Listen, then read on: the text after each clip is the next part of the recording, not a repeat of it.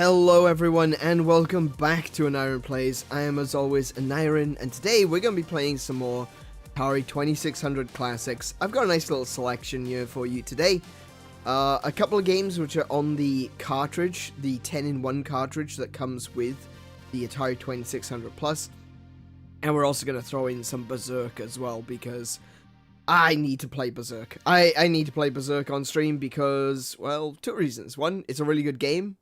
2, it's got a kill count, and 3, because I'm going to be playing Berzerk Recharged on Friday, so I want to be able to do some kind of like comparison to show you guys what the games were like originally before going into Recharged on Friday and showing what they look like now. So, before all that though, I want to say welcome to everyone, hello to everyone here in the stream, and to everyone watching as a part of the VOD crew, welcome to you too. If you've been following along with me so far on my little Atari journey that we're doing here, let me know in the comments after the stream.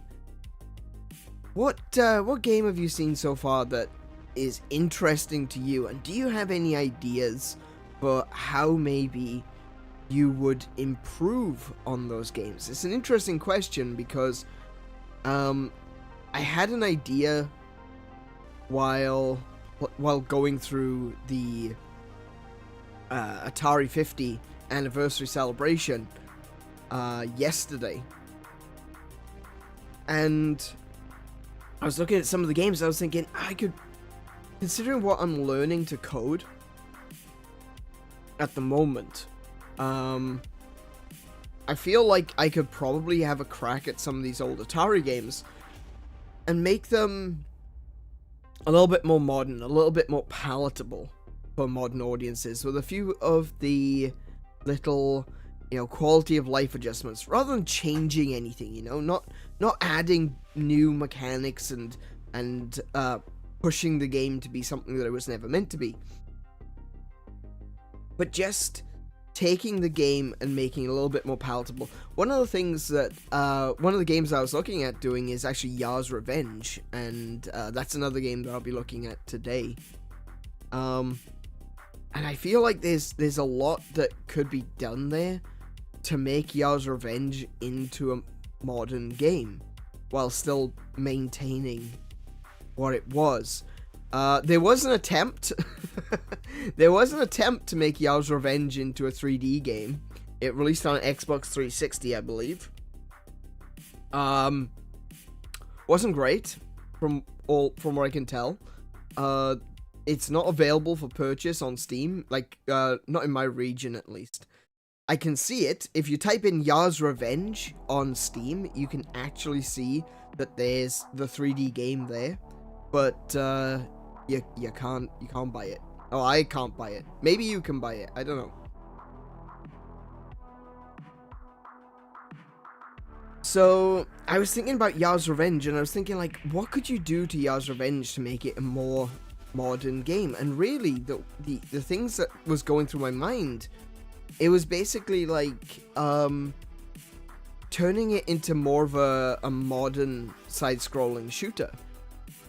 And like, all these ideas were coming to mind, so I thought, right, well, maybe I'll have a crack at that.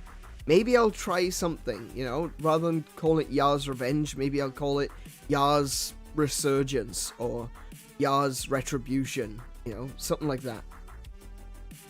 I mentioned yesterday that Howard Scott Warshaw is, I'm a big fan of his work. I love 𝗂's Revenge, and despite the fact that E.T. is considered to be one of those horror games, I mean that as not so much a horror game, but, as one of those games that is just straight up terrible. Given the fact that he only had 6 weeks to work on it, and the fact that, it's actually probably gotten a lot more hate than it deserved, I actually think that E.T. isn't terrible. But yeah, it's got that reputation, but most games do, A lot of games have a reputation for being bad, but when you actually play them, it's like, oh wait, no, this This isn't awful. What's going on? What? I mean, there are plenty of games out there that have a terrible reputation, but when you actually sit down and play them, it's like, oh no, this is pretty awesome. I remember back when I was in high school, loads of people used to complain about Star Fox. Wait, high school? Yes, 2002. Yeah. People used to complain about Star Fox Adventures, saying it's just not a real Star Fox, and I'm like, Star Fox is in it. It's a real Star Fox. What are you on about? But yeah. Nowadays, it's looked upon fondly. People think that it's actually a really good game. It's amazing how times change, how ideas change, and thoughts change about whether or not something is good. You know, you lose a little bit of the darkness, a little bit of the grime. I quote Sally Jupiter, you know, as time goes on, your memories start to get a little bit brighter, even the grimy parts. And that's true. A lot of the initial reaction wears off, you know, and that sudden concern, that fear, that shock, the culture shock that you get from seeing a game and you're like, oh, this is gonna be Star Fox, and then it's a Zelda, you know, and you go, this isn't Star Fox. And and speaking of Zelda, for me, I would say that was Wind Waker. Like, I had such a negative reaction to Legend of Zelda Powerpuff Girls Edition, and I really didn't like it. But going back to it, playing Wind Waker HD on the Wii U,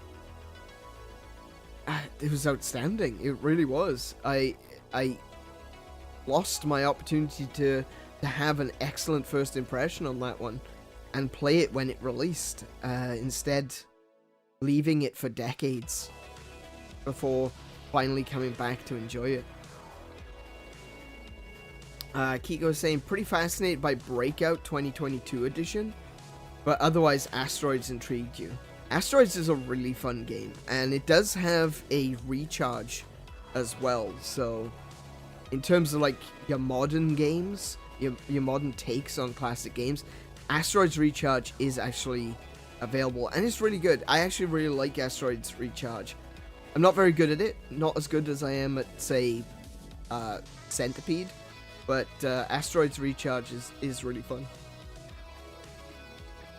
At least I played Wind Waker eventually.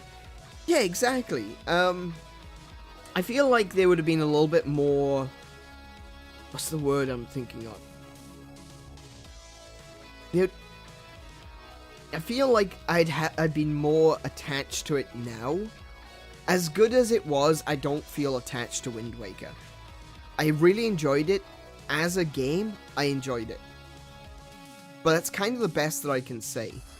Whereas if I had maybe enjoyed it when it first released, there'd be that, you know, emotional element to it, you know, that nostalgia to it. So I kind of wish I did have that connection, and I feel like I was robbed of that connection by my own stupid attitudes. But, you know, it's the same thing for me with a lot of Sega games, you know? I've mentioned this before, it's the reason that I'm dead against console warring. Because the only thing that console wars do is rob you of good experiences, and in 10, 15, 20 years time, you will look back and think, man, I wasn't. There's no point in console warring. It's not... You're not always going to be able to afford to get the Xbox, the PlayStation, the Atari, and the Nintendo, you know? You're not always going to be able to afford everything. And that's definitely something to be considered in this, but to console war, to shut yourself off. And it's like, no, I just play Xbox. Oh, no, I just play PlayStation. Oh, I just play Nintendo. This is the best, and it's only the best, and everything else is trash. You know, that just ruins gaming for you. It does. It leaves you hollow. It leaves you so segregated from the rest of the gaming community as a whole. And you're being a whole, you know, at the same time. So, don't reject other consoles just because you don't have one, or just, hang on a minute, my phone is buzzing. That needs to go elsewhere. Don't reject other consoles, and don't reject other ideas, because one day in the future you might look back and go, damn, I had an opportunity to enjoy that and have a deeper emotional connection to it that I'm never going to have now. You could really enjoy something, but wish you could have more. And that's really how I feel about some of the, like I said, some of the Sega games out there. Because I was taken up in the console war back when I was a kid. And because of it, I lost out on opportunities to play Sega games. I lost out on opportunities to play PlayStation games that I have since gone back to and have since enjoyed. But I don't have that connection. I don't have that deep connection that so many people do. Like Crash Bandicoot or Spyro. I played Spyro a little bit. My sister had to play. But people talk about Crash Bandicoot and Spyro. It's like, oh, these are such great games from my childhood. And I just don't have that. And I really wish I did. I wish I could play those games and go, yeah, this is nostalgia. This is really good. But I don't. And no matter how much I enjoy those games now, I never will. So don't shut yourself off. Don't console war. Don't shut yourself off. Enjoy everything. Don't limit yourself just because you currently have a PlayStation. Just because you currently have an Xbox. You could currently have an Xbox or PlayStation and get a Switch later. You might even be inclined through watching these streams to get an Atari 2600 Plus. And if you do, I do recommend it. Because this is gaming history, and I'm all about gaming history. If it helps, the first Spyro game is pretty pants. I don't know, I enjoyed it. I enjoyed the first one. I know it's got its issues, but that's kind of what the remakes have been, isn't it? You know, the Reignited collection. It's, I think the best description I've had is, I've heard, is that Spyro Reignited is Spyro as we think we remember it. That's high praise, in my opinion. That's really high praise. So, yeah. I might actually, I know the Reignited trilogy is currently on sale. I've been tempted to pick it up, but I've been trying to watch how much money I spend on video games. The Steam sale has kind of caught me off guard, and I picked up a few things in the Steam sales. And I picked up a few games on Switch too, but yeah, Spyro Reignited is just sitting there looking at me, and I'm like, yeah. Maybe. Or maybe I'll get it on Xbox, because I do have an Xbox as well.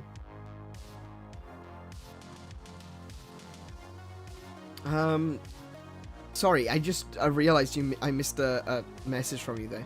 I played Asteroids before, but I never understood the boosting through space side to it. Ah, okay. Yeah, the boosting, the inertia and everything that you've got in Asteroids is really fun. It's like playing, like I always go to describing it like Battlestar Galactica, because the space combat in Battlestar Galactica is like that. The idea is that, you know, Newton's laws of motion, an object in motion will continue until another force is acted upon it. That's how it works. That's how physics do, you know? That's how Isaac Newton invented it, you know? So when you boost with a ship in space, you should be able to spin your ship right? And you'll continue going in the direction you were boosting until you turn and boost in the opposite direction. And that's what they did in Battlestar Galactica. And it was also very well used in a game that was made, a fan-made game called Beyond the Red Line, which uses the same mechanics. Descent, I believe Descent has proper Newtonian physics, and I believe that Elite does too, if you turn off the stabilizers. Elite Dangerous, in Elite Dangerous, which is a space sim for anyone who hasn't played it, it's a really good game. I saw it trending recently on Twitter. I'll get into that in a minute, but I saw it trending recently on Twitter, which made me go, okay, what's happening? But yeah. Yeah, Elite Dangerous has got a stabilization system, which you can turn off. And if you turn the stabilization system off, you can do all of those sorts of Newtonian tricks in space by, you know, boosting in one direction, flipping yourself over, and shooting behind you. So you can maintain that speed, you know? You get up to high speed, going away from an enemy, flip on yourself, and fire backwards, basically. Which is really cool. It's, I find it really difficult to do, but then again, I play Elite with a controller. I am a scrub. But yeah, those Newtonian physics, that idea of just being able to push yourself in one direction and then aim separately, you know, is really fun, really cool. It can sometimes be difficult to get your head around, but at the same time, it's a really cool concept, and it's really cool that they implemented it, you know, in something so far back as Asteroids. I think I turned those mechanics off because I was still getting my head around being in space at all. Yeah, definitely. It's the system is on by default, so it will stabilize your ship by default. If you turn stabilizers off, you'll be able to like spin yourself and just keep yourself spinning, corkscrewing and all kinds of cool stuff using the physics engine. Oh, sorry.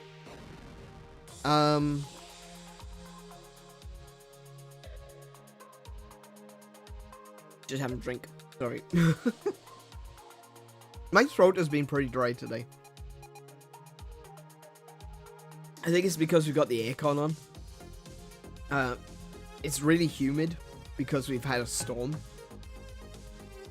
Oh, that's something I didn't mention. I should apologize. We started really late.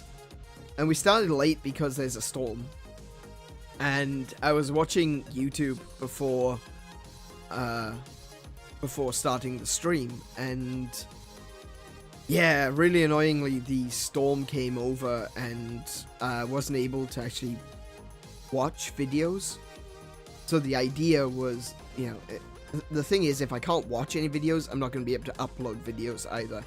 So I figured that I'd give it some time, try to figure out exactly what was happening, if I was going to get the internet back. It seems okay.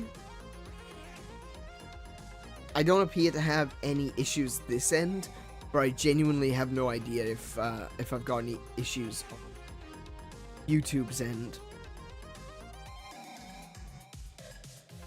Actually, no, I don't have the mechanic off. I remember that part of the problem with my old controller because Newtonian physics had me stuck and plowing to Pat's carrier. Oh, yeah.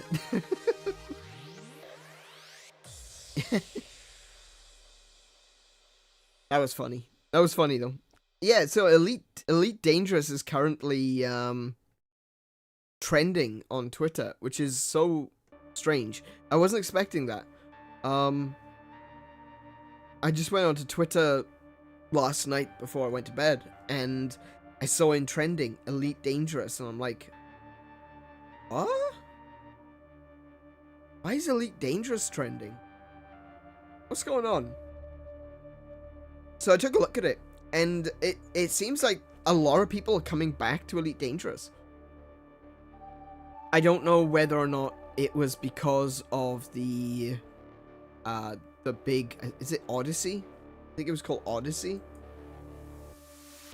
Here we go.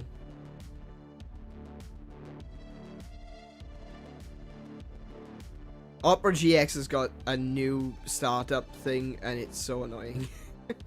I don't know how to turn it off. Elite Danganronus.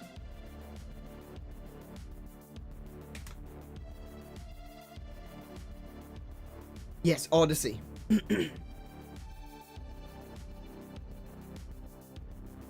Yeah, Odyssey. So the Odyssey update actually screwed over a lot of people. Like, there's a lot... They added a lot of cool stuff to Odyssey, but it screwed over a lot of people. Like, they were no longer supporting VR, which is annoying for all the VR players out there, and there are a lot of VR players out there. Like, the idea of being able to walk around your ship, the big attract for that was the fact that you'd be able to walk around your ship in VR. Well, they don't support VR anymore, so yeah. So that's annoying for all the VR players. What was the other thing? There was problems with walking around on foot on planets. People were getting issues with that. Some people were falling through the terrain, so that's not good. There were a lot of complaints that the missions, like the on-foot missions, just weren't fun. A lot of them were the same. Just go here, kill these men, leave. And it's like, this. We're talking about Elite Dangerous here, right? We're talking about a game where it does actually have an alien species. Two, in fact. One long dead, but one very much alive and terrifying. And yet, what are we dealing with? A lot of humans. That's it. Everything is humans. All the bad guys are humans. It just really felt like... It felt like they had good ideas, but they didn't implement them properly. You know, it didn't implement them well. Which is always the worst, you know? Anytime there's a problem, it's usually because it's a good idea, and everyone wants this idea, but the idea hasn't been implemented properly, or well. So, yeah. Frustrating. A little bit frustrating. I ended up... I haven't played it. Actually, do you know what? I should have checked the Steam sales to see if Odyssey was on sale. Because if Odyssey was on sale, I would have probably picked it up. But I haven't bought Odyssey. Yeah, Kiko wants to go flying as well, and we got a few friends that that still find Elite Dangerous fun. And, you know, it is still fun just to fly around and shoot things, and I like going out into the black and just shooting at rocks. No, like, seriously, mining is my go-to. So, yeah. Let me have a quick little look. Elite Dangerous. There we go. Well, it's not on sale.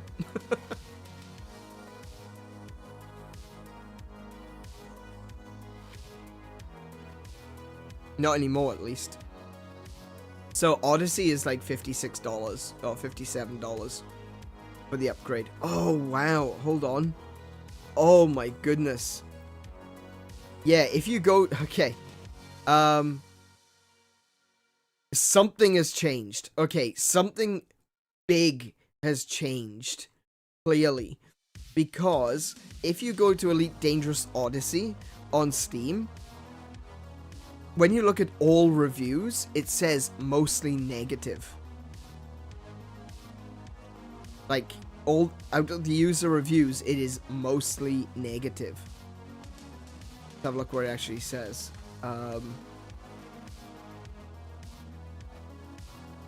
There are 3,307 positive reviews and 5,259 negative reviews.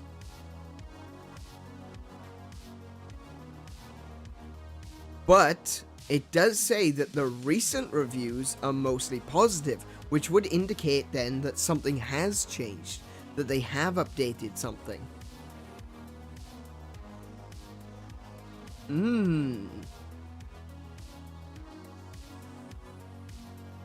I wonder. I need to look into it more. I don't know. I don't know just yet what's going on, but I would assume that they've updated something. And if they have, I would be interested in giving it another shot. I wonder. Ooh, do you know what? I'm curious. If I go to Steam and look at the most recent reviews, it says there's 37 mostly positive.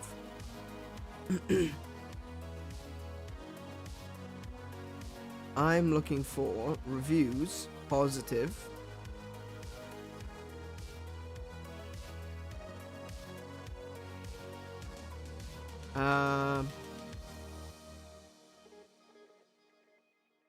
In the past 30 days, yeah. It's been a while since the majority of negative reviews came in, and Odyssey has gotten much better in that time. I haven't had any performance issues worth mentioning, and I run the game on a GTX 970. Oh wow, that's older than mine. Cool. On medium settings. The on-foot combat does what it needs to do. It's not going to be the next Destiny 2, and it doesn't need to be. I enjoyed winging up with my friends, dropping on an outlaw settlement, and running raids with them. Okay, so basically it's going to be like, yeah, like raid dungeons.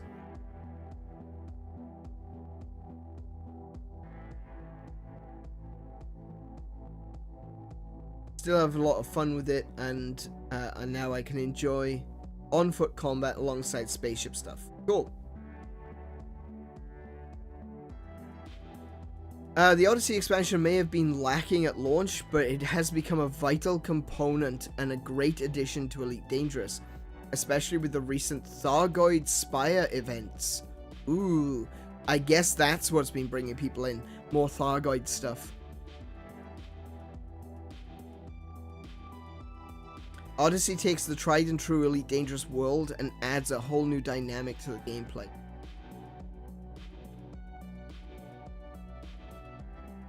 Again, at launch, there was some disappointment expressed, and a bit of lack of explanation and direction in Odyssey's new mechanics. But make no mistake, those mechanics have been expanded on and grown into a part of the world, and continue to grow with each update. Oh, damn, Odyssey was on sale. $14. Damn. Well, I missed that.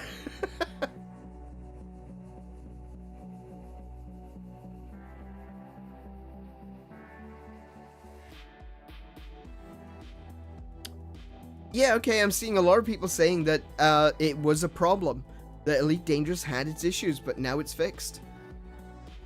Okay. Maybe we'll look into doing some Elite Dangerous stuff in the future.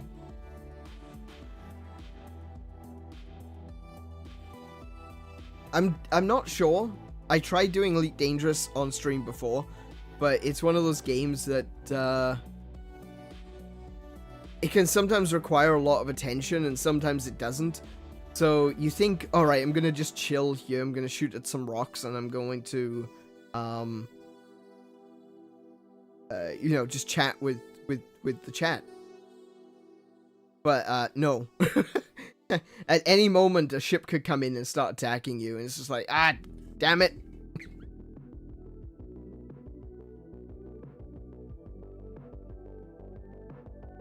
Oh, dear. But okay, Elite Dangerous is being improved upon. That's good news. The new 𝗦𝘗 event might be something that is pulling a lot of players back into the fold. I'm interested. I'm interested in checking that out. So, cool. Very interesting. You've got my attention, game.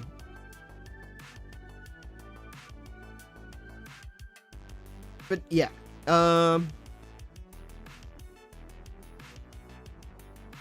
think I think I'm done. I'm tired. I'm tired today.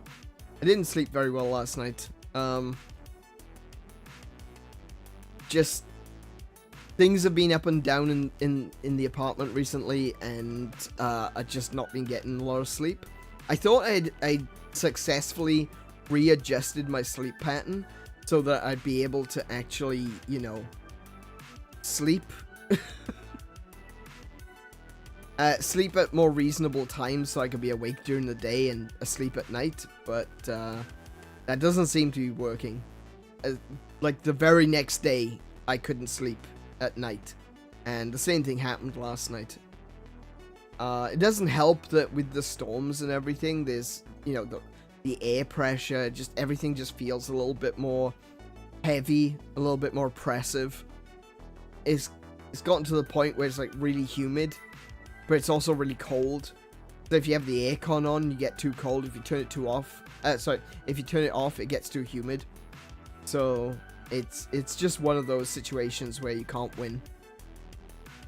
I had it last night with, if I literally just had a single sheet, you know, simple top sheet for the bed, and if I was under the sheet, I was too hot. If I was on top of the sheet, I was too cold. It was so annoying. And I didn't get much sleep at all last night. And then I was woken up at like 8:30. Didn't get to bed until like 4. Was still awake around 6 or 7. And then after Kiko had gone to work, someone rang our doorbell and woke me up at 8:30. I'm like, you gotta be kidding me. So I didn't get much luck.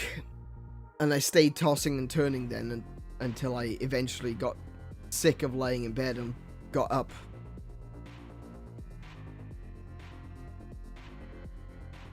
Wait, cable. But what can you do? I guess I can relax, chill a little bit, and play some Atari. And as you can see right there in the preview, we have got a lovely yellow dragon. His name is Yordle. And we will be saying hello to him in Adventure for the Atari.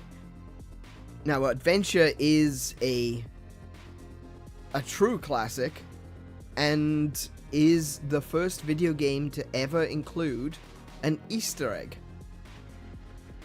So not only will we be playing through Adventure today, we're also going to try to find that Easter egg.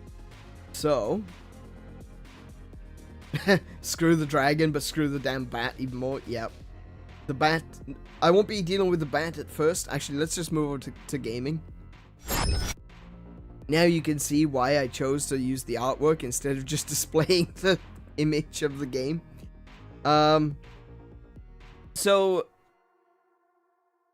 Adventure's got 3 main modes. You got the first mode, which is the simple mode. It's only got a few screens, and the goal is find the chalice, bring it back to the gold castle. You've got mode 2, don't worry about the colors. The colors will keep changing as I do things.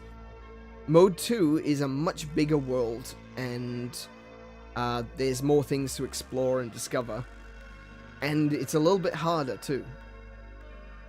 Mode 3 is basically the same as mode 2, except the item placement is randomized. So, we're not going to do 3, because from what I understand, from what I've read, it is entirely possible, with the items being randomized, that you start the game and you already have the chalice. So, yeah, that doesn't seem like it's worth a go. So what we're going to do is, we're going to play mode 1, which is going to be the easy mode, the simple mode. We're going to play that through. And then we're going to do mode 2, and that's also where I'm going to try to find the Easter egg. I kind of remember where it is, but I need to, you know, I need to actually find it. So adventure, actually all the games that I'm playing today are games that I didn't play when I was a kid. These are all games I played later on in life. And, you know, dabbled with them, you know, played them with emulators and things, because I didn't have access to my Atari, as I've talked about yesterday. The Atari, you can't connect it to modern TVs, so it kind of sucks that I haven't had access to these games. But I did play around with them in emulation, and yeah, they're fun games. I really enjoy them, and that's why I want to share them with everyone today. And so we're going to hit the start switch on the Atari. There we are. Look at that. This is me. I'm a little cube.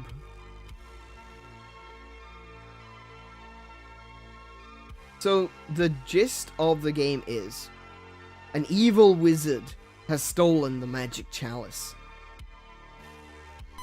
And not only that, he has summoned 3 dragons to do his bidding. Yordle, the yellow dragon, Brindle, the red dragon, and the unfortunately named Grundle, the green dragon. I wonder if they knew. I wonder if they knew what they were doing. So, the goal is to find the magic chalice that was stolen by the wizard.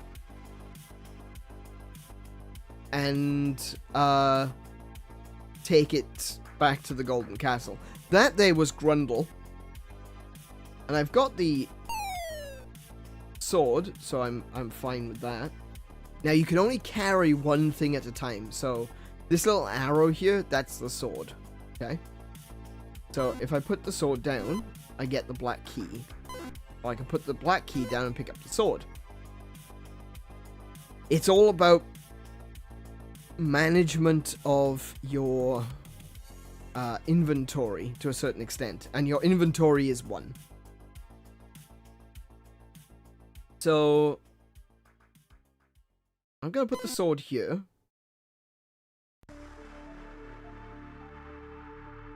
Go pick up the black key. Now the black key will allow us to enter the Black Castle. And the reason that I am taking it and I'm putting it in this room is simply because enemies don't come into the Gold Castle. So it's a good idea to like stock all your items there. Because the yellow dragon, Yordle, he can be anywhere. Oh, never mind. There he is, and he is dead.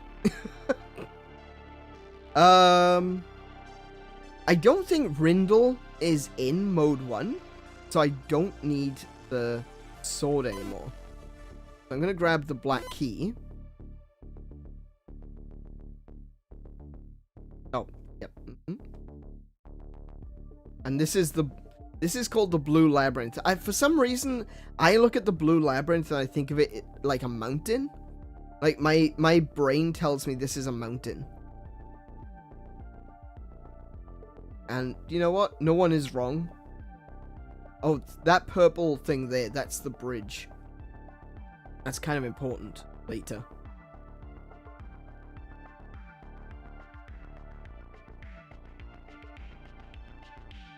Have I gone the right way? I have. Oh, I want to put the bridge down, thank you. Take the key with me. Up into the Black Castle. Oh, so the key is moving by itself here because this here is a magnet, right? The magnet is useful, right? Because sometimes you can lose items, right? So if I go take that, it can be lodged inside the wall, like this. And now I've lost the black key. But I should be able to... Uh-oh.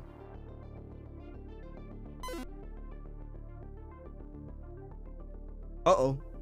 Nope, I've just lost the black key.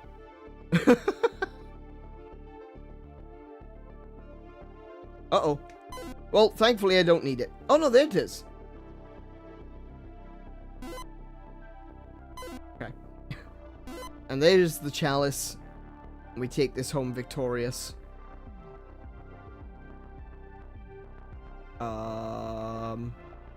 Wait.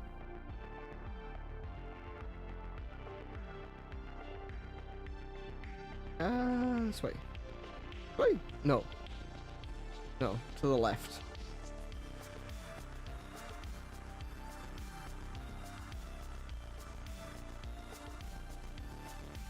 That's the way. There we go. Down here.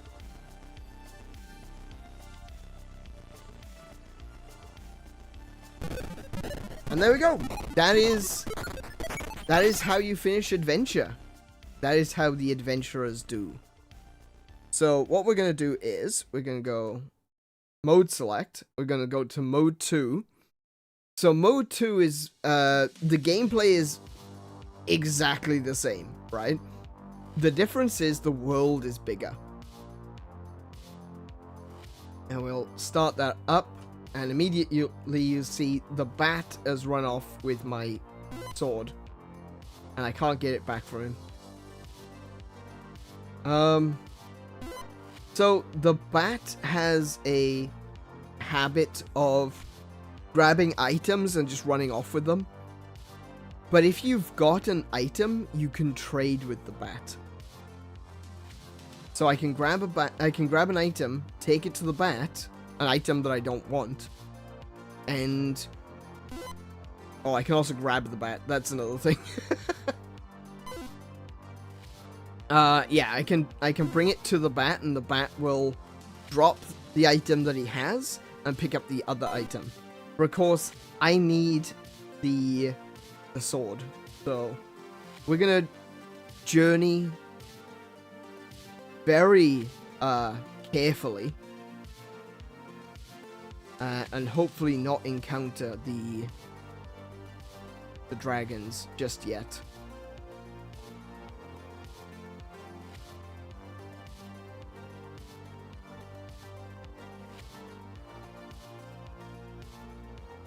There's the white key.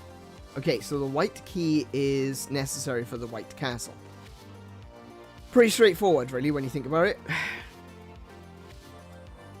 Have the correct key for the correct castle.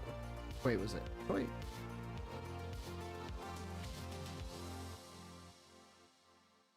No, that brought me exactly back where I was. Okay, cool.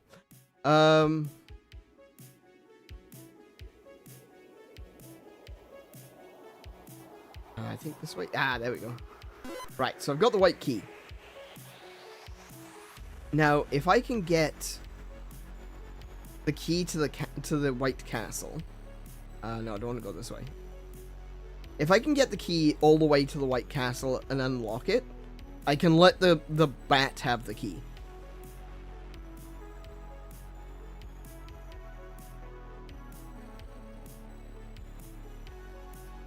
And then I can get my sword back. No, you get!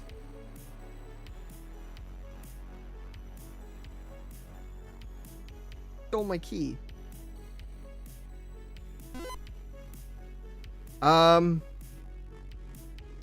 Right. So, this area that we're in now is, it's called the Catacombs. To me, because obviously I played like Legend of Zelda and stuff before playing adventure, to me it's very much like the Lost Woods. Oh, there's Grundle.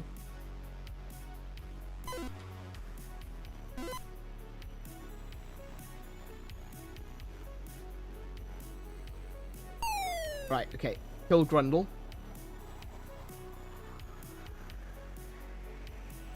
That's a really unfortunate name. I'll pick up the...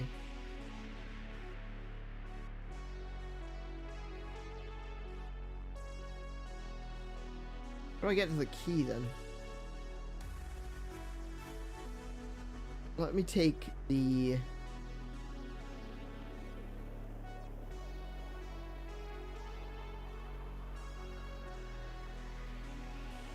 See if I can take the bridge into the, Oh no, I haven't been in there yet. Don't have the yellow key. Damn it. Okay, right, I'll put this here. The bat is definitely going to steal it, because I want it. Now, let's see if I can find...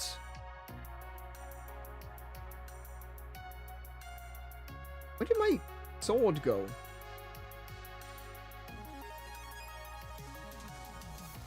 Oh, I got the key.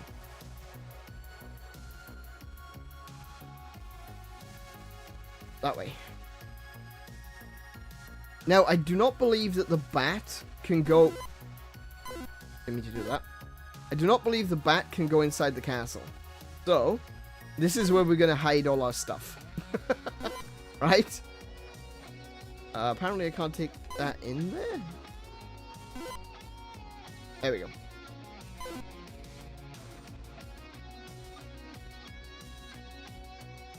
Now, I might be wrong. I may be wrong. The bat may very well be able to go inside. I just saw something. I just saw something, and I know what's... I saw the bat. I saw the bat. The bat's still carrying the white key. Oh, he's got my sword! Wait, that means he's put the white key down.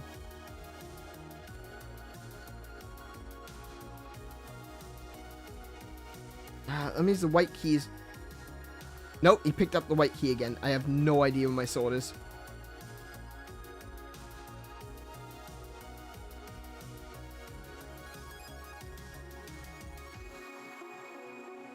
This is actually surprisingly hard to navigate. No, I'm still stuck in the same loop. Hold on. Yeah, I'm still stuck in the same loop. Okay. Down here? Aha! I can see the sword. No, I'm back in the same loop again.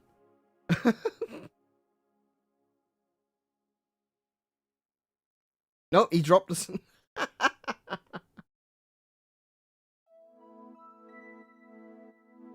Ah, got it. Right. No, I'm back in the same loop. Good grief. Just on the other side of the loop now.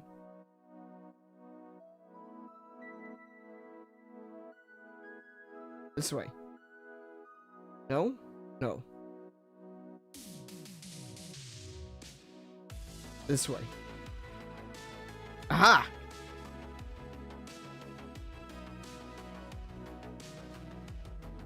Yes! No!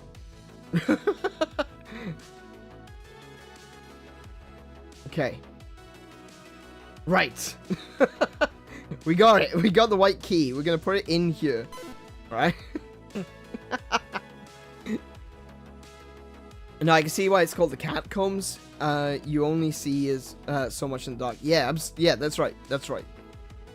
I think of it as the Lost Woods because obviously, you know, kind of looks like fog because of the gray haze around it. Let's see if I can remember how to get back in there. Oh, wait, no, hold on. Is this where the White Castle is? It is. Oh no, what do you got? He just put down the dead body of the dragon. That's the other thing. The bat can actually carry the dragon bodies. Actually, not just the bodies. He can actually carry the dragons. So the bat may claim the dragon. And, yeah. I kind of want the... I want that. No! Get. Hey, here he comes. Right. Now, the benefit of this is, right, I can't use the sword if the bat is holding it, or I can use the magnet, because the magnet is always active. He took my sword. Of course he did. Why wouldn't he?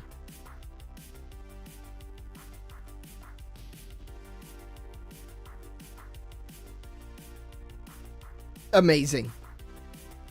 Amazing. Right.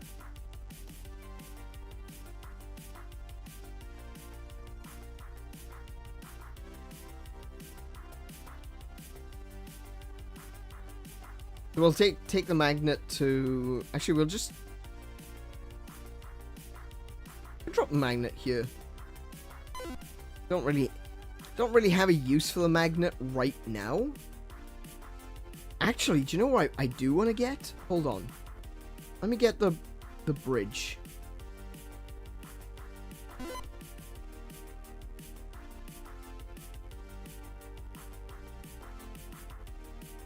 Okay.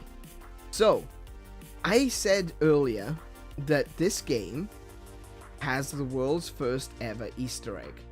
Now, if I remember correctly where to find it, I think around here.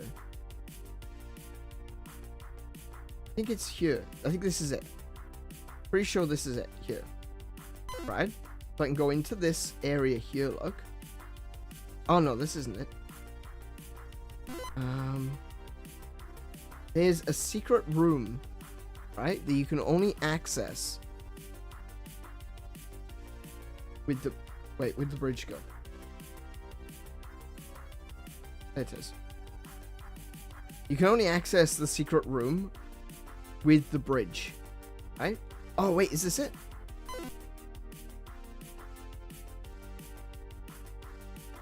No. Short answer, no.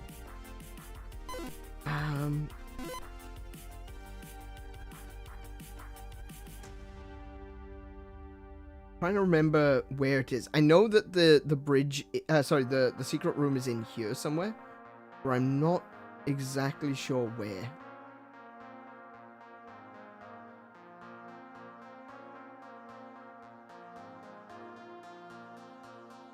Could be this. Could it be this?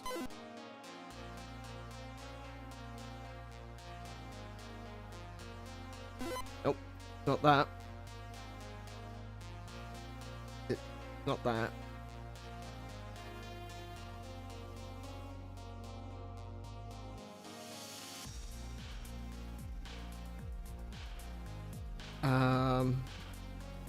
Okay, it's not out here. I know that. Secret room through the catacombs. Is it this? Is it this one? Probably this. Hold on. Nope, that's no. Let's see.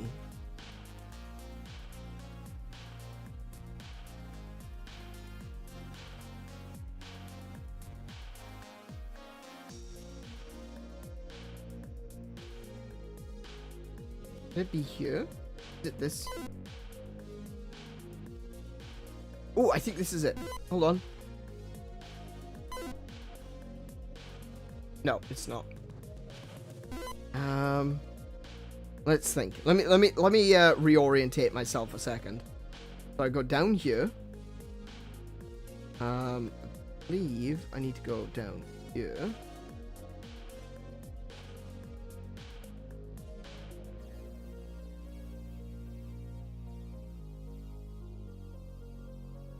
It's not that little...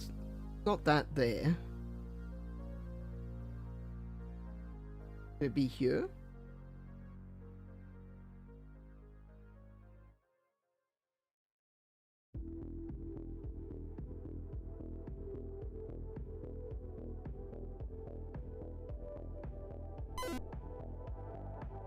No, that's not it. I think...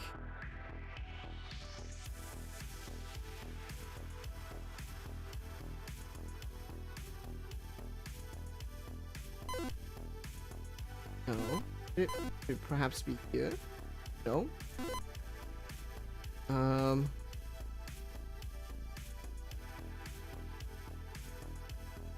Try to the left. Let's see what's leftwards.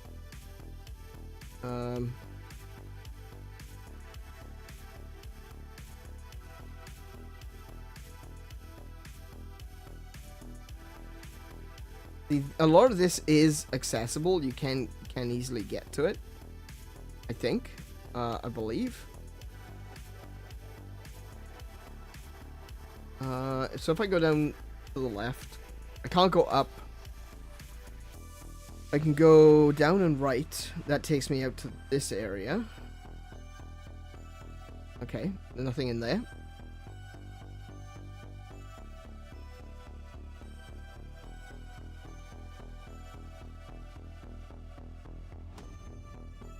So there should be a little... If I'm remembering it correctly, there should be like a little box room. And the little box room will have an item in it. Maybe it's here.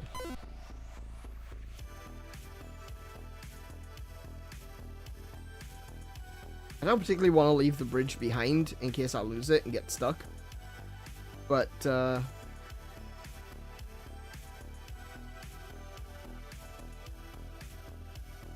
what'll happen is you'll find the room,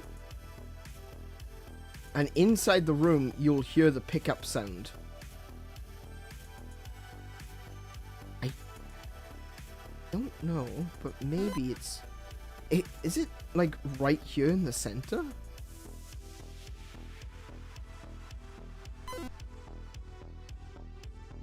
Oh no, no, no, no. Damn it. Magnet. This is why you have the magnet, right?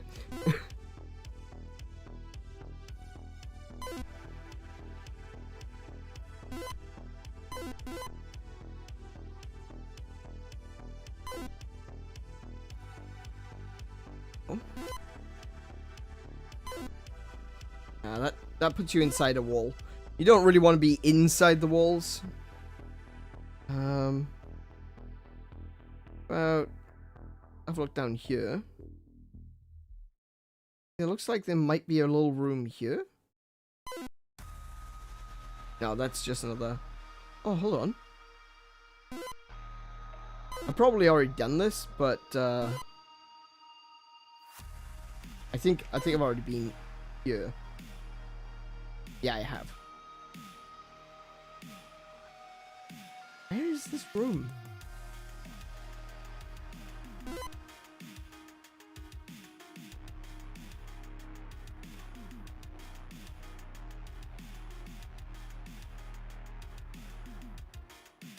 Could it be this? No, that's just another loop. Okay. And I'm back out the other side.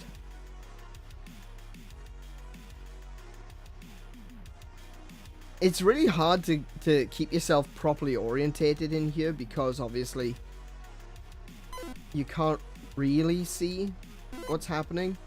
I got a rough idea of the layout of most of the maps, but that doesn't necessarily mean that I know where I am. You know what I mean?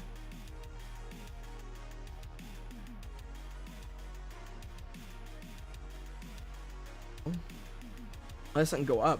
Can I go up here?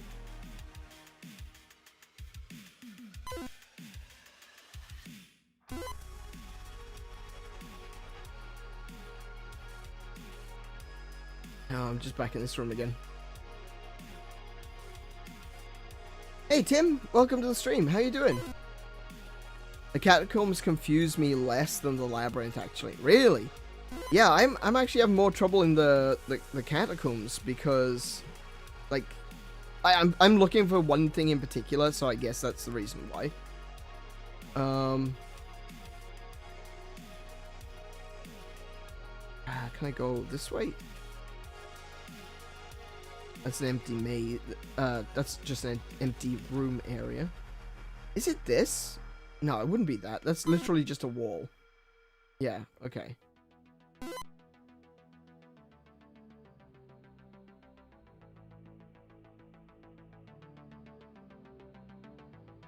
And I'm back out. No, I don't want to be out. I want to be elsewhere. Maybe it's not here. Wait, hang on. Maybe I'm confusing this for something else. Hold on. Hold on. I've got an idea. Let me take the bridge into the... Bridge. Come on.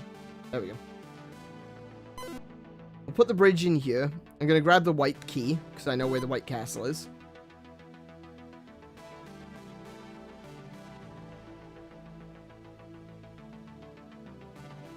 Had no problems getting to the white castle. Oh, on the wrong side.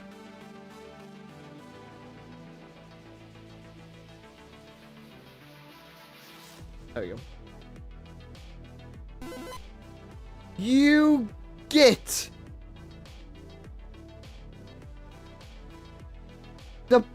the bat stole my key,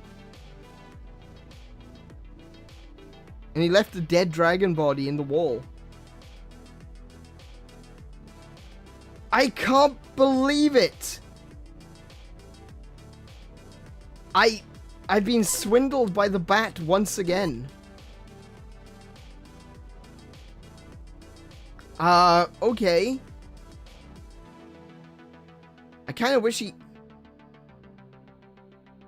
kind of want him to steal my sword. Ah. Stupid bat. Is there anything this way? Is there anything I can kill? Is there any dragons over here? I'm still looking for Yordle. Yordle is out there somewhere.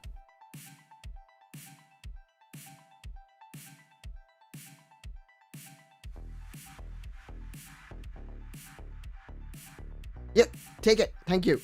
Oh my goodness. Oh no!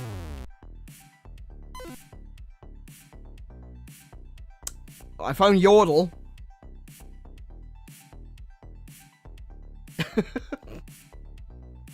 Damn. Okay. I guess I reset then. Damn it. Hey, Fructose. Hey, Tim. How are you guys? Feel fine? That's good. Alright. That's fine. A quick reset doesn't actually, lose you anything.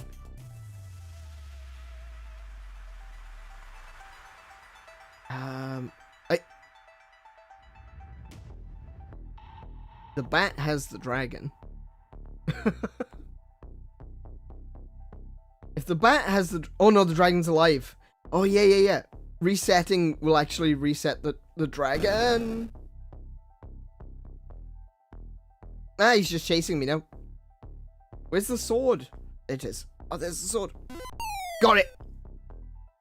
Gotcha, you dink. Right. Got the yellow dragon too. Oh. Take a moment to breathe. Alright, so we are in the orange labyrinth.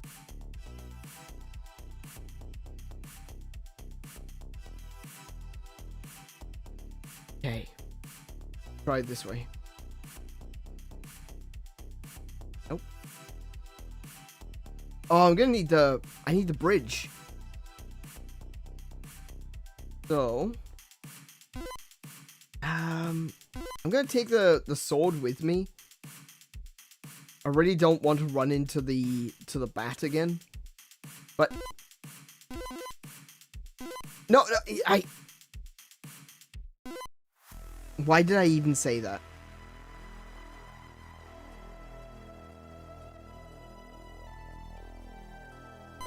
Let's, leave the magnet there. Take the bridge. It's fine.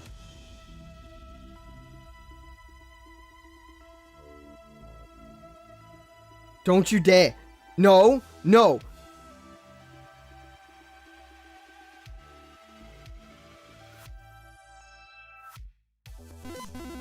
Right, I'm taking you with me. This is your own fault. This is your own doing. You stole my bridge. So I'm stealing you. Right. In theory, there we go. Like I said, in theory, you should steal my sword. There we go.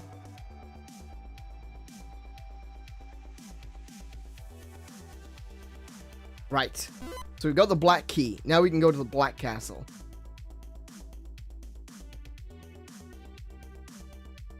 I'm going to try to get the black key to the yellow castle and then come back for the other key.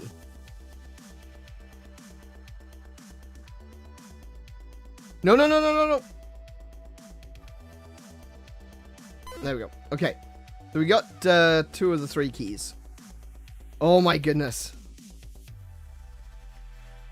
He's got the dragon. Okay, so that means he's dropped my sword. Dropped my sword in here, I think. There it is.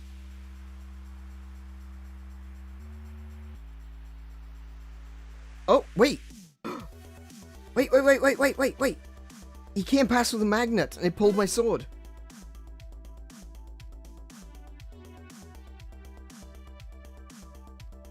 Yes, yes. Put it in here. Okay. Next. White key. Is the white key this way? Oh, he's got the dragon again. No, the white key was this way, wasn't it?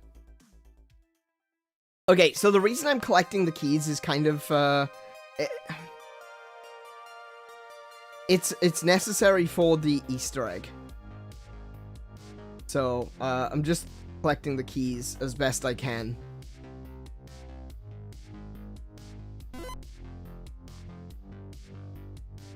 No, no, no, no, no, no, no, no, no. Okay, I'm doing okay. I'm doing okay. We're good. We're good. Cool. I got all 3 keys. Brilliant. Right. So now I have to take the black key up the mountain. Ah, you swine.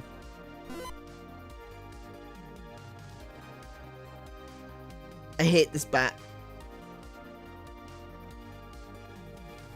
Bat's a pain. There he is. Thank you.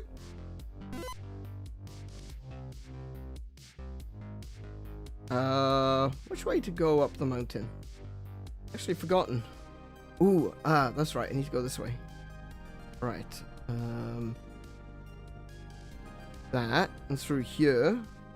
There we go.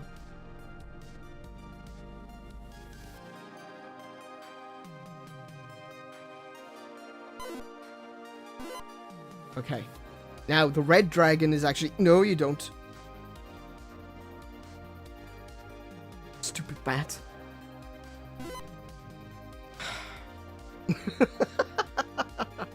The red dragon is in the black castle, right? So... Oh, wrong way. Wrong way. So, in order to get into the black castle and survive, I need my sword.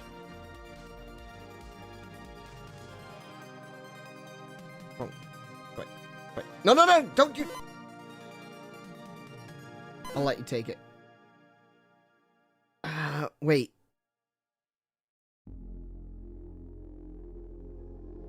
Wait, so where did he put this... Where did he put the key? Ah, there it is.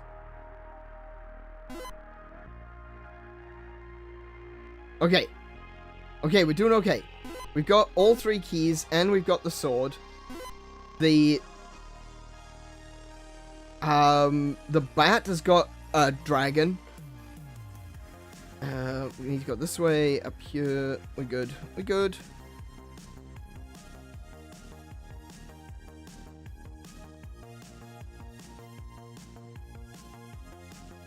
No bat, please don't. Please don't!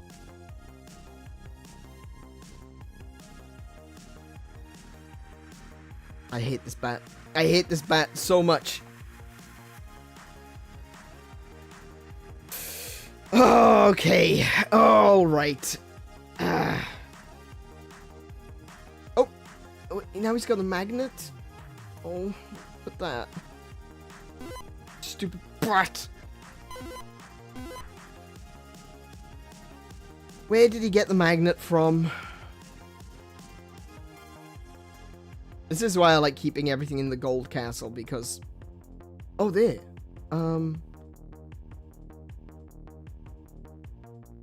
Yeah. Don't you dare. No! I caught the bat.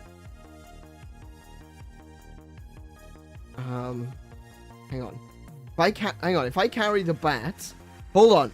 Now, if I carry the bat up to the dragon, he might grab the dragon.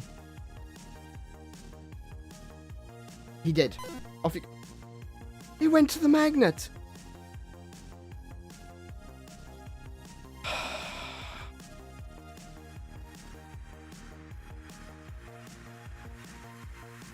I'm enjoying myself.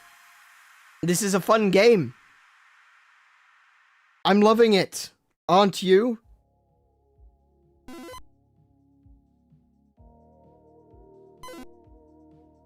Yeah, tick magnet, thank you. Oh.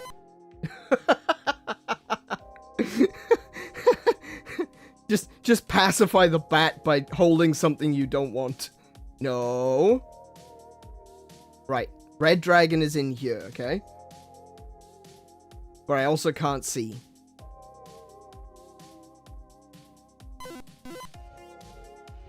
So I need to be very cautious with where I'm going. It's flashing. The flicker would indicate that there's something else in this room. So it could be... Oh, no! No. I need to reposition that. There we go. Got him. Right. So there's the chalice. That's what we're after. How do I get to it, though? There we go. Right, I can... take the chalice out to this room. Go back for my sword.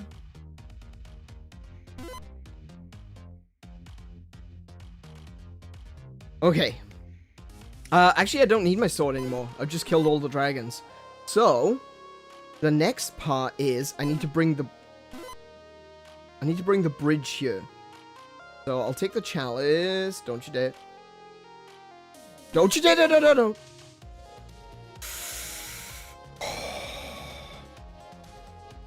I swear death upon this bat if he steals the chalice.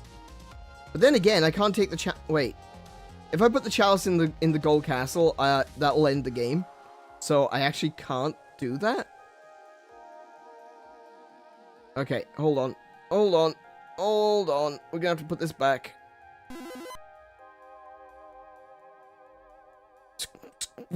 Fine. Screw it. Whatever.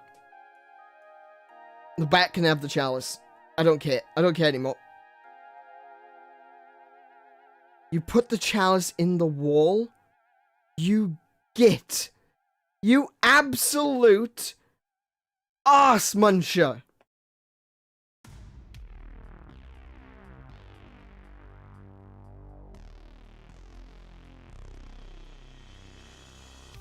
It's alright.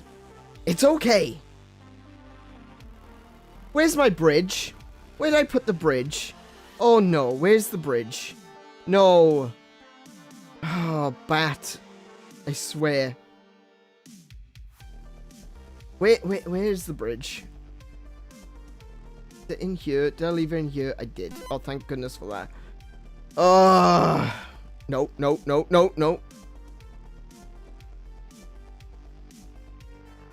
Okay, here we go. No.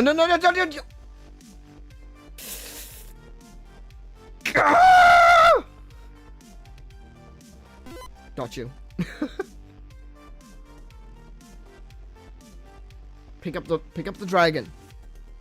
Pick up the dragon, thank you.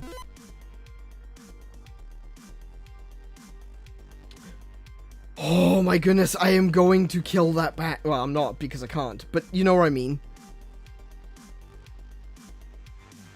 Oh, I can get to the chalice as well now. Okay. We'll go this way.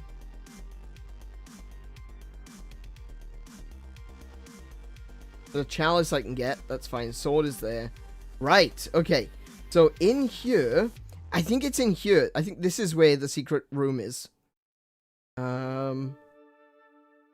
Yeah, look, this room is flickering. So maybe it's in here?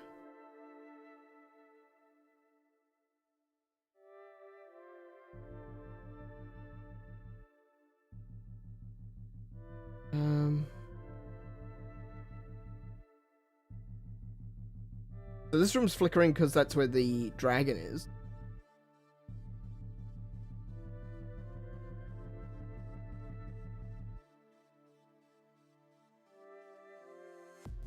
Oh, wait. Wait. Is that it?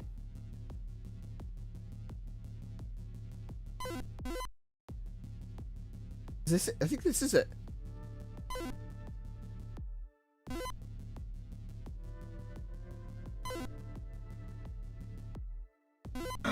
I got it! I got the Easter egg. You see that? That single pixel? That's the Easter egg.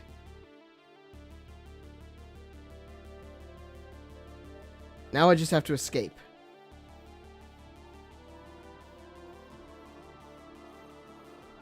See that pixel? Watch this. Okay, this is really cool. So what we're going to do, you can't even see that you have the pixel because it's the same color as the background. See, you can see I'm carrying it there. Ah, come on. Oh, wait. No, I need to go this way. Now, I don't believe that the bat can steal the pixel.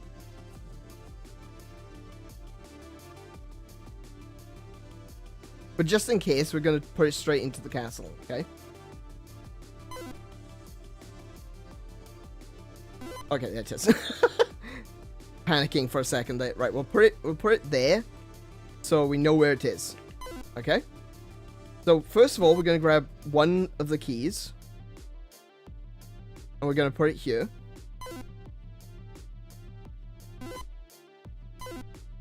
Don't you dare. Then we're going to get a second key. And we're also going to put it in here. And lastly, we're going to grab the bat has the chalice again. Lastly, we're going to grab the pixel. And here we go, ladies and gents. This is history right here. Oh, it needs to be put down in this room. That's right. This is the first ever Easter egg in a video game.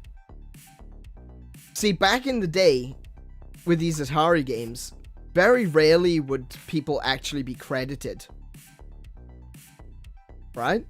So what they did, what some game creators did, was they actually put Easter eggs into the games so that they could be credited. You know, some game development studios would put their names into the into the like the books, you know.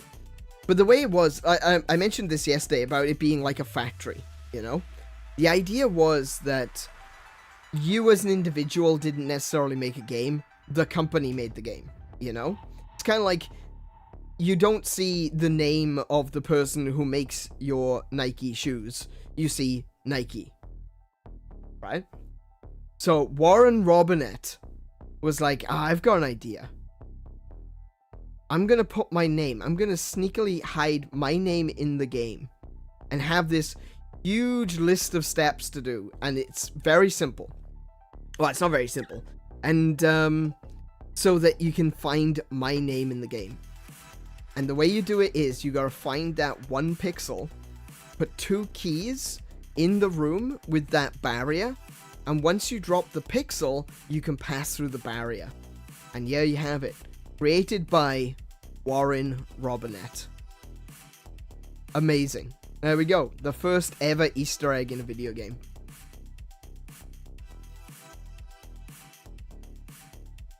I was really hoping that I'd be able to find it. I had a rough idea of where some of the things were, but I really wanted to show this on the stream because this is really cool. This is, again, you know, that's what this week is all about. That's what Atari Week is all about. It's all about the history, you know? And this is it. This is a first. This is the first Easter egg. How cool is that? Not only is it an Easter egg, but the guy actually got his name into the game itself, and that's so cool.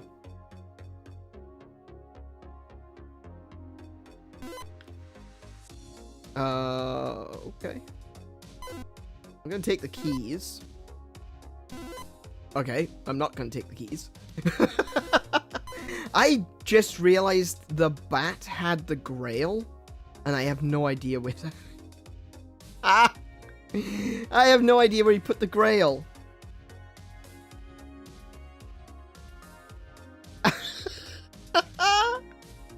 I have no idea where the grail is. Oh, there it is. Okay, maybe if I go get the... I was about to say, maybe if I go get the magnet, I'll be able to bring it, but...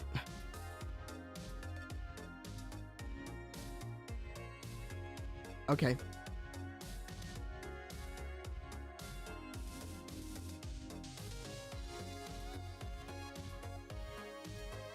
Oh, he went past it. He flew past the grail.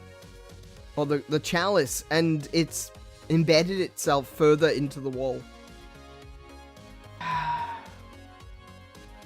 If I got the bridge, I'd be able to get it, perhaps? Stupid bat. Oh, wait. If I carry the sword, the bat will come to get my sword. Hey, where are you, bat?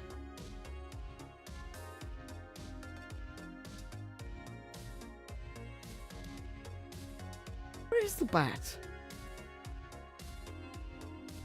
The bat is never around when you want him. I swear. You carry around a key until the bat steals it from... Yeah, the bat likes the sword and the keys. Specifically. So, like, he'll come to find you if you have either the sword or the keys. Maybe this is the reason why bats in Legend of Zelda were called keys.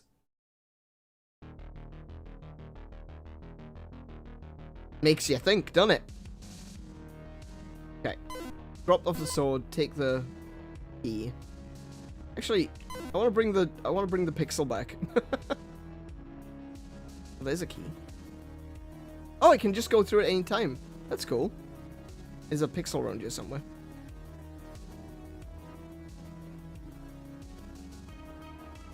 Okay, maybe it disappeared. Oh no, there it is. I was gonna say maybe the pixel disappears, but there it is. Ah, there we go. I want to put it somewhere where you can see it. There it is. There you go. There's the little pixel. Absolutely necessary. Okay. Right, where's that sorting bat? Oh, there's a black key here as well. Hang on. See, there's a high likelihood that I will, summon the bat somehow, and he's going to be carrying the chalice. Where is he?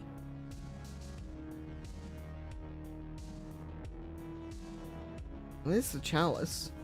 There's the dragon. Where'd the bat go?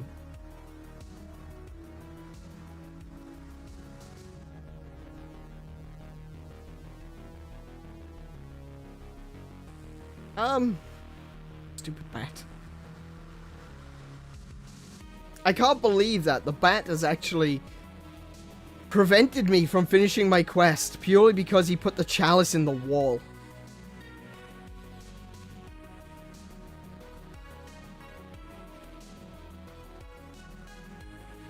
I am so annoyed right now. It's the bat. There he is. Thank you. No, don't take that. Just got it off you.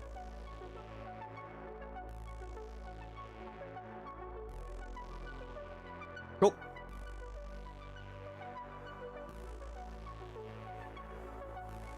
Okay.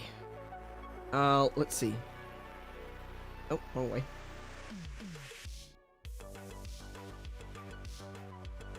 There he goes. Come on, this way, this way. Oh no, where'd it go? There it is. Cool, I got it. No, no, no, no, no, no, no. No, no, no, no!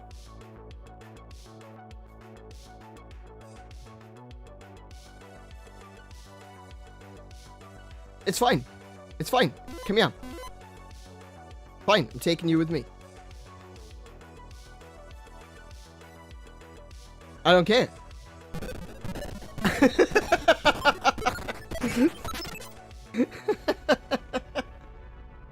And there we go. That is it. That is adventure completed. And even with the Easter egg, how cool is that? That's awesome. So this is, as you might be able to tell by the fact that it is simply called Adventure, this is really the first adventure game ever made. And you can see already, you know, the similarities between this and games like the original Legend of Zelda, where you're going from screen to screen through mazes, looking for items, looking for keys, going to different castles and dungeons. Obviously, inventory, it's done a little bit differently, but ultimately, this is the first one, you know, this is the origin point. This is where games like Legend of Zelda truly started. And that's kind of like, you think about what we've got today. You think about Breath of the Wild and Tears of the Kingdom, this vast open world Legend of Zelda game with the land of Hyrule, the depths, and the Sky Islands, all of that. And it started here with this game. That's kind of crazy, isn't it? Like, when you think about it, when you really think about, you could do something tomorrow that is so simple, and in 50 years time, people will be making this huge genre-defining game because Warren Robinett made this. It's so cool. This is why I love gaming history, because you see the origin of so many of today's games right here, right there.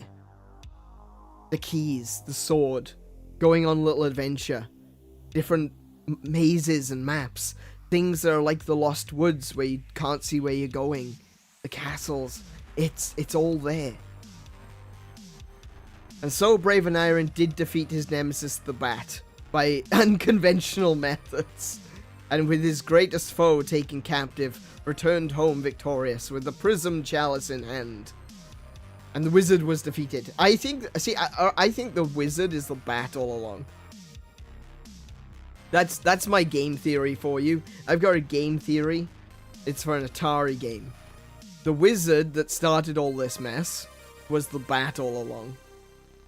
So not only did I return the chalice to the Golden Castle, but I also captured the wizard. A true 100% of this game.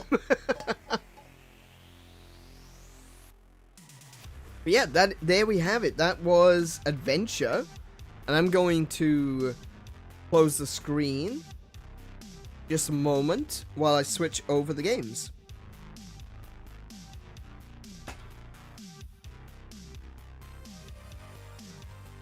So the games that we're playing, like I said at the beginning, we're going to be playing 3 games off of this box, of the games that came with the Atari 2600 Plus. That one was Adventure. The next one we're going to be playing is Haunted House. And Haunted House, that's a game I've never played.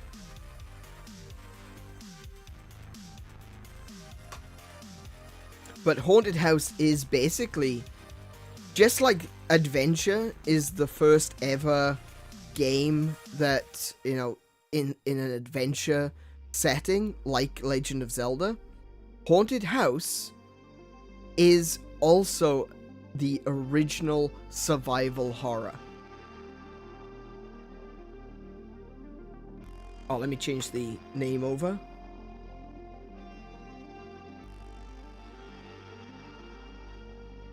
Okay, so, like I mentioned, I don't actually know.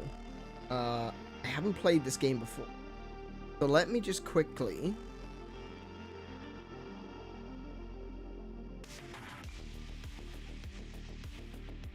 just want to go and Google Haunted House Atari manual, because the manuals will always have an explanation, right? So we're going over to Atari Age for the manual, and I'll quickly read out where it says. Many years ago in the small town of Spirit Bay, there lived a mean old man named Zachary Graves. Old Man Graves was not a very well liked person. He rarely left the old mansion and spent most of his life brooding about the decaying 4-story house. When he died, the house was condemned and locked up.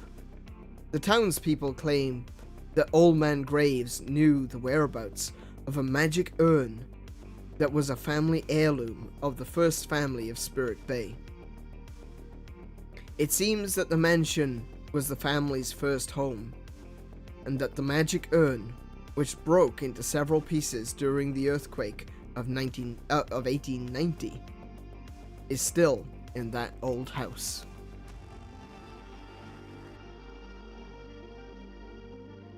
To this day, no one has had the courage to go into the mansion to search for the pieces of the urn.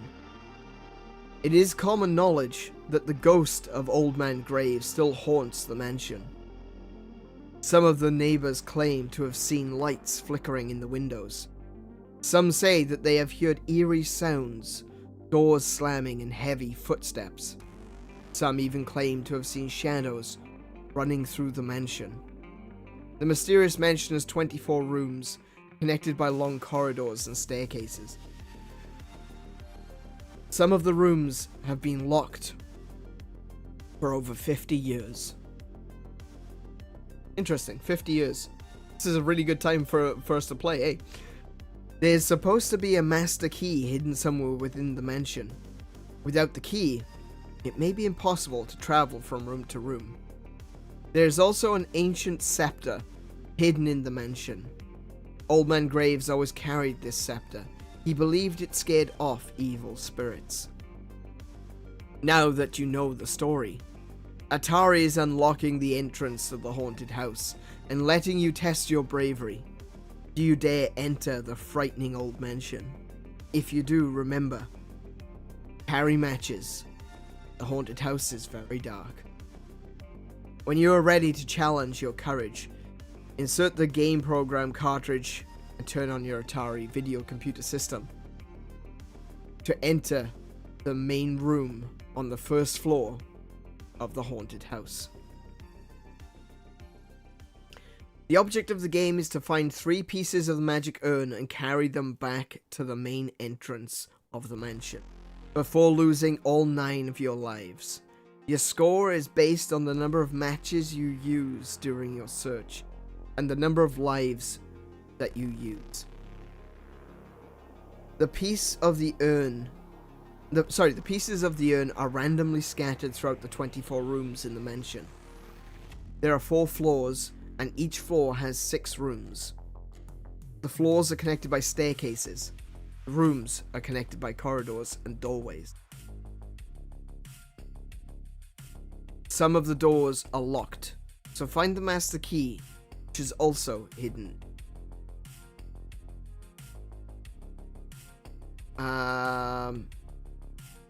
So, if we look at the gameplay section in the manual, it says, so far I've told you some of the things to expect in the haunted house. Here is some information to help you understand the objects and characters on the screen, and the progressive levels of difficulty. Game 1 is the training mission to teach you how to move around the mansion. In this game variation, the walls around the rooms are lit up, I guess. But you still need to use matches to look inside each room. All other game variations are completely dark. Read the following information carefully so you'll know what to look for. Right, so we know about the urn. And we're trying to find the urn pieces.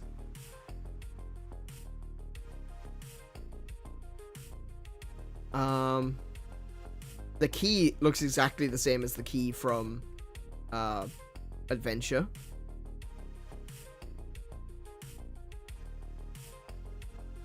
There are spiders around. That's great. There are bats. And there's a ghost.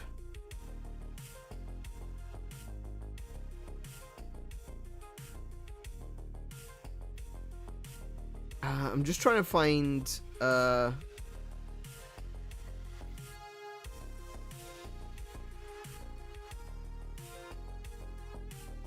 Okay. So I don't need to use... I don't want the map. There's a map of the mansion as well. So we won't look at the map. What we're going to do is we're going to select game mode 1 first. That's a lot of game modes. Okay, we're going to start with game mode 1. I'm kind of curious now what the different game modes do. Hold on.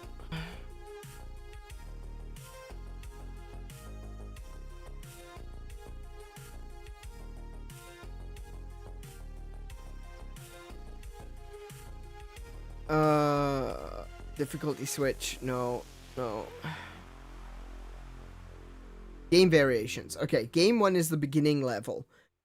It includes lighted up walls. Yeah. Okay, game 2 is the mansion is dark and there are unlocked doors.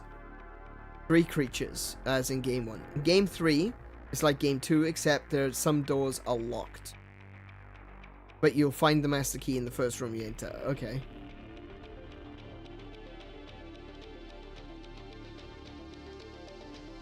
Oh, I see. I want to go to game 4, I think. So game 4 is game 3. Except the key is randomly located, so that's where I want. Okay, cool. Right, so we'll start off with game 1 just to get a hang of it, and then we're going to go to game 4.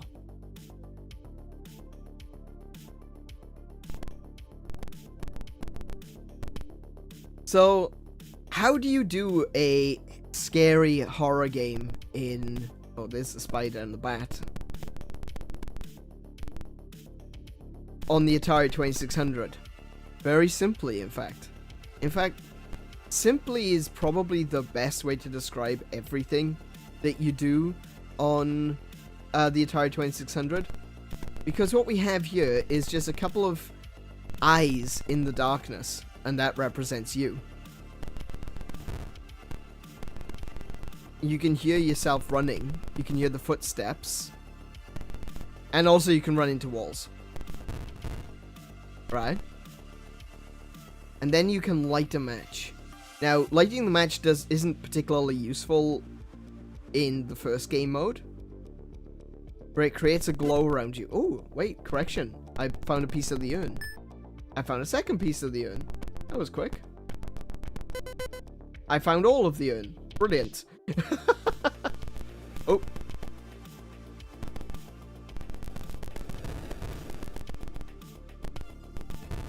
Wait, so how do I get to the...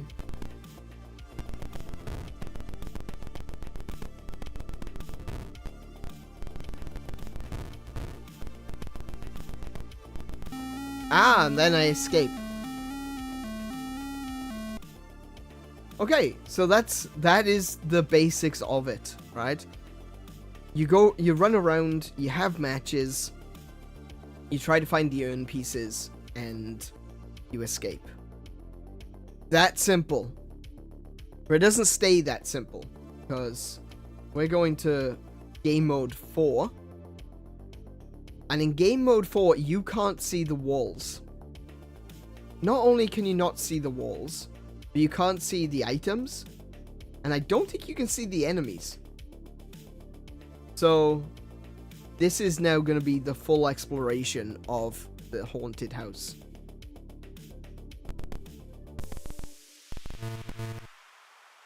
Okay, I'm at a wall here. Alright, that's a locked door there. Locked door.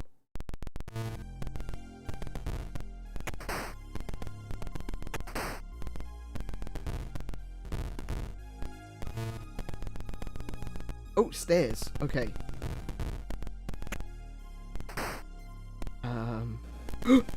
Oh my goodness!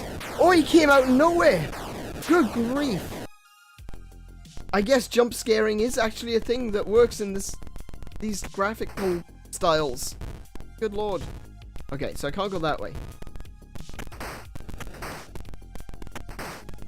How do I get out?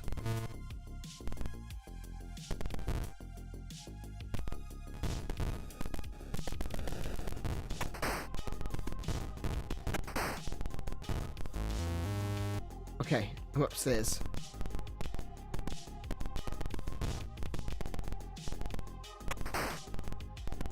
That's another staircase. I'm still looking for the key, though. Piece of the urn.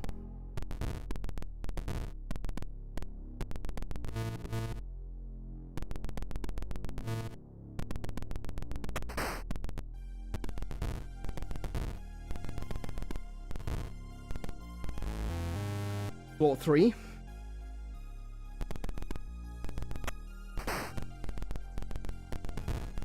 More stairs.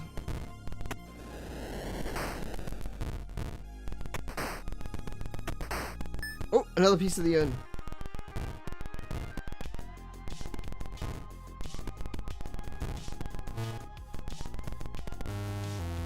Oh, I'm back down to floor 2. Oh, the last piece of the urn. Or I can't go that way. Oh, down to floor 1. Okay, here we go.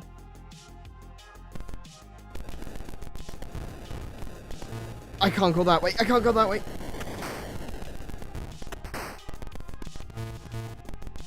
Yeah, this part of the floor is all locked off, look. I can't go anywhere.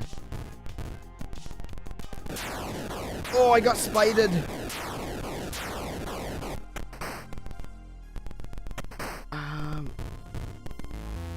I'm gonna have to go up and find my way around. It is stressful, isn't it? Oh, no. No, wait. Yeah, I want to go that way.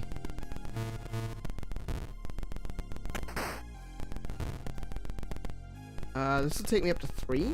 Yeah. No, no, no, no, no, no.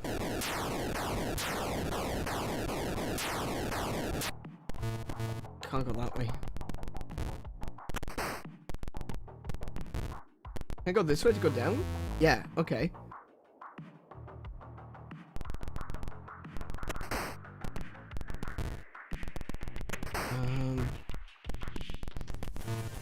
No, I can't go that way.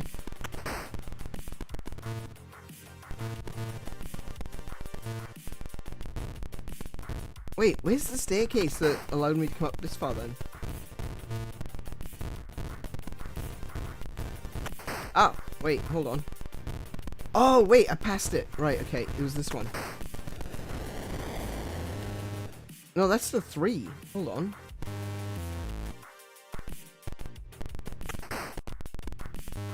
Ah, here we go.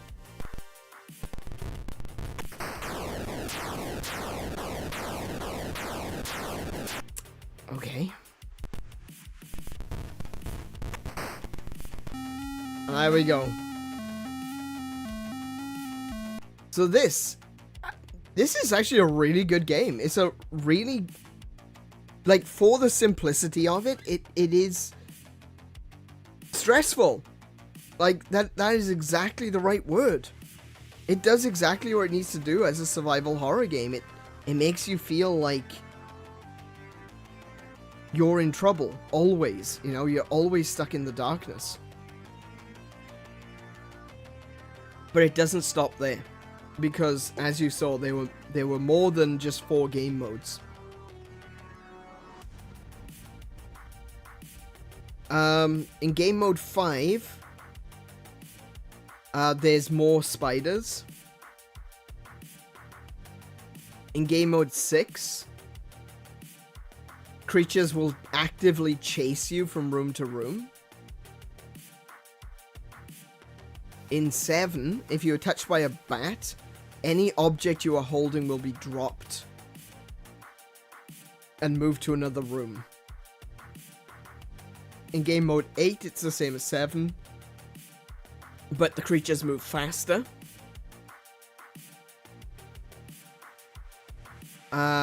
And the ghost isn't affected by the scepter. And in game mode 9, this is the ultimate haunted house challenge. Game mode 9 has the same gameplay as 8, but this time the floor plan is different, and you'll find yourself in a completely different maze of rooms. For an added element of surprise, all 5 creatures can chase you from room to room, even through locked doors. So what I think we're going to do is we're going to go to game mode 7. Yeah, I think we're going to go to game mode 7, and we're going to see if we can get through that one.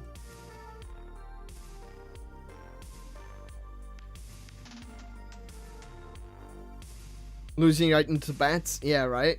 Yeah? Yeah? Mm-hmm. Alright.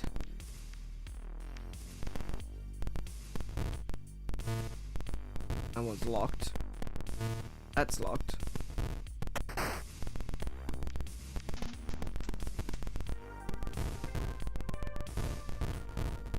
Locked. Oh, that's... I got spidered immediately!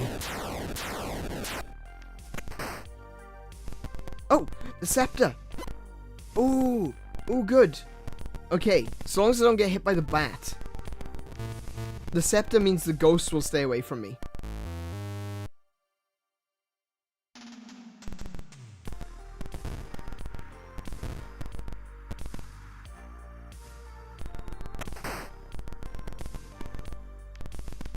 Okay, so there's the stairs to go up to 3, I think. It's locked. Ooh. Oh. You can't carry the scepter and the urn pieces at the same time.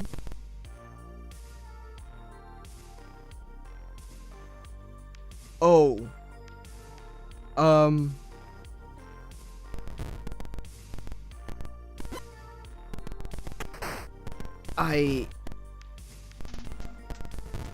I guess take the scepter to explore. Yeah, hard mode is definitely engaged. Let's get out of there. Oh no, he followed me! I forgot they could do that.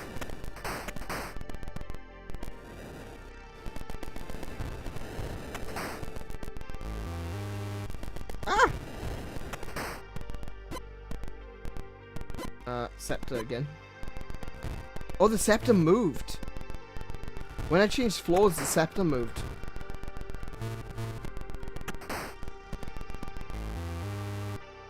Okay, I think I'm on the top floor now. Yeah, I'm on top floor. The key.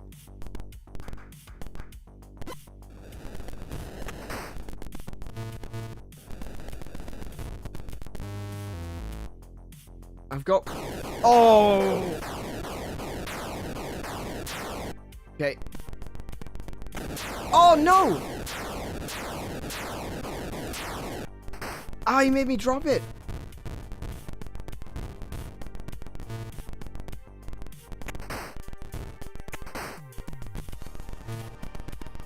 Oh, no, I don't know where anything is now. I've dropped my pieces of the urn.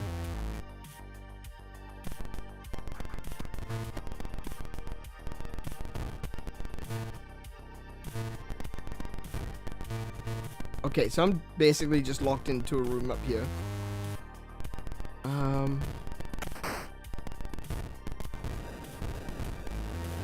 Oh no.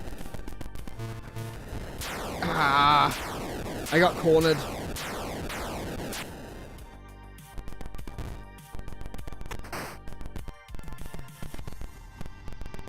Oh, I got a key.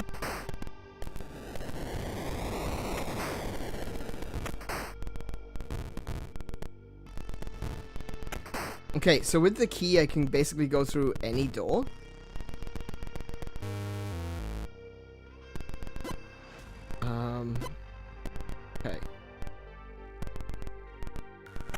No, no, no, no, no, no.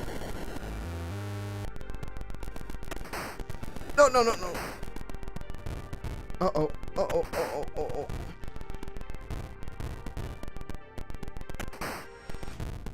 Okay. Oh, the back. Ah. No. This is hard. This is so hard. Oh my goodness.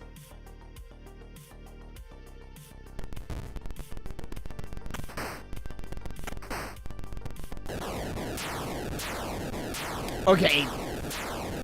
Game, really?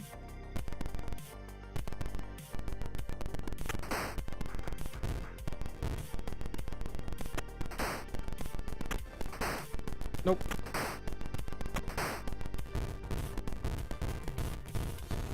Okay, downstairs.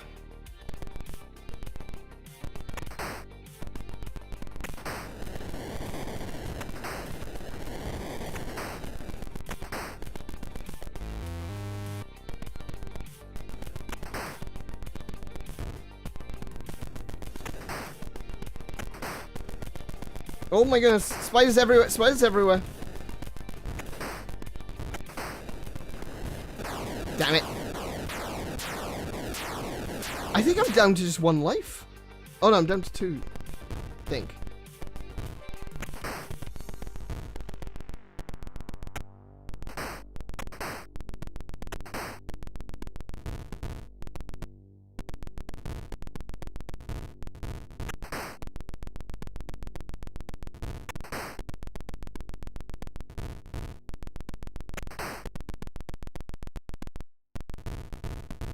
Ah.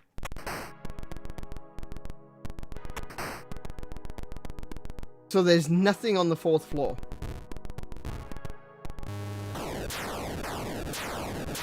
And I spawn into a spider. Amazing.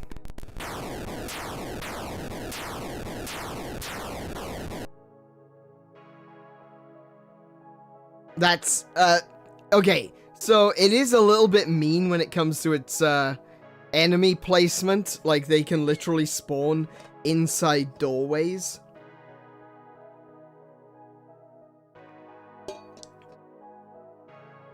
But no, this is, like, when you reach game mode 7, this is a legitimate challenge.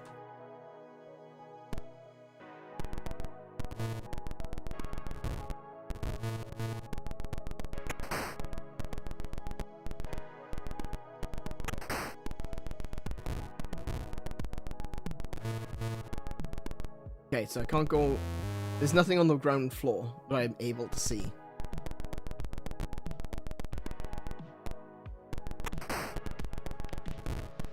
I think my best option would be to grab the pieces of the chalice and just bolt, you know? Just go for it.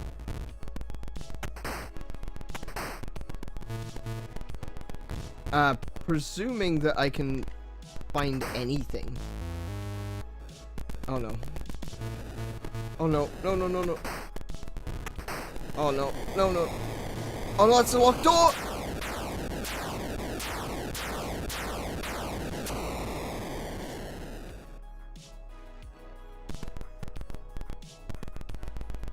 Yes, that's locked. There's a scepter. I'll keep the ghost off my back for a little bit.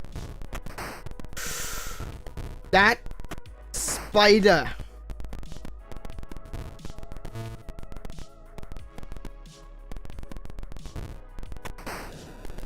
Yep, no, I'm out.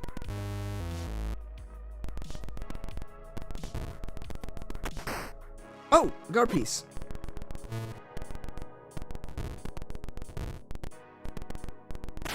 Oh, crap. Of course, they were chasing me.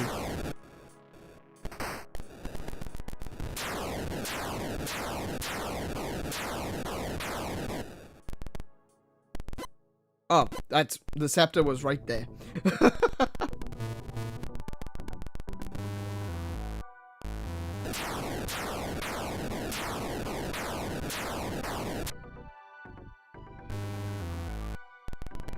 Alright. 2. Hang on.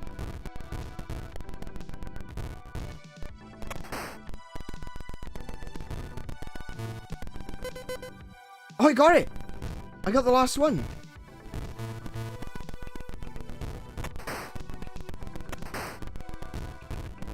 Nope.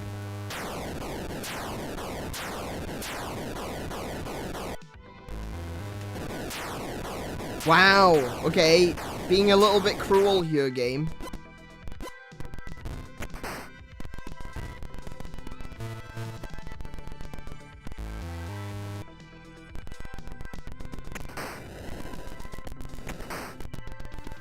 There we go.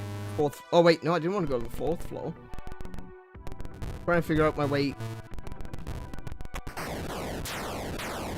That is a serious jump scare right there. Like. Oh. Oh no. No, no, no, no, no. Was that it? Did I just die? No, I didn't. I'm okay.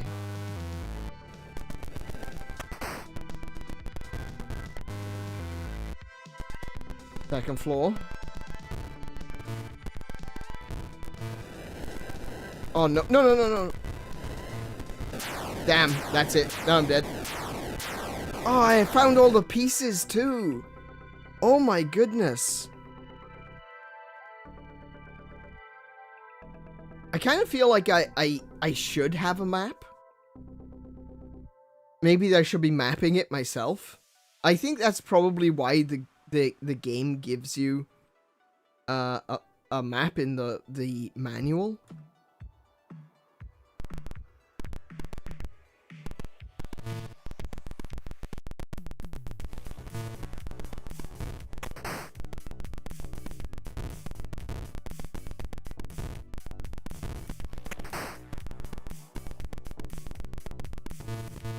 Okay. Floor 2.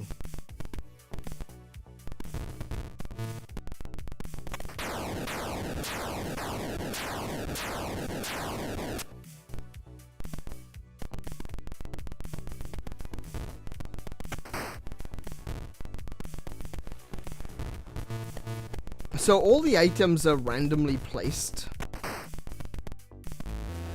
Nope.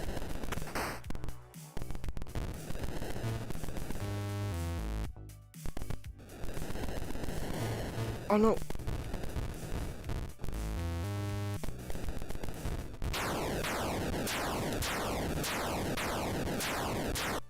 Well, thankfully I wasn't carrying anything, so... Oh no! Stop!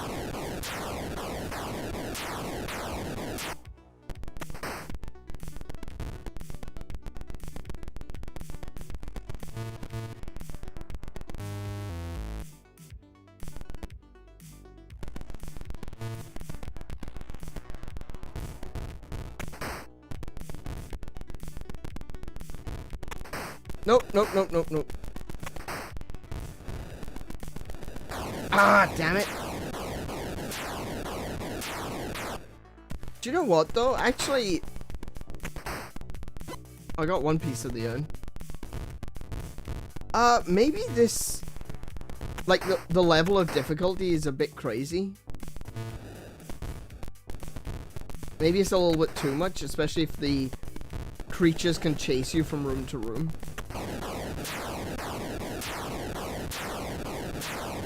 Maybe it's a bit too much.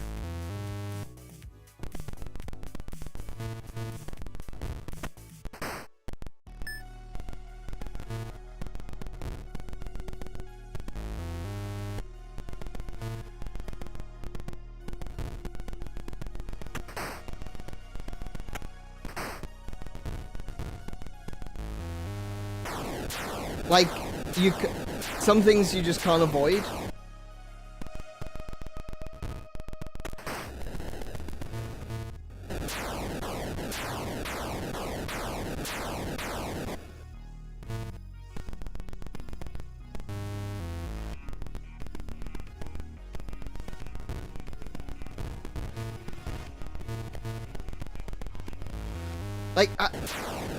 Like, I don't know how I'm supposed to be able to get away from the ghost. Because the ghost just goes through walls.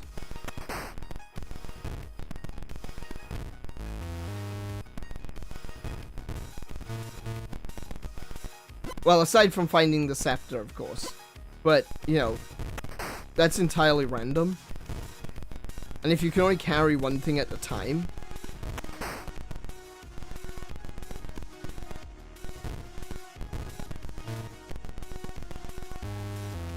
Third floor.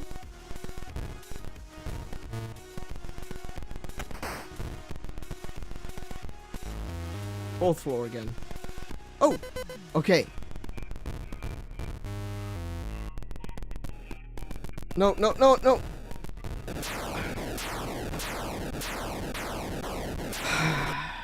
Yeah, I think that may be a little bit too much, you know? Because it really does... But then again, I guess the games are short, so it's not like it's that big of a deal. But it does feel a little bit unfair sometimes, especially when you've got these monsters that can chase you through walls. That's a bit much, I think. Oh, hey, Noctum, welcome to the stream. Like, this is a really...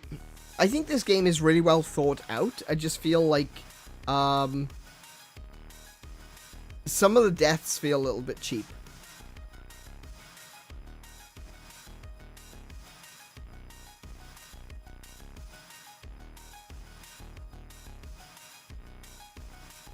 Especially when you know, you go down a flight of stairs and there's just a monster there, you know, waiting for you. And there's nothing you can do about it.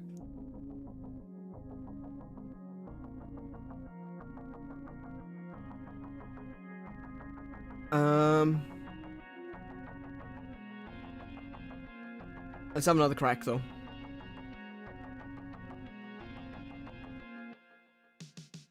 Okay.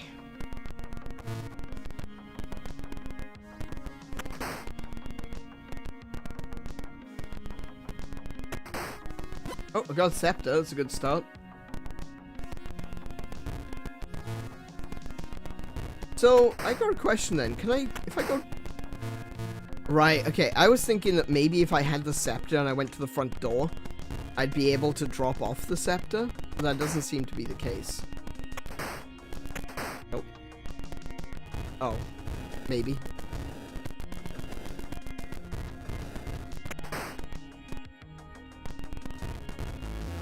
Oh. Okay. Nope. Oh, no!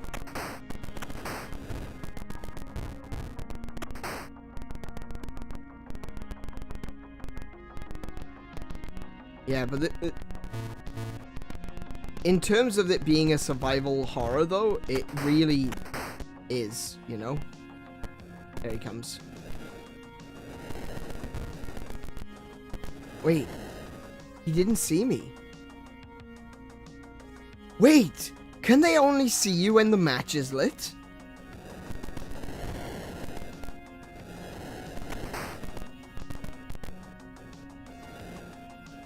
He can't see me. They can't see me.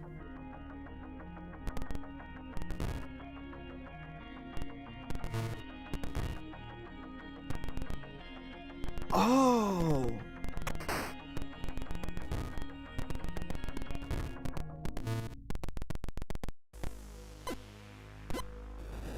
Nope, turn the light off. That's why the match goes out immediately when an enemy comes into the room, because you blow the match out so they can't be seen.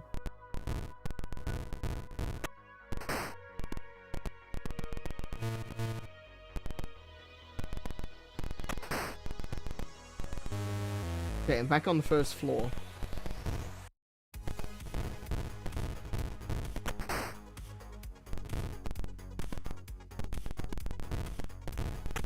Okay, alright, hang on. Learning things. We're gonna put the scepter there for now. So we know that the scepter is gonna be on the first floor in the main hall.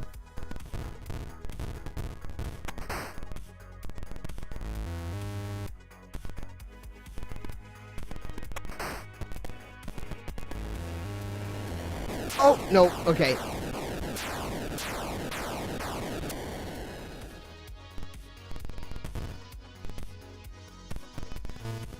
that's locked. Wait, how do I get... I'm not sure how to get to the 3rd floor, because all the doors seem to be locked. Oh no, that was the 3rd floor.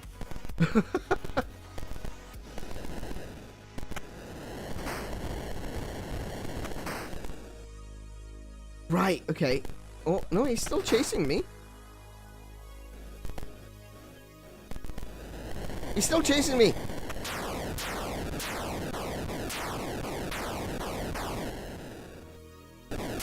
Oh, come on.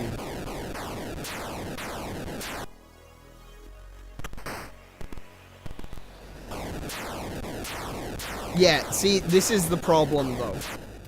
Like, when it does stuff like that, it's just not fun. So I just lost 3 lives.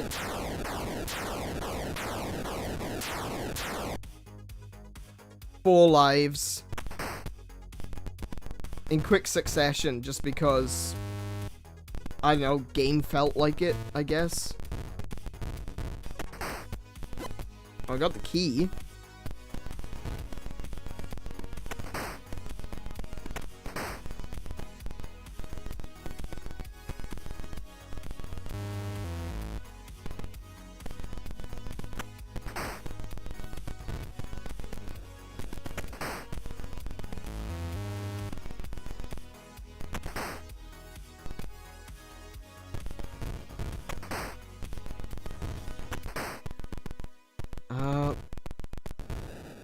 Wait, why can you still follow me?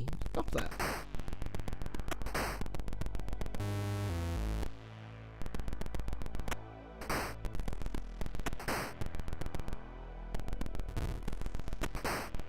I've not seen any pieces of the urn so far.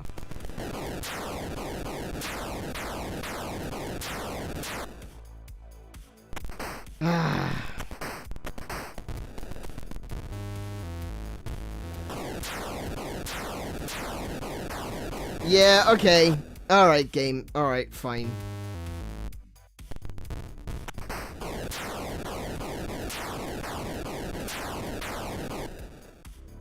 Yeah, there's a point where it just becomes pointless, you know? Like, literally everything I do is just like, no, we're gonna kill you now. Oh, I found a piece of the urn. Holy crap. I finally found 1 piece of the urn. 2 pieces. Fantastic. 3 pieces. Things are going great. Now, how do I get out without dying? I don't. That's the answer. You don't.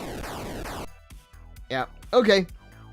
I think for its time, it is an interesting concept. They, as I usually say, you know, a lot of games at this period, they had interesting ideas, interesting concepts, but the reality is that they are going to be deeply flawed.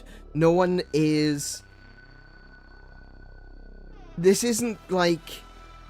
This is the first time someone tried survival horror, you know? This is the first time we had this haunted house kind of a game. And it's also from a period of time where games tend to be really, really short and punchy, you know? It's like, you go do the thing, you get the thing, and then you leave. Like we did with Adventure. But, so I guess in that respect, in order for it to be, in order for it to be a game that's replayable, it needs to have that element of, you know, quick retry, you know? As soon as you get in there, oh damn, I screwed up, or damn, that spawned on top of me, starting over again. Yeah, this is the very first survival horror.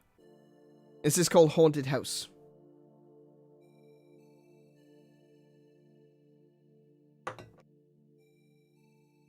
So basically, I'm running around the house trying to find 3 pieces of an urn. All the while, I'm being chased by a ghost and spiders.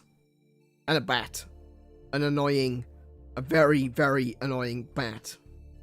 We're gonna give it one more shot. We're gonna see how far we get. Can't go that way. Can't go that way.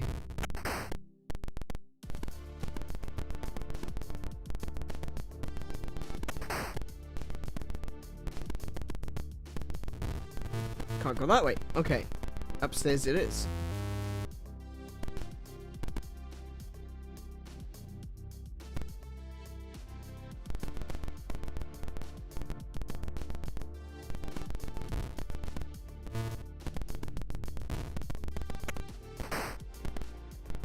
Well, there's the stairs. Can I go this way? Oh, I can. Can't go that way. There we go. Right. Floor 3.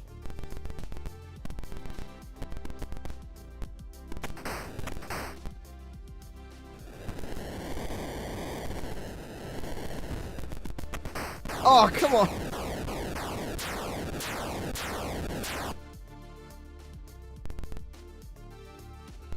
Okay.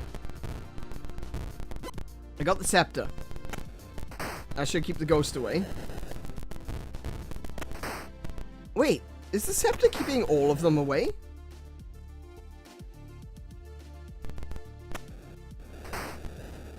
Wait, maybe it's the scepter. I thought the scepter was supposed to just keep the ghosts away.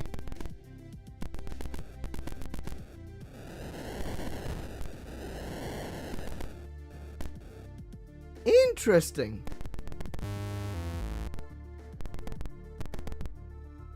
Okay, so the scepter keeps everyone away.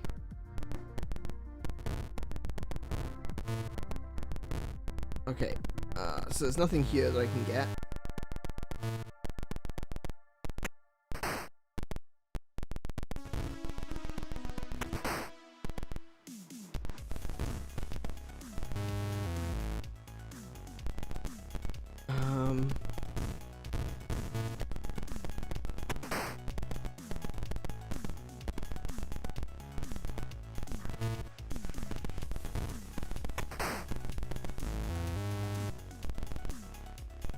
Know where the staircase to floor 4 is.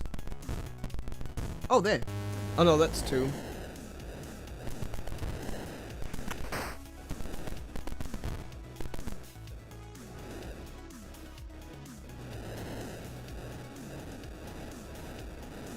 All the spiders are coming through this particular room. Oh, okay. I've got a piece of the urn right here.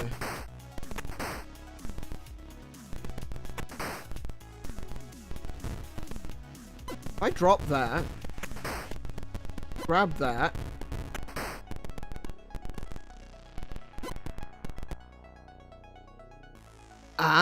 okay, I think I've got a tactic here. Hang on, I think I've got a tactic. And that is to slowly, little by little, move everything together. I can't go that way. That goes all the way down to the first floor.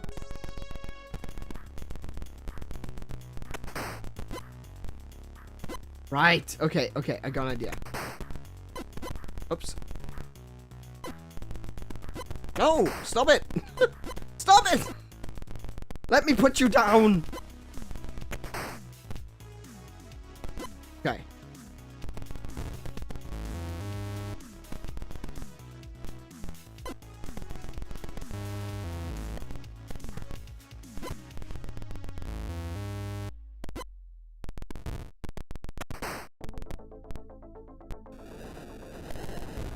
Stay out of the way. Stay out of the way. They won't come after me. I've got the scepter. Ah, I've got it now. Ah, I've clicked. I figured it out. Okay, so I need to make sure the spider's gone. Grab that. Put those two pieces together. Switch it out. Cool. All right. Okay.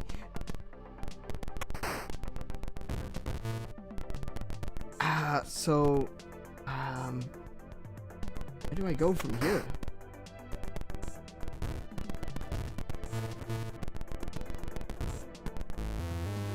Third floor.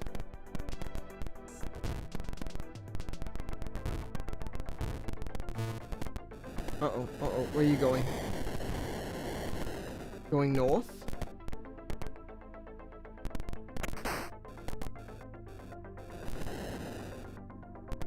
Okay.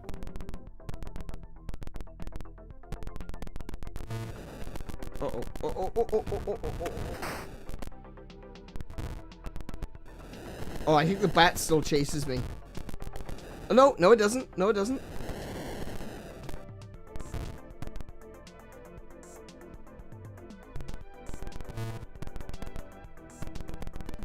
All right. Okay. No, I think.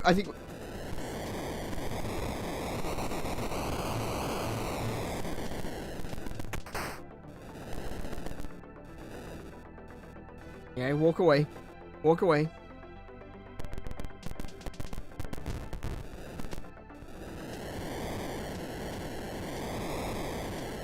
Okay.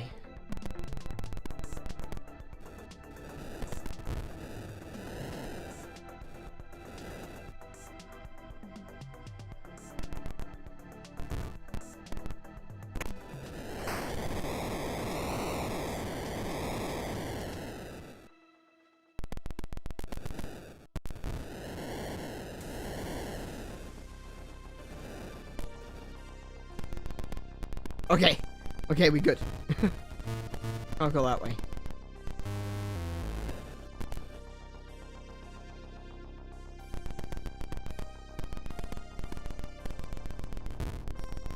Oh, that's locked. Okay. Oh, that's locked. Oh, I can't go anywhere up here. That's locked. I need to find the key. Wait.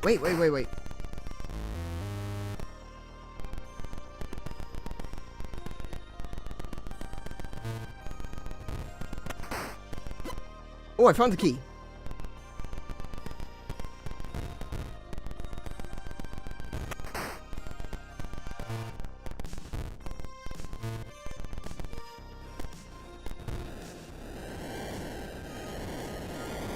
Wait, how is it going that way? I shouldn't be able to go out that way.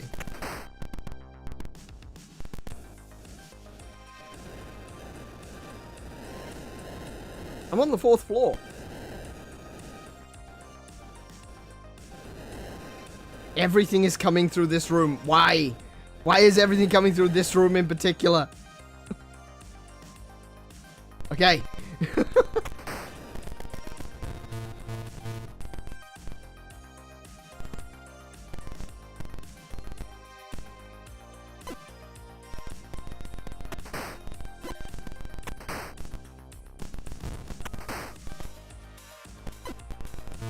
Oh! Oh, I see.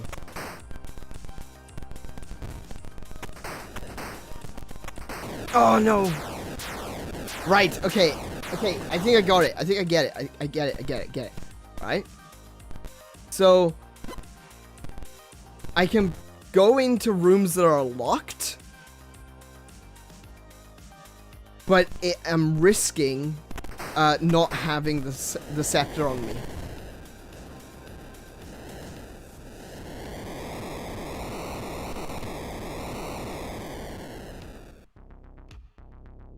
This is stressful. This is genuinely stressful.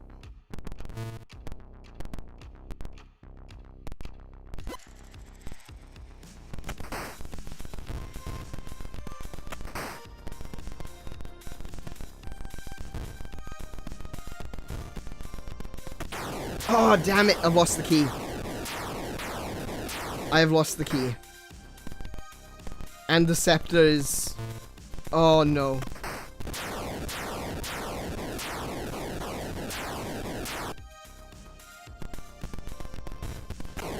Oh, come on!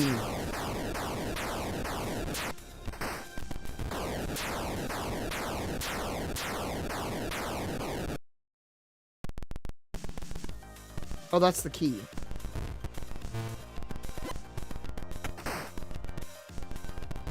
Wait, wasn't the scepter in here?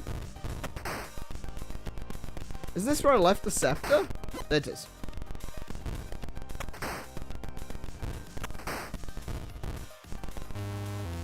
Okay.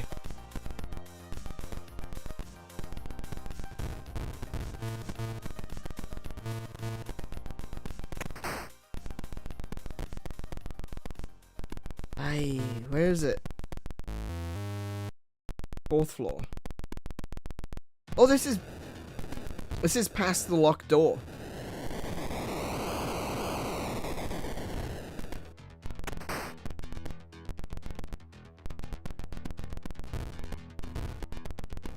Oh, but I can't go anywhere from here.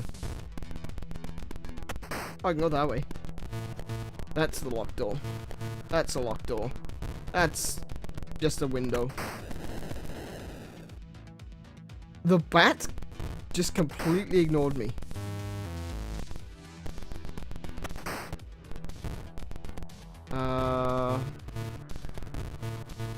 Where does this go? That's back to the 4th floor.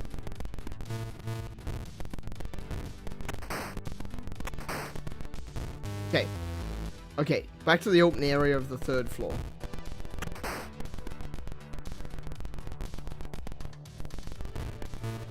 Can't go that way.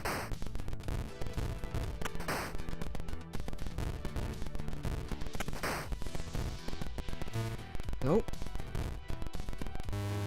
2nd floor. We're gonna stick with the scepter for now.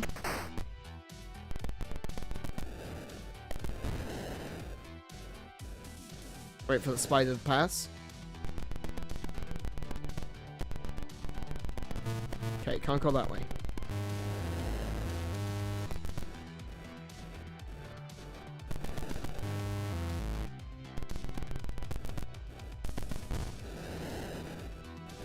Why did he come back? And the bat.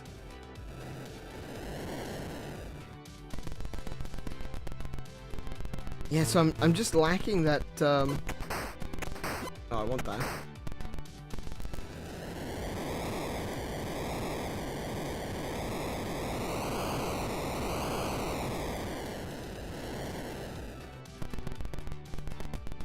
Oh, come on. Oh, I found it! Oh, I found it!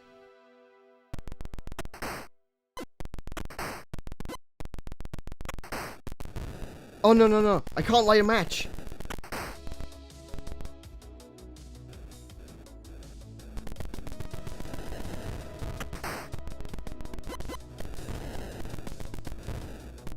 Damn it, damn it, damn it, damn it, damn it, damn it, damn it.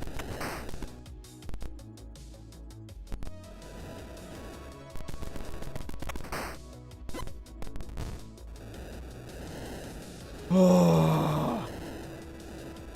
Oh. That's rough. Okay.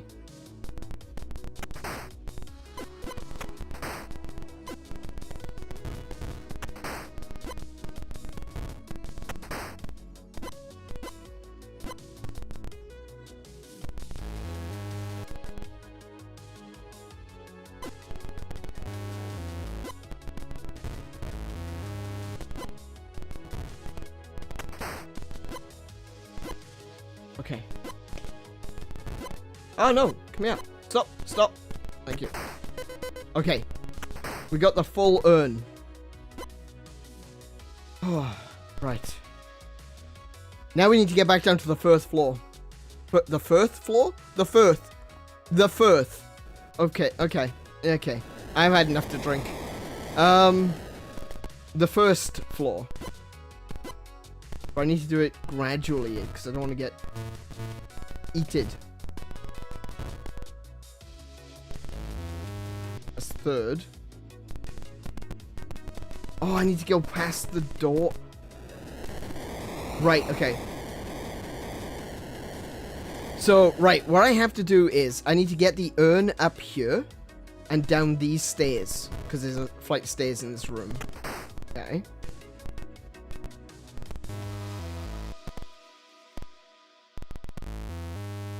So I'm gonna put the scepter here.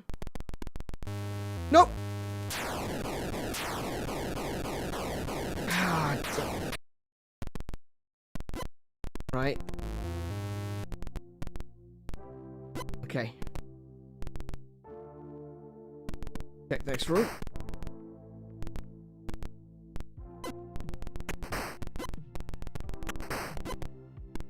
Okay.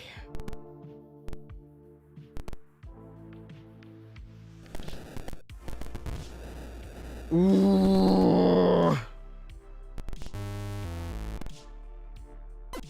Oh. Oh, no, no, no, no, no, no. That's okay. It's okay. We put the scepter down. And we've got the urn. Crap. Not okay. Not okay.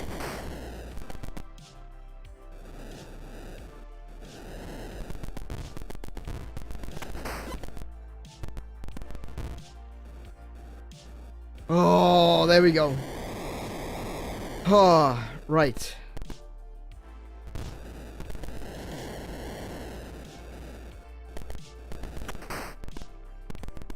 So I think this is the first floor. That's the first floor.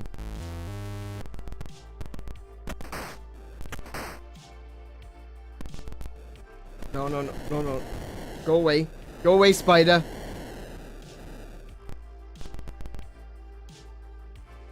Anything else? Anything else wants to come this way?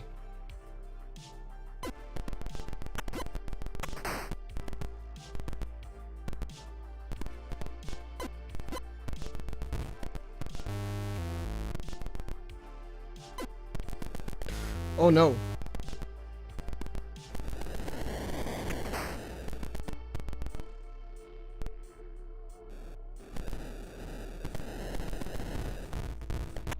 Oh! Oh, crap! I died! That was it! Oh, I was doing so well! Huh.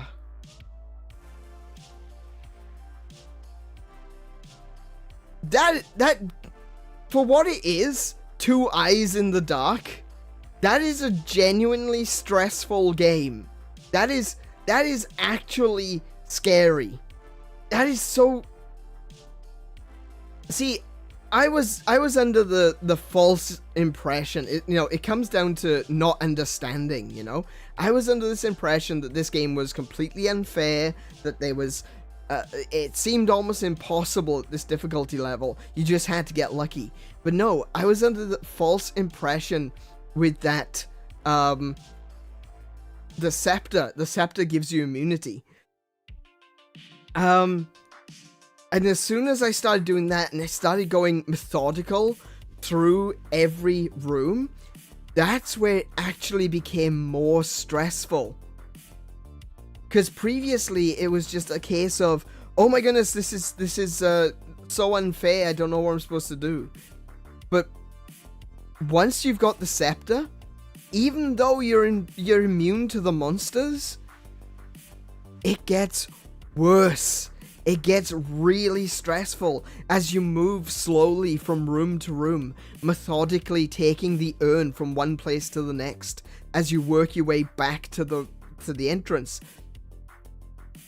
It is so much scarier when you feel like you can win and you've got something to lose. I've completely changed my mind about this game all in this one run.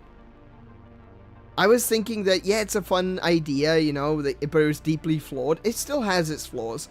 I still had a number of times where I got hit multiple times in a row. And that's unfortunate, and it's unlucky. But I completely... This is genuinely a good game. It's actually really well thought out. Aside from the few flaws, which is, you know, you can just be jump scared, and...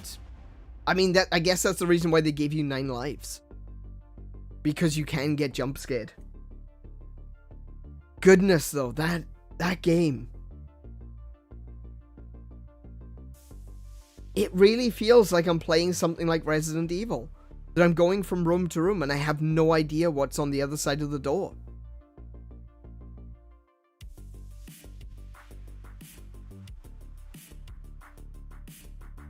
It's crazy how just a pair of eyes in the dark can give you that sensation.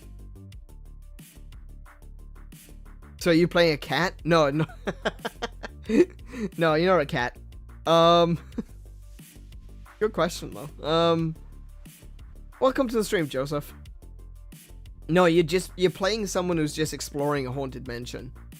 And this is so good.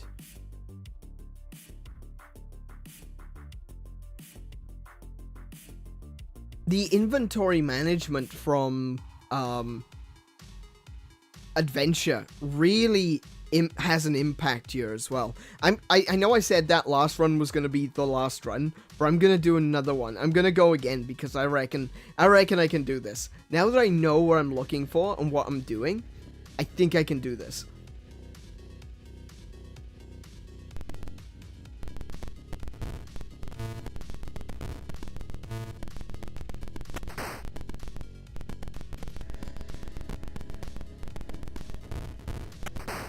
Oh no. Oh, that was quick.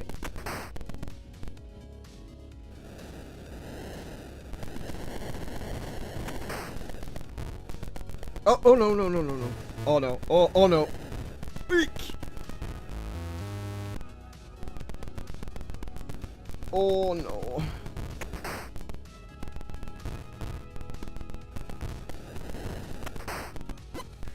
I got a piece of the urn. That's not what I wanted, but sure.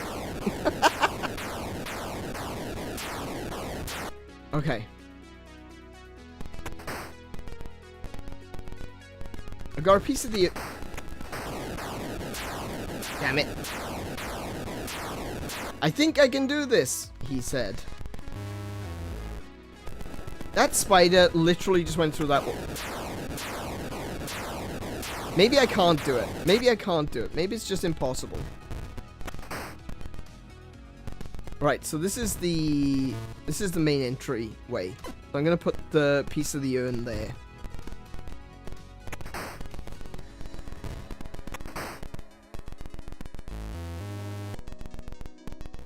I really need to find that scepter though.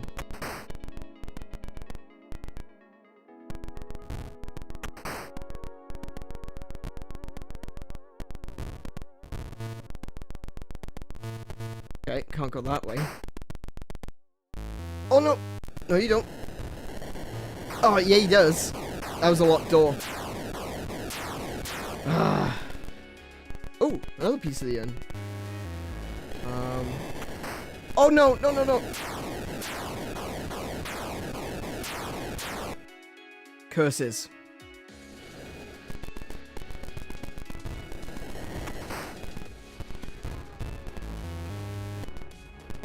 Where is that damn scepter? Oh, damn it!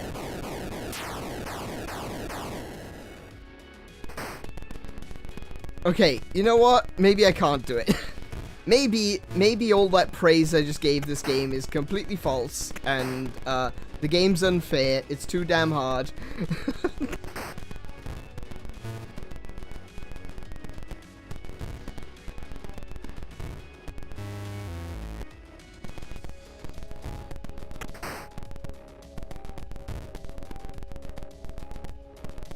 Can I go up?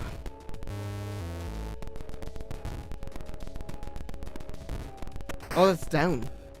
Oh, no. Ah.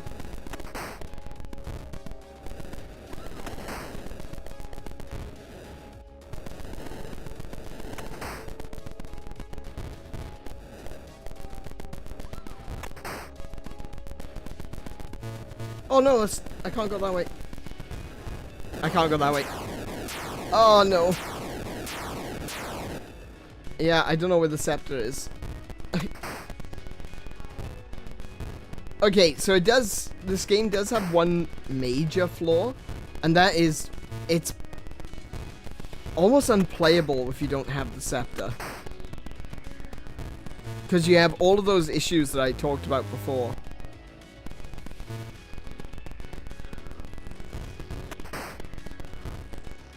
That's right.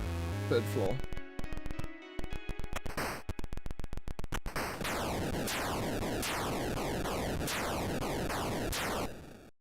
What's the double-digit number that counts up?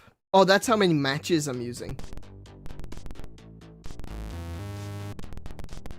I found the key. Don't need the key, though.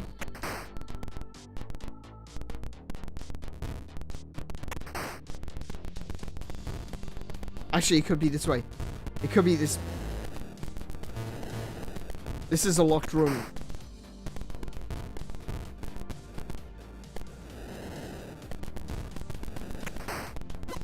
No, that's not what I wanted. I mean, thank you, but no.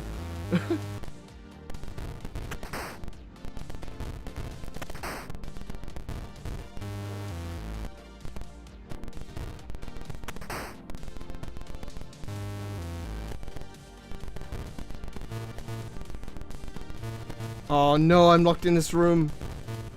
Oh no. Here it comes. Oh, and the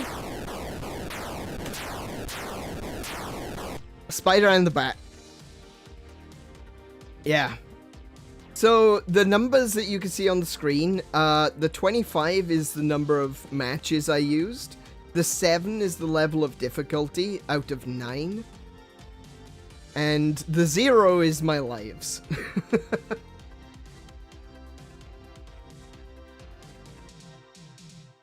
Let's try this again. So the item placement is different every time. I think which doors are locked and which doors are open remain the same.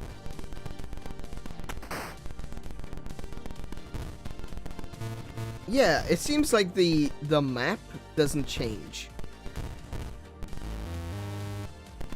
Just the placement of items. Oh, crap.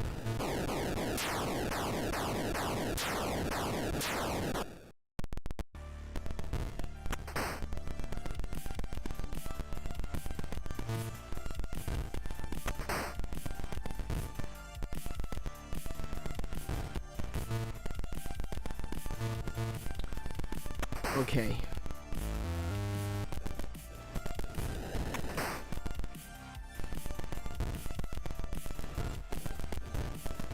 Oh, can't go that way. Oh. Bum.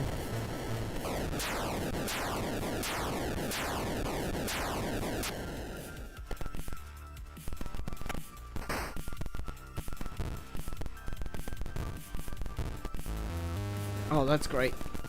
Oh no, that's terrible. When I said that's great, I was joking, game. Screw you, ghost.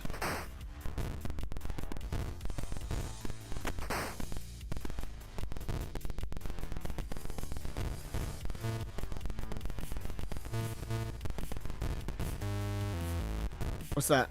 Oh, it's a piece of the urn. The scepter! I got it! Nope, stay back. Okay, I've got the scepter, and I've got 5 lives.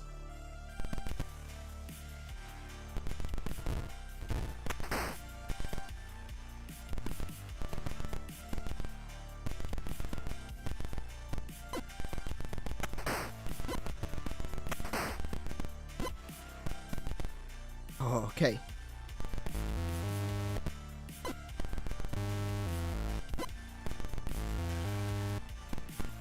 Oh.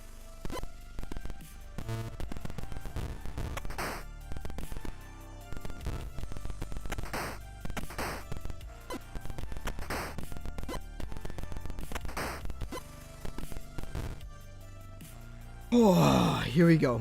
Here we go. That's the key. Oh no. No! Oh no!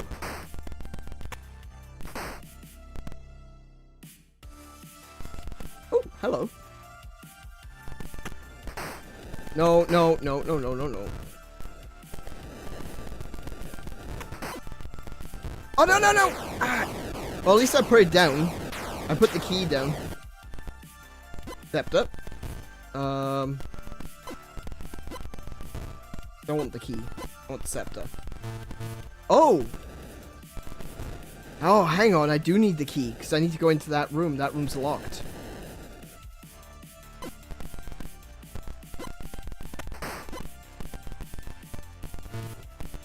wait, how do I get back then?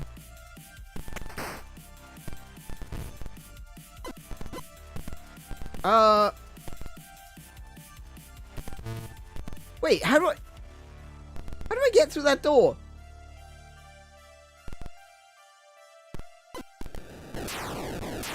As soon as I put the bloody scepter down.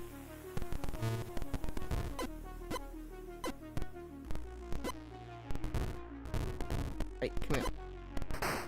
Oh, like that, I guess.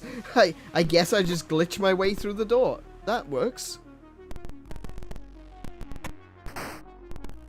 Right.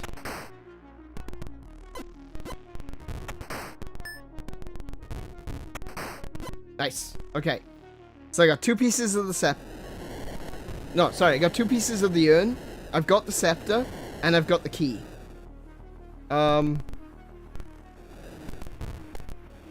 If I just stay out of the way of the horrible beasties, I might be able to get the urn down to the first floor. Actually, I want to go down with the scepter first. Nope. Move along. Move along.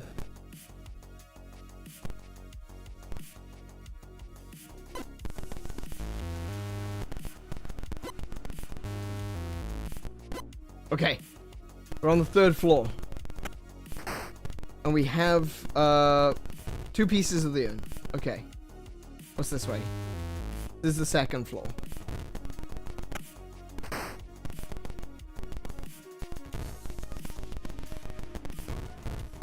I'll go that way.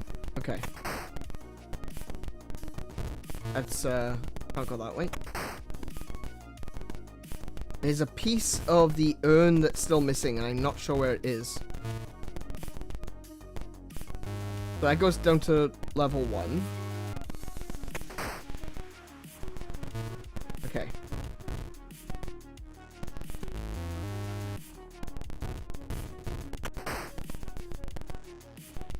Oh no, where did I put the urn? Oh no! Oh, I hope I haven't stuffed this up. Oh, there it is.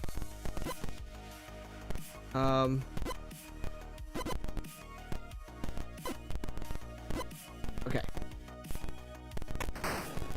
Nope. Go on past.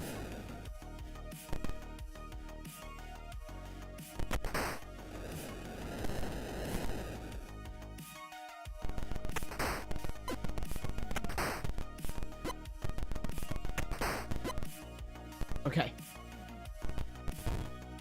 That way.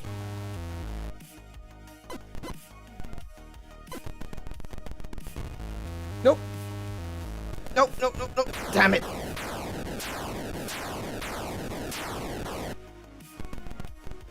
Oh, no, no, no.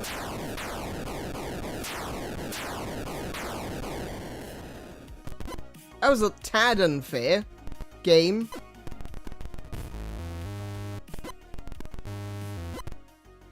Okay. I'm back on the 1st floor.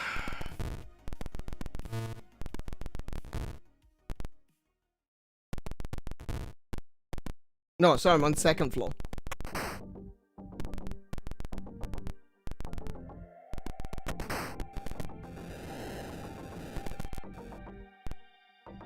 Okay. Oh.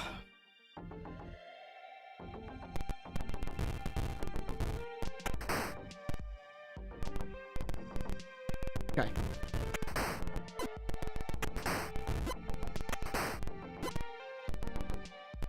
Okay.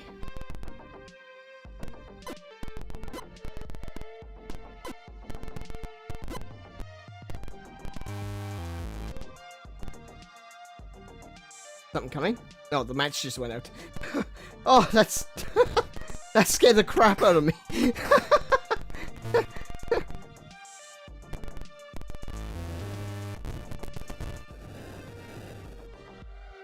Damn it! The ghost just went into the room downstairs. Ah! Ah!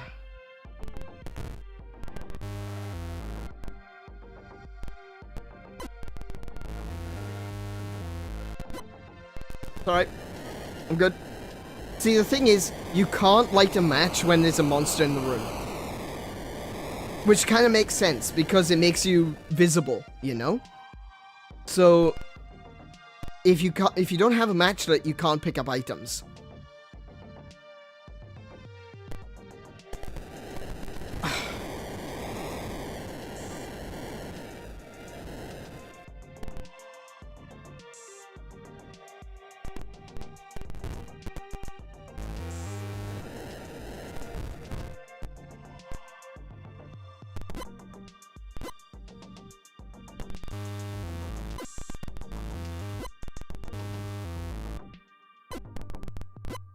Okay, so we've got 2 pieces of the urn. It's almost on the... Well, it's on the first floor, but it's not in the final room, unfortunately. Spider. Okay. Criminy! Oh. Oh.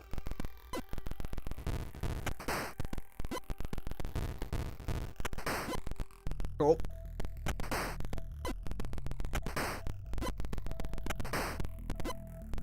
Right. Cool.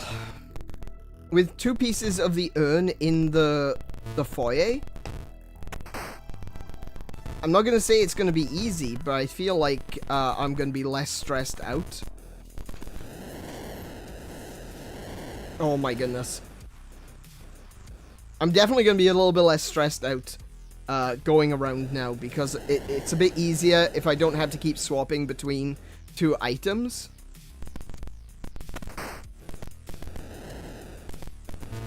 Oh, that's locked. Okay.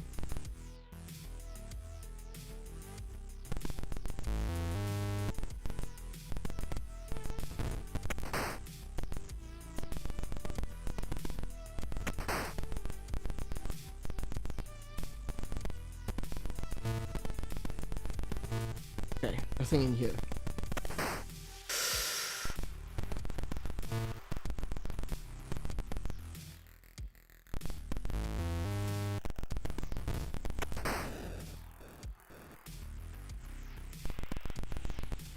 I'm still... Oh, that's locked. A ghost can go through locked doors. I know that much. There it is!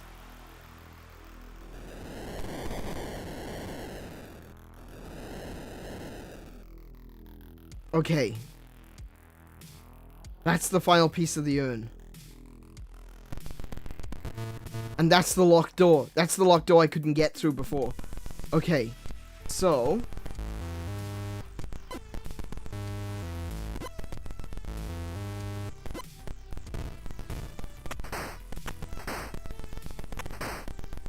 That's the stairs I need to get to. I think. No. That's not the stairs I need to get to. Ah! There should be stairs on the side. That's the one.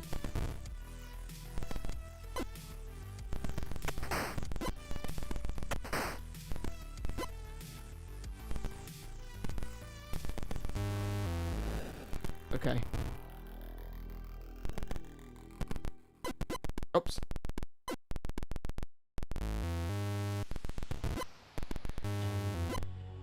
Okay. Now I need to go to the top left room, because that's where the stairs is to go down into the first floor. This stairs here.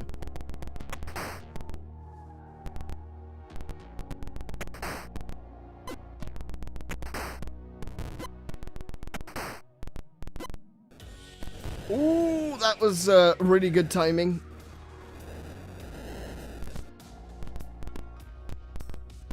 Okay, there's the urn piece.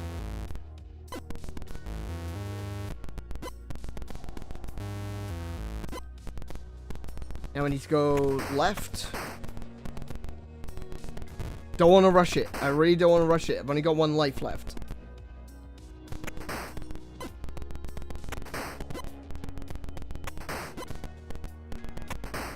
Oh, nope. Don't want to swap that yet. Ah, no. Don't scare the crap out of me like that. There we go. There we go! Oh, holy crap. I survived. I was successful on level 7. Oh my goodness, that is hard. That is a good game. It's a little rough around the edges, but yeah, I did. I just won. I got out of the house with the urn. It's a little rough around the edges, but it's a good game. It's a really good game.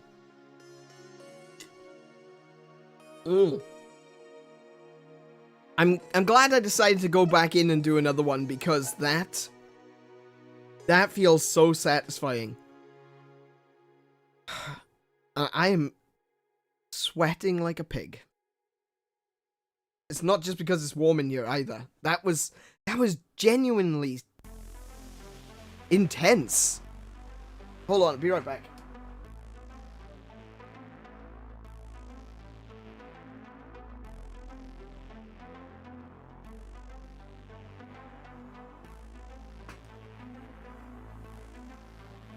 Just turn my my fan up. But that was Haunted House. I'm glad I stuck with that, because that was really satisfying at the end. Right, so what I'm going to do now is I'm going to switch us back over to loading, and I'll switch over the cartridge. Let's see what we got next. Oh, yeah. Okay, next we got another good game. Oh, well. They're all good games in my opinion. Let me just switch that from Haunted House to 𝗬's Revenge. So it's that one there, that one there. Yeah, it was hard. Like it really was hard. It felt, like I said, at first it felt like it was unfair, but then once you get a grasp of what you're supposed to do, that's when you go, oh, that makes sense now. So yeah.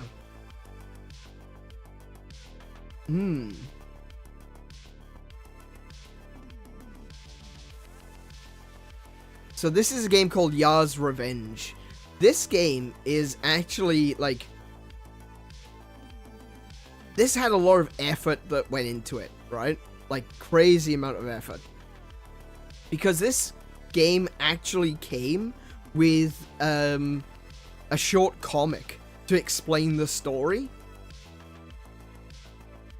And what 𝗬's Revenge is all about. So basically, you are the little bug on the left, right? That keeps dying over and over again. And you are from a species, an alien species called the 𝗬. And the 𝗬 are mostly peaceful. But then they are attacked by this terrifying cosmic entity called the 𝗬𝗁, which is the thing on the right. Okay? And the 𝗬𝗁 came to the planet and just started destroying it, destroying the world. And it is up to you, the remaining 𝗬s, to take revenge. Hence the name, 𝗬's Revenge. And to be able to do that, what you're going to be doing is, as 𝗬, you're going to be going up to the 𝗬𝗁. You gotta destroy its shield, and then you gotta hit it with what they called the Zolan cannon, which is something which will appear later on, and we get to use that. Is revenge really what we want? Absolutely. We need to destroy the 𝗬𝗁. This barrier in between, this is referred to as the neutral zone. I wonder where Howard Scott Warshaw got the idea from that from.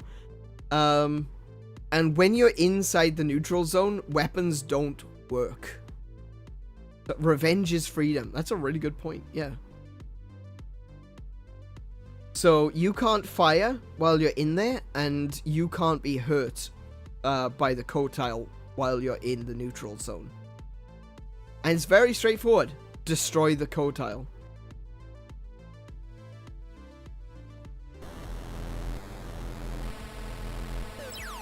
Oh, actually, it can hurt me.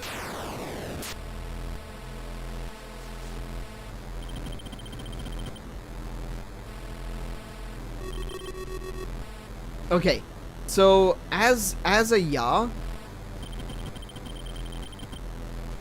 you fight by going and trying to destroy the shield.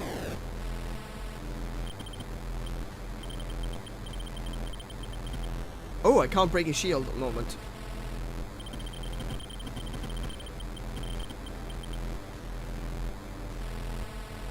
Oh, nope. I oopsed. Oh, I forgot you could scroll top and bottom. I thought that glitched out.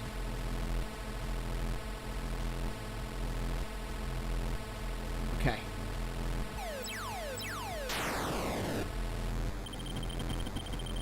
So you can tell what the code tile is going to do next by what color he is.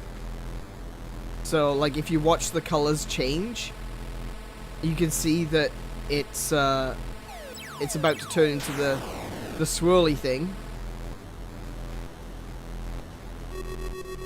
Missed. You can only destroy the code tile using the cannon. Or, you know, if you shoot yourself with the cannon, that's a problem.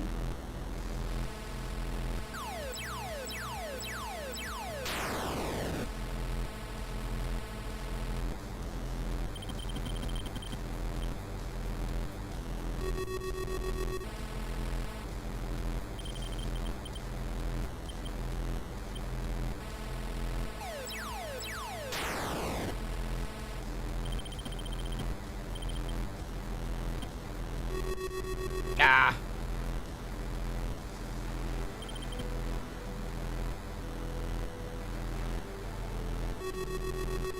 Oh, I missed.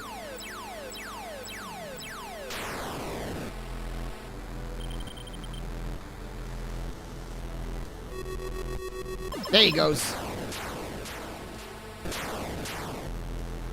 And see that explosion? You see that explosion? That is... Okay, this is really interesting, okay? Well, it's interesting to me, so, deal with it. That explosion is actually not possible on the Atari. It's one of those things that, the Atari just simply doesn't have the necessary capacity to be able to generate an explosion, effect like that. So... Howard Scott Warshaw, absolute genius that he is, he came up with the idea of, you can't program an explosion, but what you can do is create a random, not a random pattern, but you can create a pattern, and it doesn't require any extra code. What that image is when the explosion goes off is a graphical representation of the code of the game. So what happens is when you kill the code tile, it just flashes the code on the screen. And that's how they get around the fact that you literally can't have an explosion pattern like that. So they just flash the code on the screen. And that's how it shows.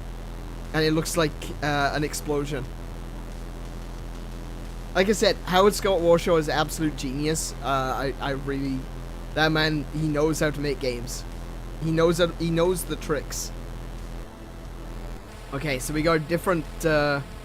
pattern to the shield now. Oop. As you can see, the shield is now moving.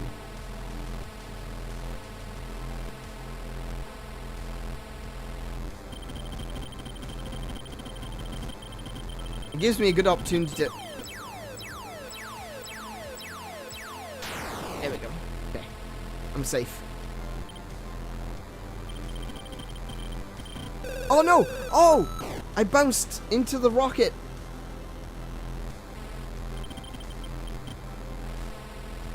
Okay. Woo! Okay.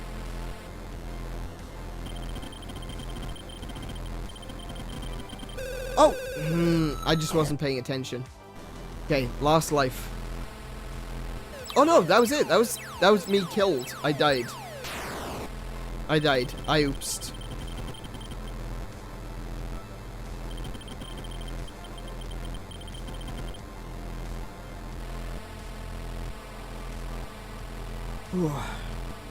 But no, I really like this game. This is a game that I didn't play as a child. Like, I never had 𝗬's Revenge as a kid.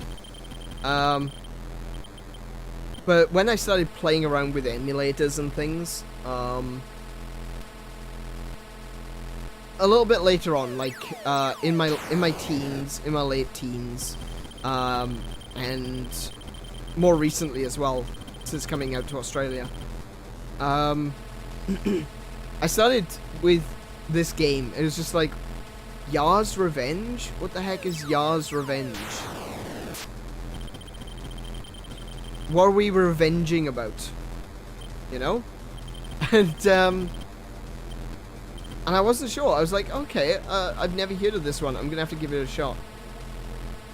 So I did. And I was really impressed.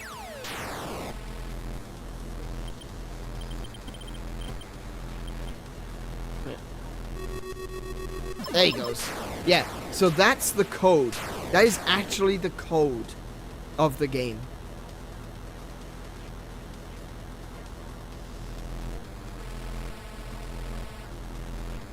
Oh, hello. Okay. There we go.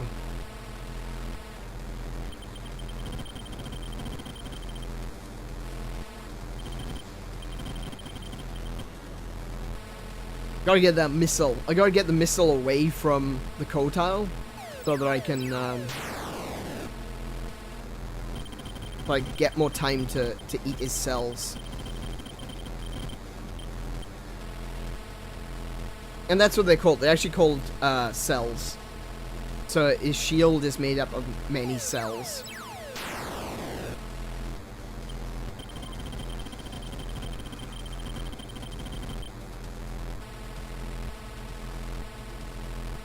I think this is another game that I'd like to take a crack at making a modern version of. I mentioned it earlier, actually.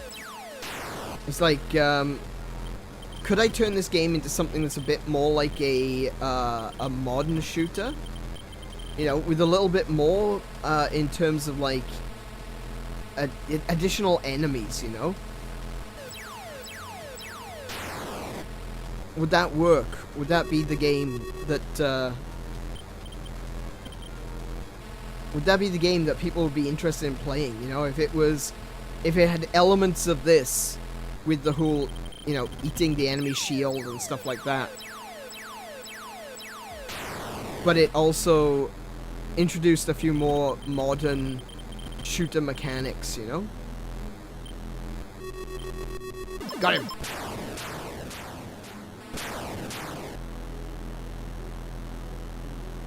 Okay. Oh my goodness! He just went hell for leather! Just gotta watch his colors. Oh wait! Wait, did that just send me back to the beginning?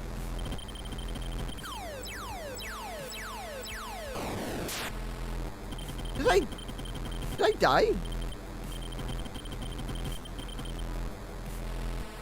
I think I used up all my lives there. There he goes. Oh no! Oh, I got 2 lives left. Okay. 2 lives left.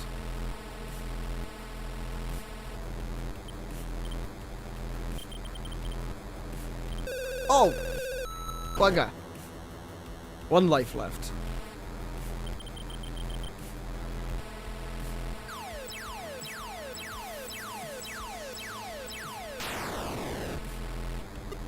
Oh! Oh yeah, I forgot I can shoot. I forgot I could shoot.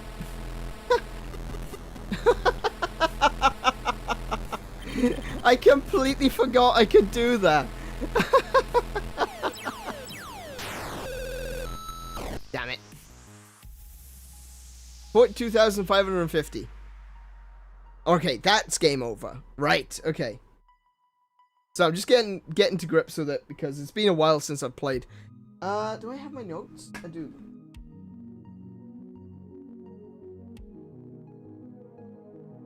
Okay. So, yours. Okay. So that was 40,550. 42,550. Okay. Let's try this again.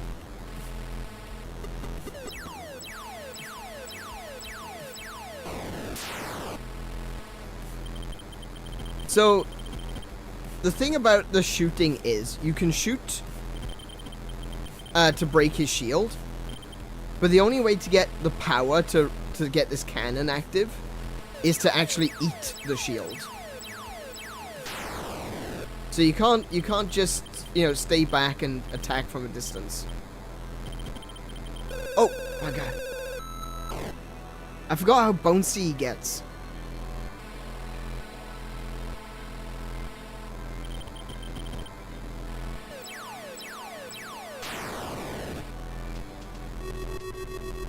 Oh, whoa, what a shot!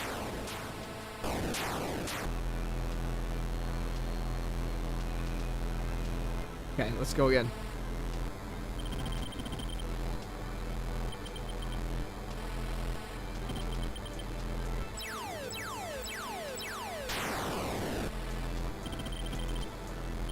Oh, whoa, whoa, whoa.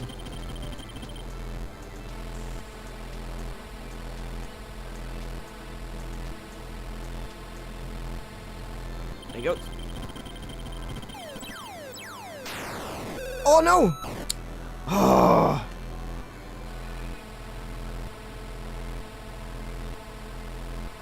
360 no scoped it? A little bit.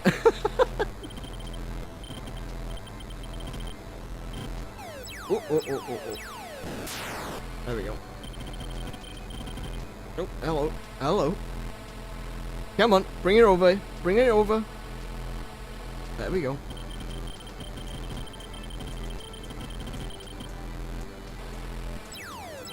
Oh.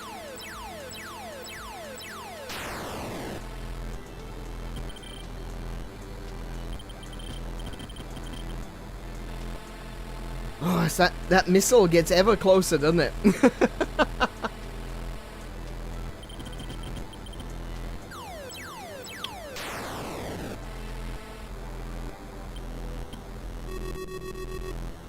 Nope, that wasn't it. That's not the one.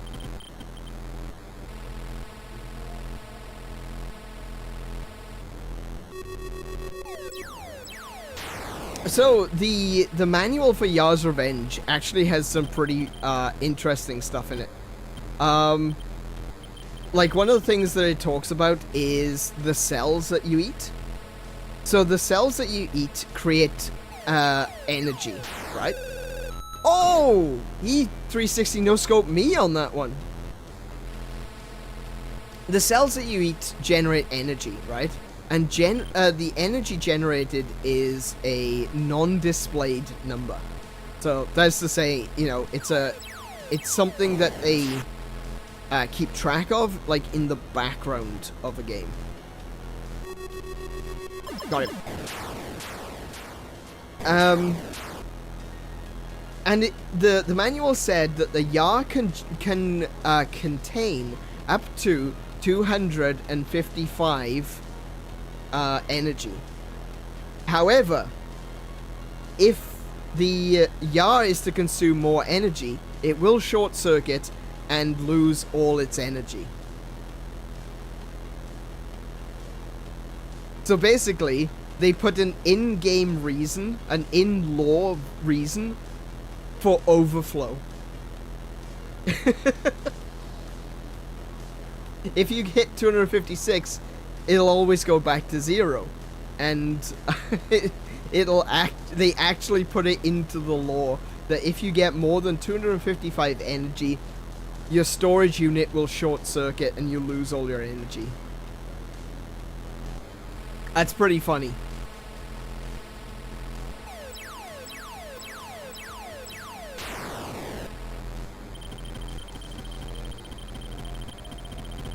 I could have sworn there was like a 3rd level, or maybe I'm doing something wrong.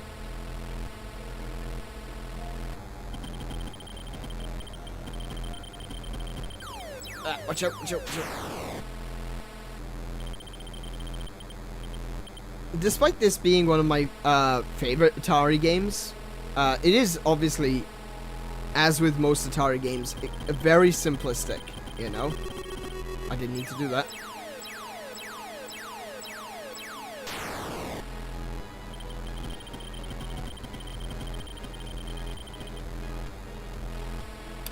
And even though it is, you know, highly praised, and a lot of people are like, oh yeah, Yar's Revenge is a great game, and it's really fun, and despite the fact that it is somewhat repetitive, which of course, you know, Atari game, it is a really good game that a lot of people enjoy.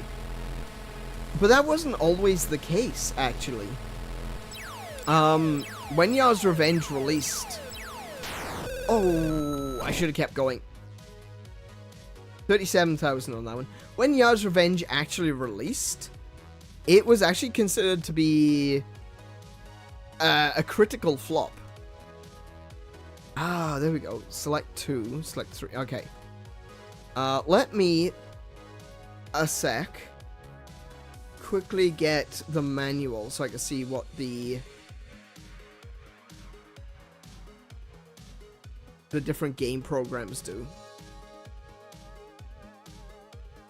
But yeah, the critics said that Yar's Revenge was not a good game. They weren't happy with how repetitive it was, apparently. That it didn't feel very action-packed. And I'm like, really?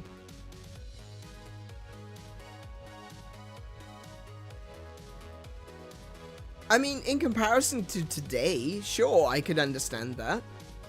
I can definitely appreciate that not everyone's gonna fully appreciate the game, you know? It's an old game, and it's very obviously an old game. But at the time, them saying like it's not a good game, it's not action packed, it doesn't have anything going for it, it's repetitive, I'm just like, wow, that's incredibly harsh.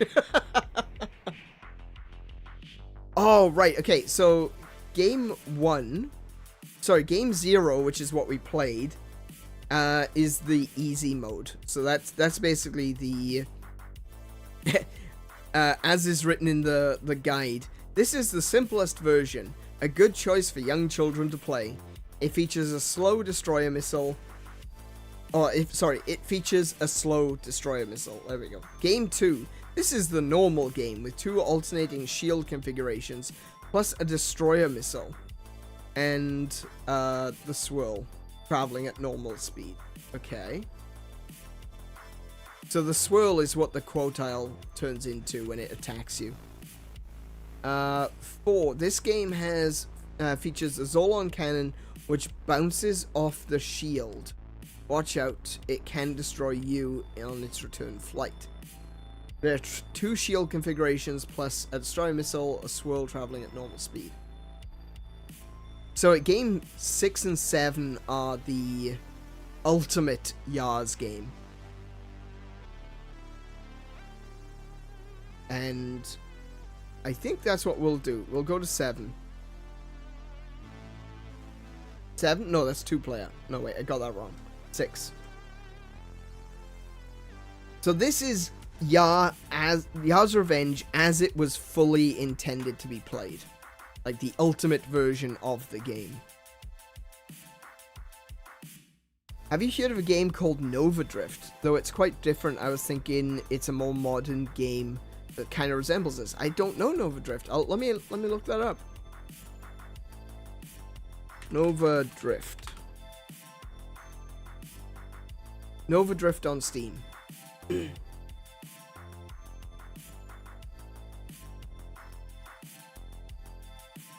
Nova, the Vorpal update. Okay.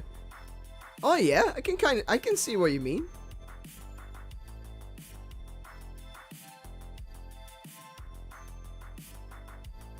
Oh yeah.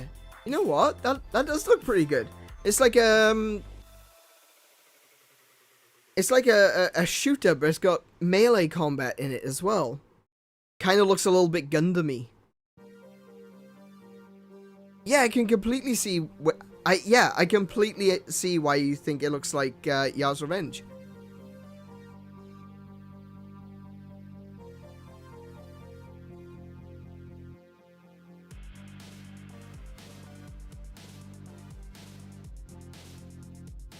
Hey, that looks pretty cool.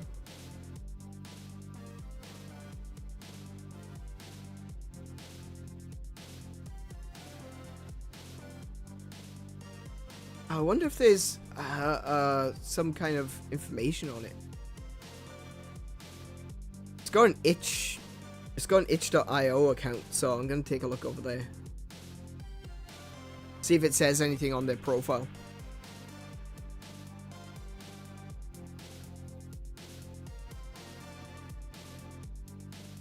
Development blog. Okay, let's have a look at the development blog.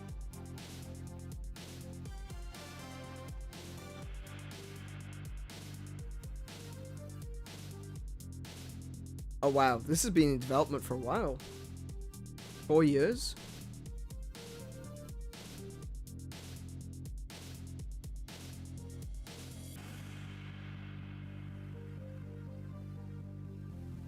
Five years?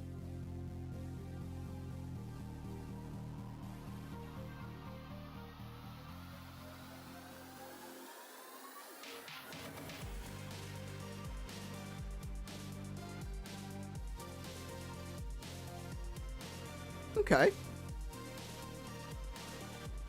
Hey, it looks pretty good. I might check that out.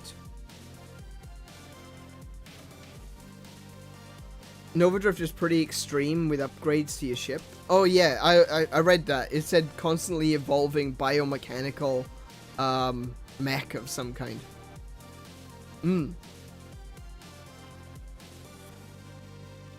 Yeah, that looks interesting. I'll take a look. I'll put it on. Actually, I'll wishlist it on Steam. Hold on a second. Let me just get to this. That's Elite Dangerous. No, I'm not looking for that. I'm looking for Nova Drift. Why?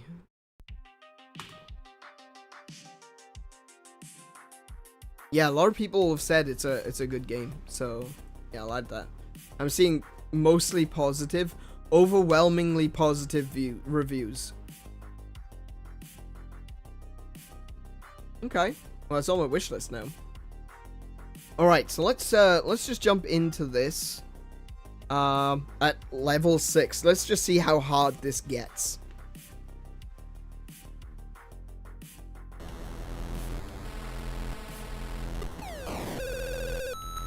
Right, I see. Completely. Yeah, understandable. Have a nice day.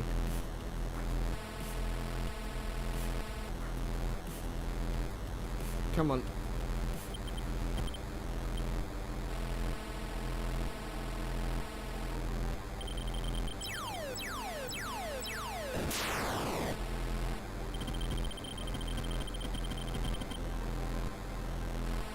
Oh yeah, so in this version of the game, you actually have to eat and then go over to the other side of the screen to activate the cannon.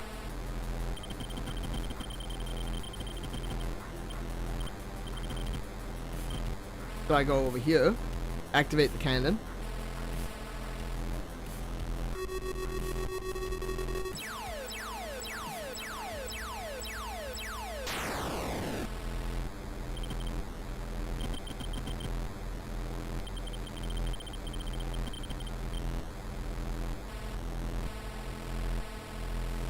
Oh, okay, wait for him to do the swirly thing.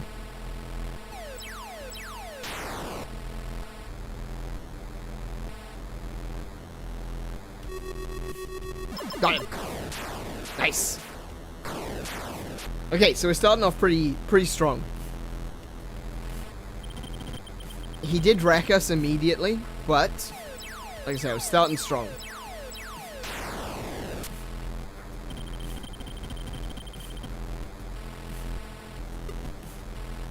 See, the benefit of having to go all the way to the other side of the screen to activate the cannon is actually really good, because it means that you can charge up your energy by attacking, but you can also, you know, shoot, you know, without having to worry about firing off the cannon.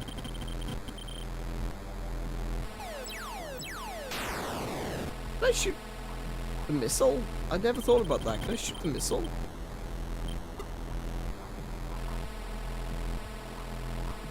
Oh, yeah, I can't shoot while I'm in the neutral zone.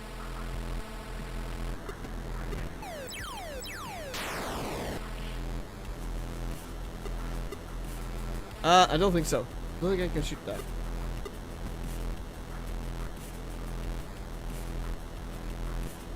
No. Okay, I can't shoot the missile. Oh, he's ready.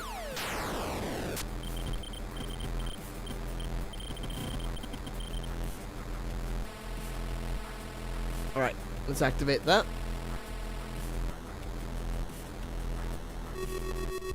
Now, swing and a miss.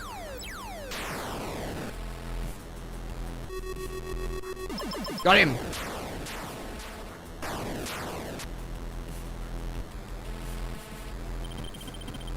Oh, oh, oh, oh, oh. Oh, oh, oh, oh, oh. Oh, that missile is moving a bit faster now.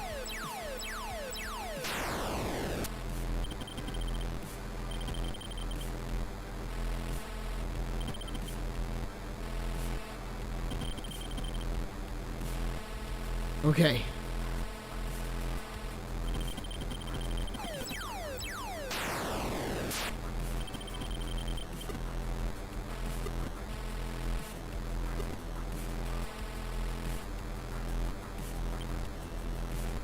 Come on, missile. You're getting in my way now.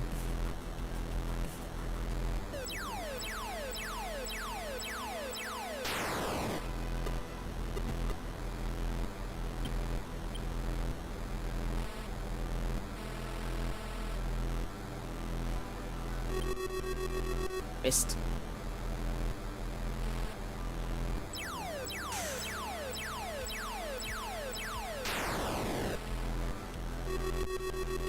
Got him. There's also a trick in this as well, that there's a little glitch to reveal another Easter egg. I'll see if I can get that to activate as well. Oh, here he comes. Oh my goodness, he came in quick. Alright.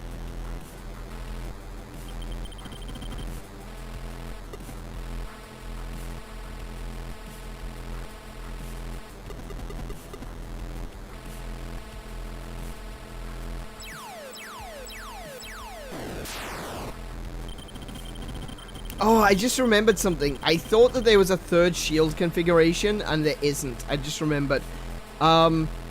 So, at games, I'm not, generally speaking, I'm not a fan of at games. But at games used to do the Atari plug-and-play systems, right? And at games included a fan-made game called 𝗬's Revenge 2.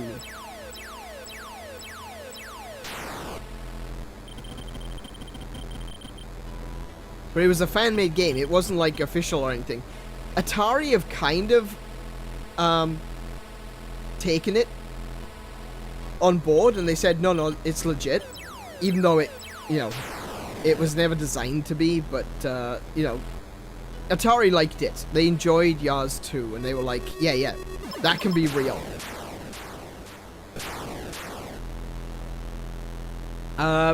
So, Ys Revenge 2 isn't a original Atari game, and that's what I was thinking. I was remembering that it's got another shield pattern, but that's from Ys 2. That's not actually from this game. So as you can tell, Ys Revenge is a high score game. You know, you keep playing over. It's repetitive in the sense that yes, it literally repeats. But I don't think it's a repetitive game in the, you know, with a negative connotation.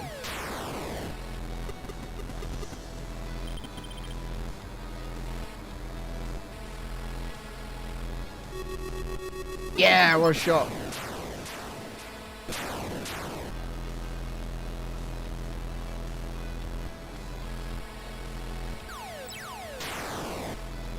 So the Easter egg in question for Ys Revenge, it can only be triggered every so often. Like, it's not something that can be done anytime. You gotta wait for the right moment.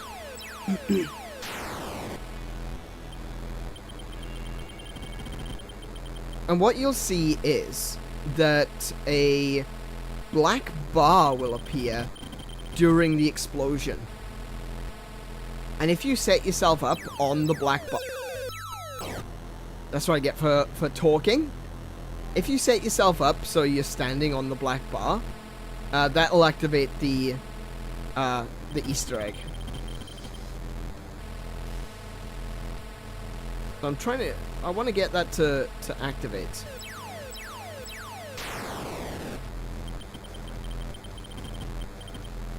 Oh, that missile is moving really quick.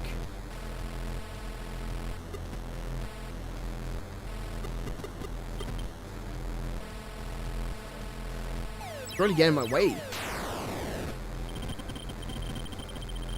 Oh! You see that? You see the color of the shield changed? That means I've just gone over 70,000 points, I believe.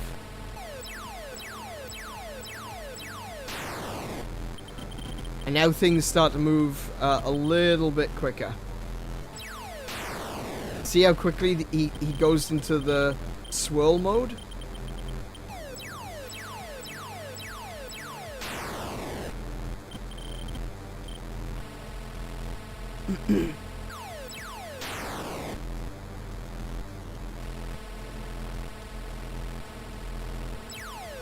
Whoa! Got him! There's no black bar yet. Yeah, 75,000. There we go. Bloody hell! Look how fast that. Look how fast the missile's moving. No action to this game. No action to this game, they said. 76,058.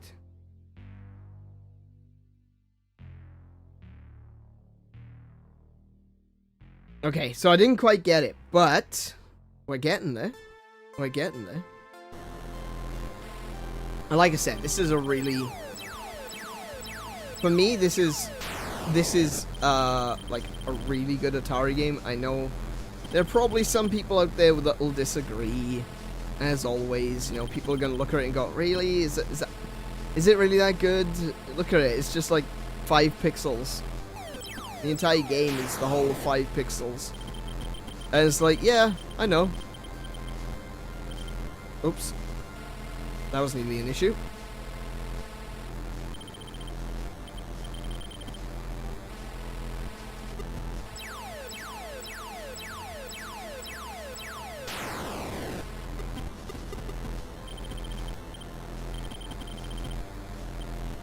Oh my goodness. Just staring down the missile.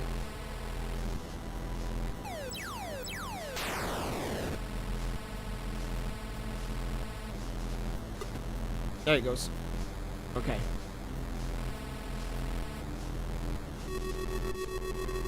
Ooh, okay. Oh no! That was a little bit dumb. That was a little bit dumb of me.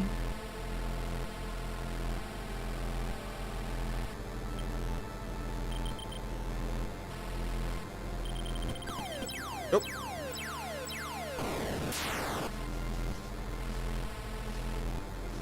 Oh no, that was wrong. Yeah, that was bad. That was bad. Try again. Oh! Apparently I suck now.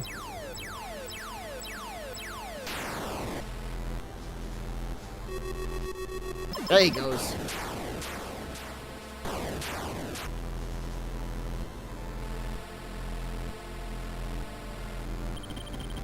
I don't remember if I have to be at a certain number of points.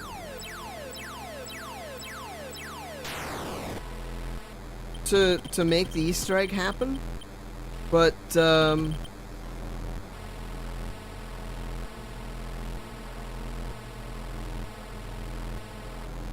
like, I can't remember if there's actually a thing that I need to do.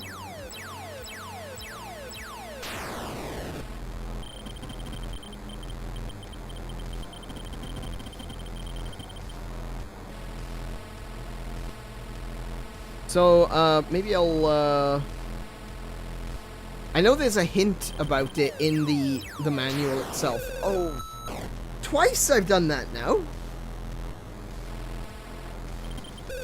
Oh my goodness. That would... Oh, I'm just gonna start over. Yeah. Okay, let me just take a quick little look at the manual. Because, like I said, there's a hint in the manual.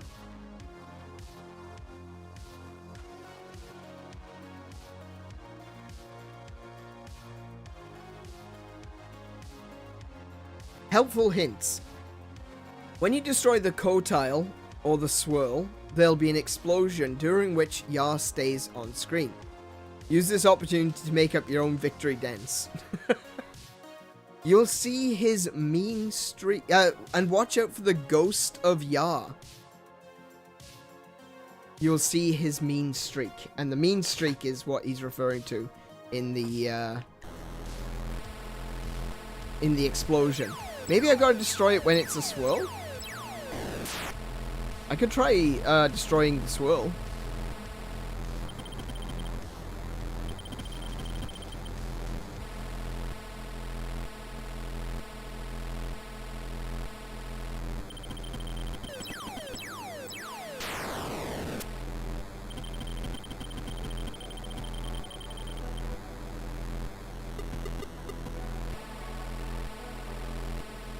So if I get rid of the shield... Uh-oh. I think you get more points for destroying the swirl rather than just destroying the co-tile itself. Okay, so here he comes. Nope. Completely beans that one up. Okay. Get some more energy while we can. Here it comes.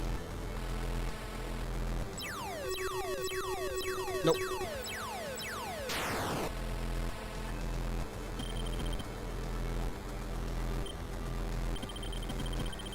Okay.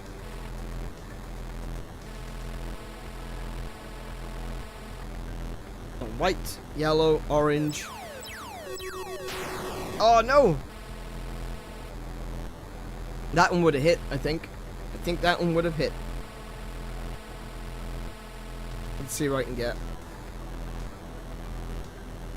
White, yellow. There you go. Nope. Ah. See if I can. I really want to get that to hit because I want to see if it makes a difference.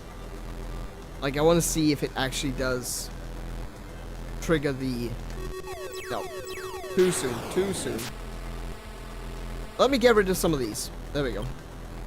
Make it easier to hit. Oh. Activate the cannon.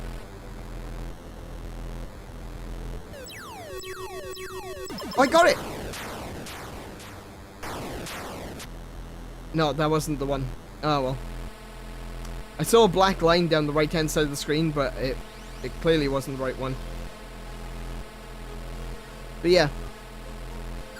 Oh no.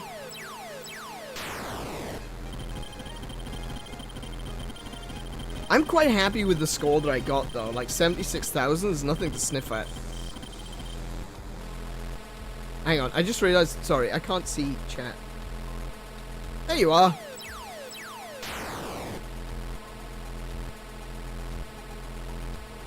Try shooting the missile up and down. Can I do that? Oh, yeah. No. Go straight through.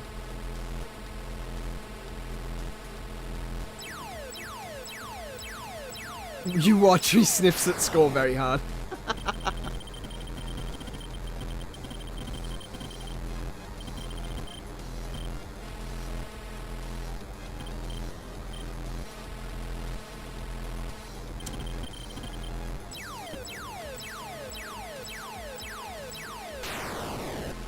I think for this evening stream, I might call it quits a little bit sooner than usual. I am feeling really tired. Oh, it's already 10:30. Oh, okay. So I think after this run, we'll call it quits for this evening.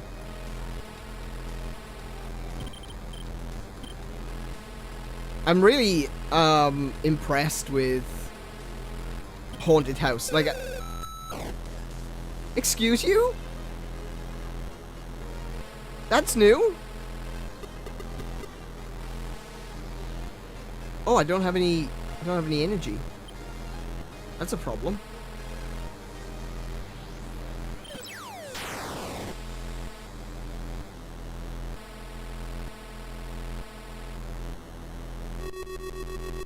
Missed.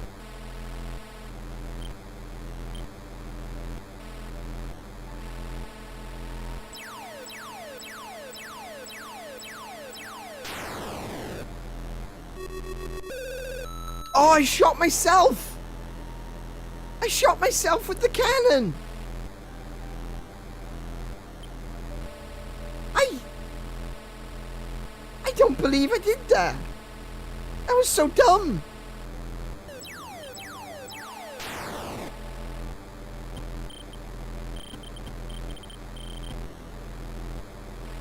That was so dumb! Missed.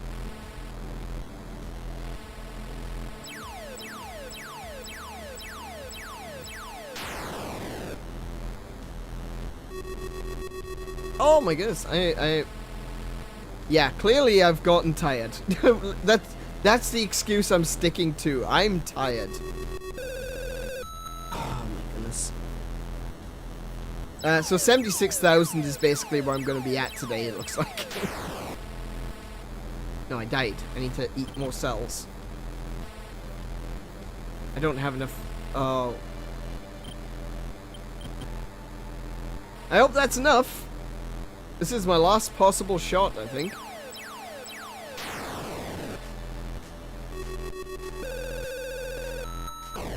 Yep, okay. Yep, we're calling that there for this evening. Yep, right.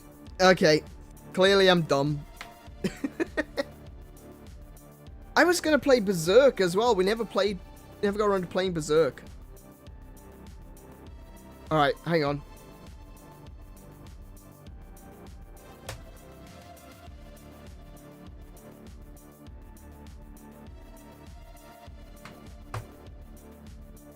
Let's see if this one will load.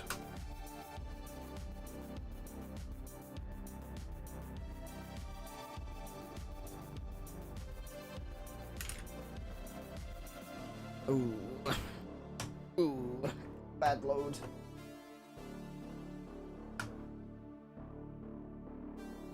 Now, I don't know, I should have tested this, but Berzerk is an original cartridge, so it may not load.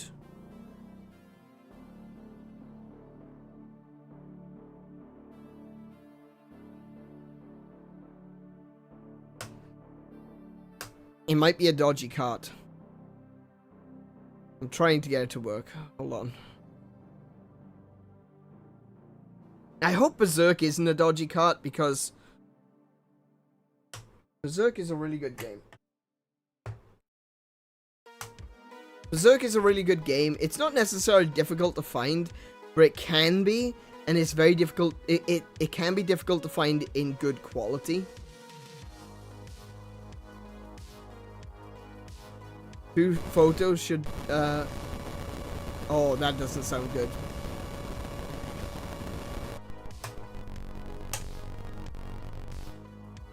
Sorry, let me read that again. A few photos you should post is the game carts together of the ones you play tonight and on Monday. Also, you update scorebook. Yes, right. I do plan on taking a photograph of the scorebook.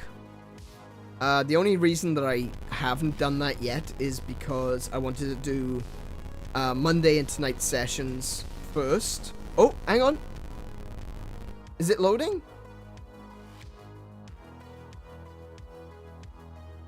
No, it's not. Ah, I don't have Berzerk. That's annoying.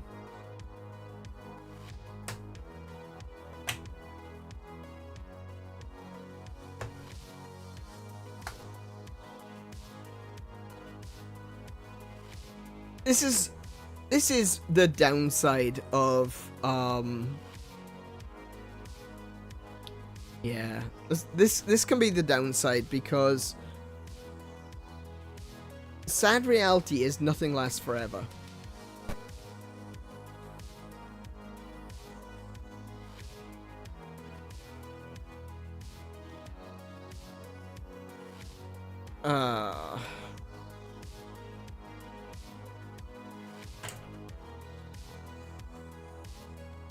People will say, you know,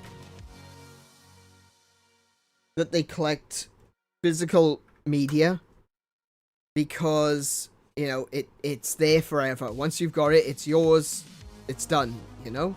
And that can be the case sometimes. Other times, not so much. And the sad reality is that even cartridge-based games, as good as they are and as long as they last, and they do last a long time, sometimes they don't.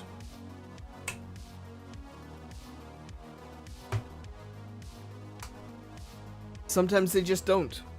And nothing you can do about it.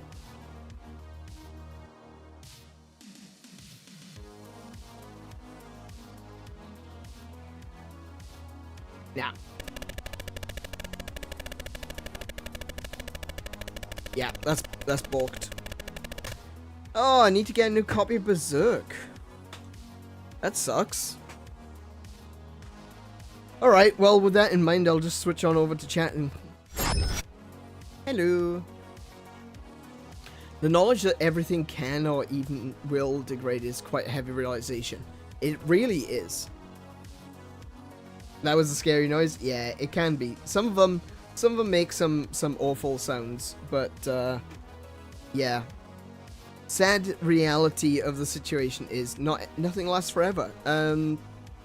Like, if you really think about it, you really think about it, even things like the pyramids, Stonehenge, all these things that are genuinely made out of stone, you know, the very foundations of the earth, won't last forever. It's humbling to think about the temporary nature of life, the universe, and everything. Not me, though. I will stay young and beautiful forever. Righto. But, yeah. I've mentioned this before. I talked about it. What? I can't remember what it's called.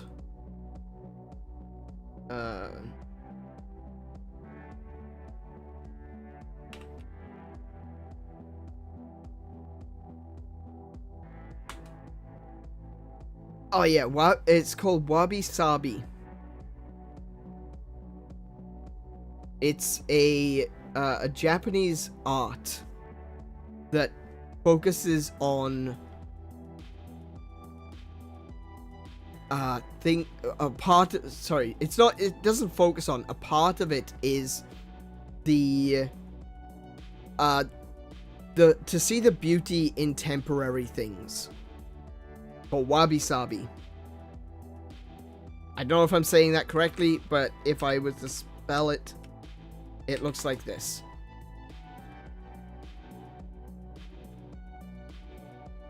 And yeah, it's all about, or a part of it is the temporary nature of things, you know, things come into being, they age, they get old, they break, stuff like that. And there's an importance to that, to the impermanence of things, to the temporal and ephemeral nature of all things. And a lot of people take the concept that, oh my goodness, this isn't gonna be here forever, I must hoard it. Well, that's never gonna work, because one day you won't be. And then who's gonna look after it? Instead, what I feel we should do, like, in my mind and in my person, in my being, is that we need to appreciate the things that we have while we have them. And that goes for all things, whether it be a mug, whether it be a Ming vase, whether it be Stonehenge and the pyramids, or whether it be a video game, you know? These are all things that are impermanent. They're not going to last forever. And I think that's one of the reasons why I like to focus on nostalgia, and I like to talk about Atari games and NES games and SNES games, because they're not making any more. Nintendo will release a few games on the Nintendo Switch Online. Sega may release a few plug-and-play systems. And even Atari will come out of retirement and recreate the Atari 2600 for a new generation that can still play all the original old games. But there's a really good chance that they're not going to be making many, if any, new games. Don't pay attention to the sales, don't buy games. Wait, what?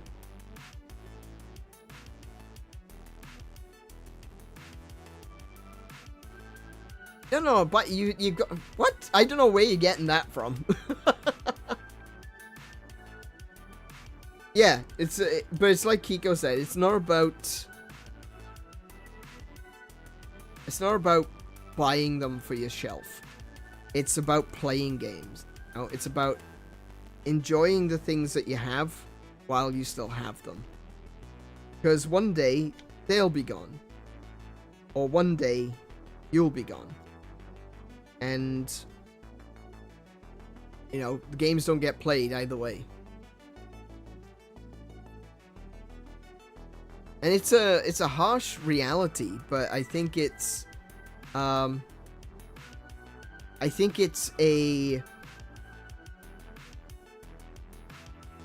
if there's gonna be one takeaway from this week of Atari, it's gonna be something along the lines of to appreciate where we've come from and to enjoy it while we have it. Because once something is in the past, it's gone. You know, it's gone for good. And it takes a lot to get it back. And I don't want this to be, you know, a downer.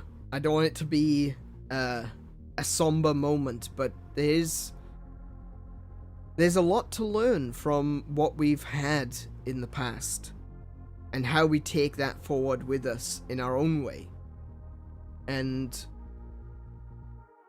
my childhood will never come back, but I can experience it. I can experience a taste of it, a hint of it, in playing those games that I enjoyed as a kid. And I have a in the grand scheme of things, you know, 10, 20 years ago, this wouldn't necessarily have been possible, but I have a unique moment in time that I'm able to share these things with people who weren't there at the time. And it's, I know, I completely understand that these streams are really clunky. They are, because there's a lot of stopping and starting. The games are not necessarily the sort of games that like drag people's attention, but they're interesting in their own right. They're unique. They're special. They're the start of many things. And I feel like the appreciation of them is definitely something that I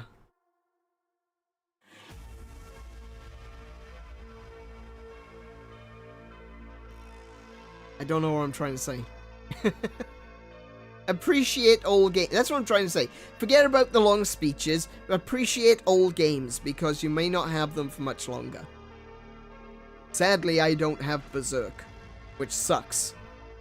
So I wanted to play Berzerk. I like Berzerk. But they're not around for...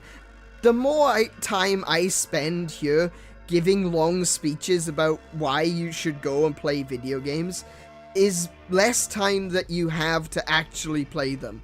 So forget about all that. Go play some video games. If you have the opportunity, play something old. Play something that you haven't played before that's old. And the reason that you want to do that now is because it may not be there tomorrow. As I've discovered with Berzerk.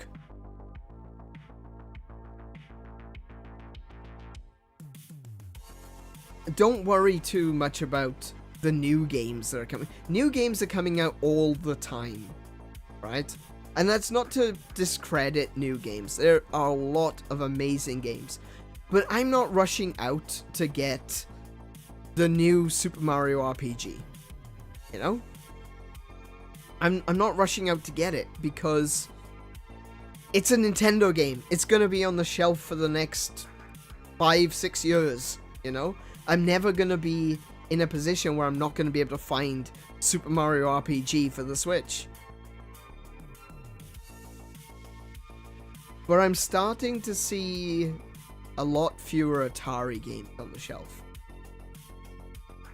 Okay, yeah, I guess Super Mario RPG, not the best example. It's new in inverted commas.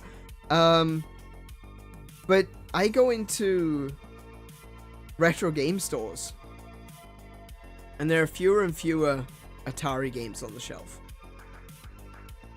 And even if I go in and I see a lot of Atari games, more often than not, they are a lot of the same game. Games that Atari made a lot of. Like the Real Sport series. Bowling. Combat. Dodge 'em. Outlaw. But some of the games that you won't find, or it'll be more difficult for you to find, are games like River Raid. I really like River Raid, but unfortunately I wasn't able to play it for you today. It's a game I really love. But my copy is gone. It's dead. It doesn't work. Same with Berzerk. Just doesn't work. And I don't know how many other games I have here that won't be here tomorrow. So take that opportunity. Take the opportunity to play something that may not be there tomorrow. Todd was ahead of the curve by re-releasing Skyrim for a decade straight. There will be a fresh Skyrim copies 100 years from... Oh, absolutely. They're never going to stop re-releasing Skyrim. I found a really cool shop with a lot of old games here. Oh, really?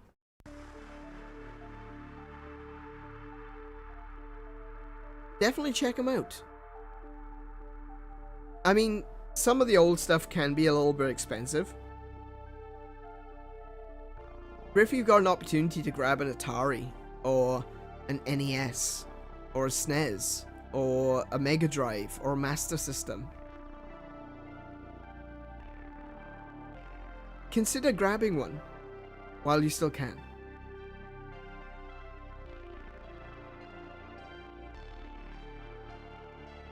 Sinclair. Oh, do you know what? That'll be an interesting one. I don't think I could do an entire week of Sinclair stuff,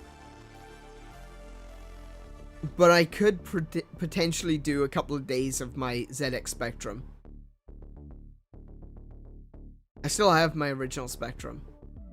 Commodore 64, that would be a bit easier, seeing as we have the plug and play. I still have all of my old games, never sold any, including for console before the NES, but not Atari. I don't know what the thing is called, but it looks like a thick computer keyboard. Oh, wait, yeah, sorry, yeah, you responded to Joseph. What color is it? That's kind of important.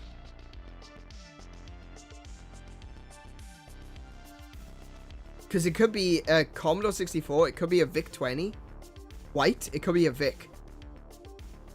Or it could be an Amiga 500.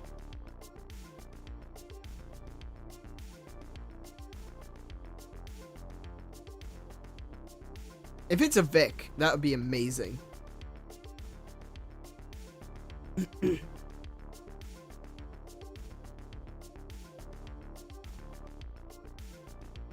I've always wanted to get a VIC.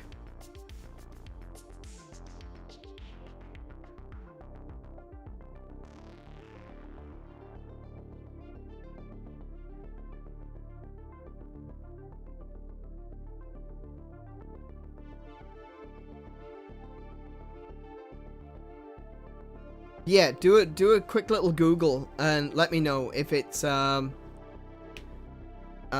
white, it would be an Amiga 5. It could be an Amiga 500 or it could be a VIC-20. Trying to think where else they. I think there was another Amiga as well. Hold on.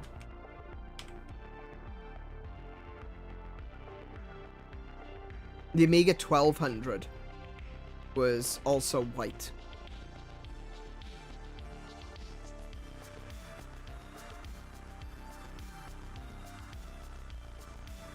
VIC-20. Just BIC-20.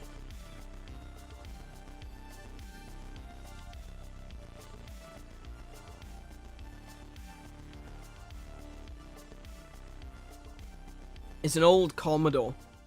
Like, I think it's the first one, really. They use the same, like, physical design for the Commodore 64. But originally it was the VIC-20.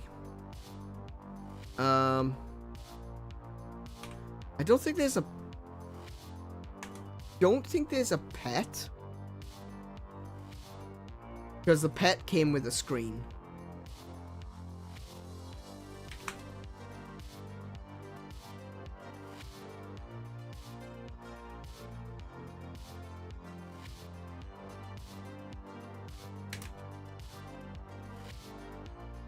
Oh, I tell you, it is so hard to search for a PET. The PET Home Micro. The PET Micro is basically what it is. If you search PET Home Micro, you don't get computers.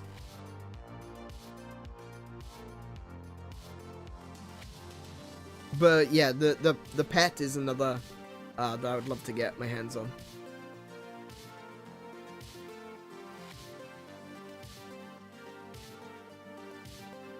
Not because it's any good. It really isn't. Not anymore. By modern standards, the PET is not a good PC. But it is pretty. Oh, that's the Commodore CBM. So that's Commodore Business Machine.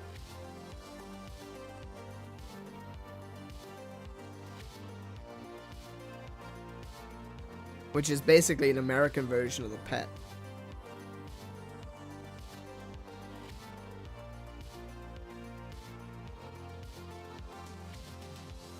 Yeah, I love the design of old PCs and stuff, and like I said, I still got my ZX Spectrum. Joseph living the goals though, yeah. Yeah, I wish I was never big into Commodore, and that's the thing, is like I had, like I said, I got a Sinclair, I got a ZX Spectrum. I wish I was more interested in Commodore at the time, but unfortunately I wasn't, and I never got into Amiga either, and I really wish I had. But I went from my ZX Spectrum to PC, and PC obviously at the time, it honestly wasn't great for games. It wasn't like the Commodore and the Amiga, which had a lot of enthusiast developers. But I think the ZX Spectrum got a lot of enthusiast developers, mostly because it was a British thing, you know, and the era of the British homebrew was just an amazing time for video games. Hey Tim, welcome back. We're just chatting about old computers right now. But yeah, maybe I could do something with the Sinclair. I'm not entirely sure because I don't have any of the connections. I don't think I'd be able to run it directly off my actual ZX Spectrum, so I'd probably have to use an emulator.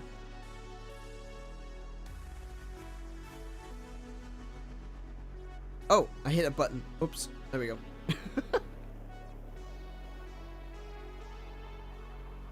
I was surprised for a second. Just suddenly the image disappeared off the screen. Yeah.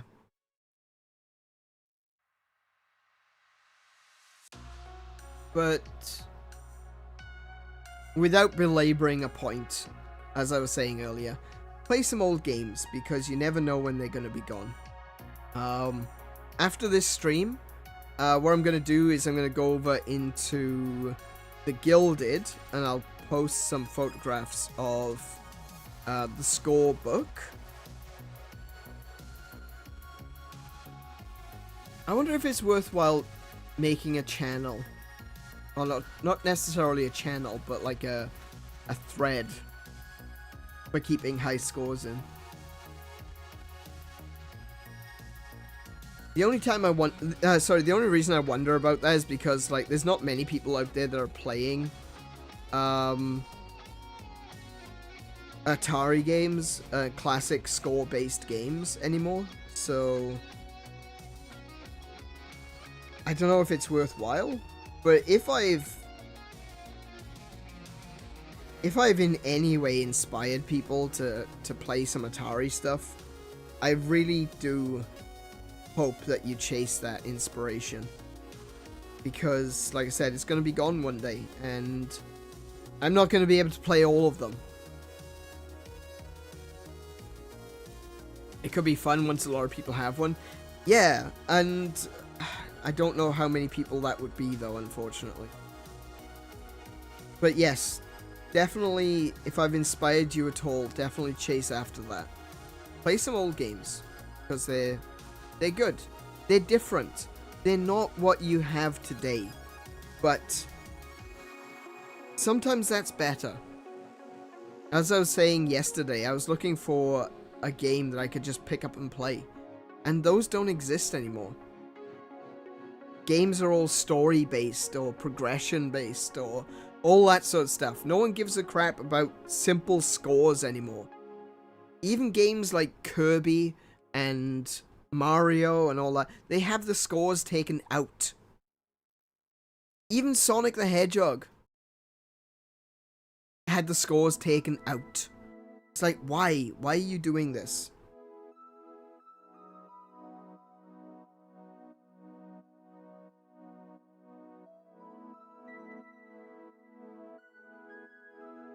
Have you noticed the backlash to Tears of the Kingdom?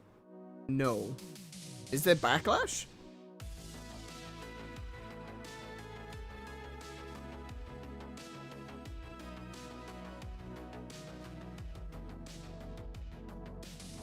Why would there be backlash? It's ages ago it released.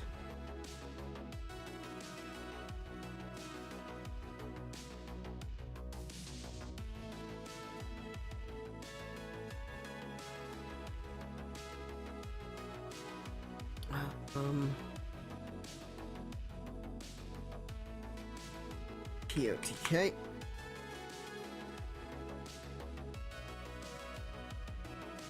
I'm not seeing anything immediately on Twitter. Just seeing a lot of people reposting art and stuff.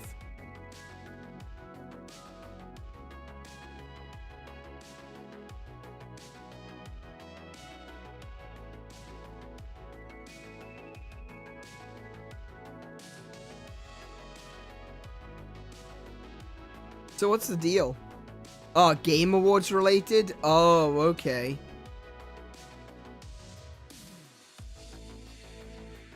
Yeah, maybe. That's interesting.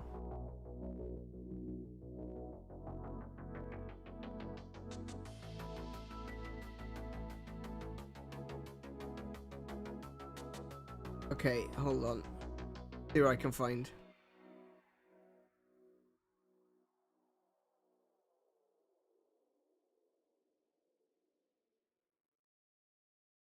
Tears of the Kingdom Game Awards.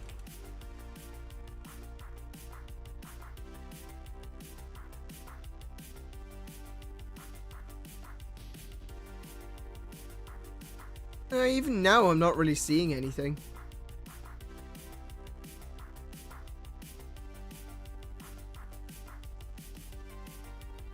In fact, I'm still seeing, I'm actually seeing a lot of people saying that the Game Awards will be amazing if Tears of the Kingdom wins.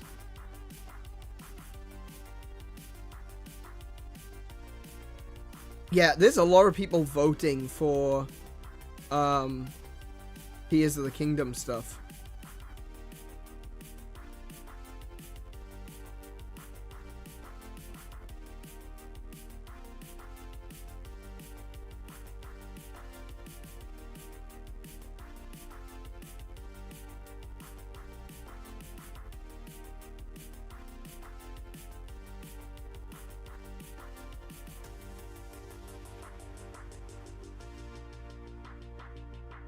I don't know. I don't really care much about the Game Awards anyway.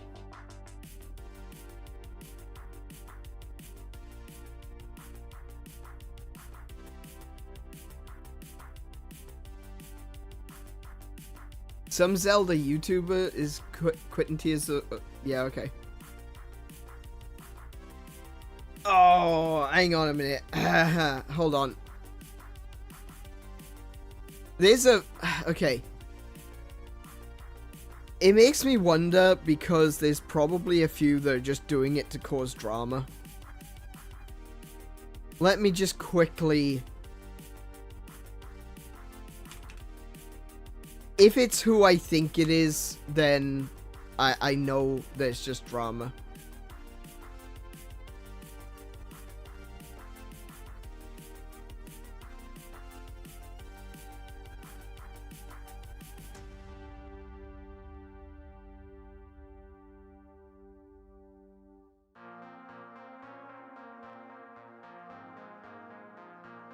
Let's see.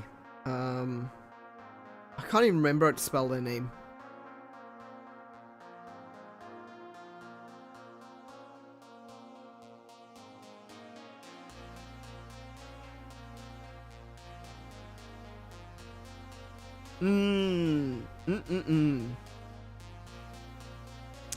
Yeah. Yeah. Okay. Yeah.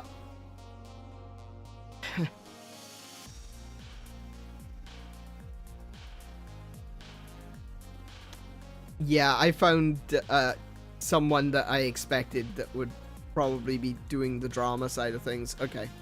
Yeah.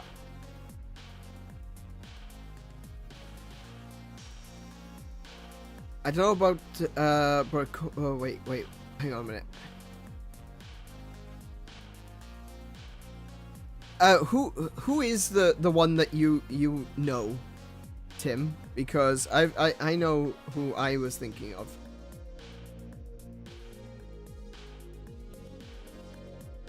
I don't want to cause drama between channels. That's why I don't want to, but I kind of feel like there's a Zelda theorist. There's a reason why I don't do theory videos anymore. I used to actually write theory videos. I used to work for Loxton. I did a bunch of stuff with his Pokemon The End theory. I threw back and forth ideas with him on that one. And I wrote a full theory out for Loxton, which was actually I did two. I did what timeline was Breath of the Wild in, and I did the first stage of Mario Odyssey is referencing the Blitz, World War II. So I worked with Loxton on those. But I don't do theories anymore.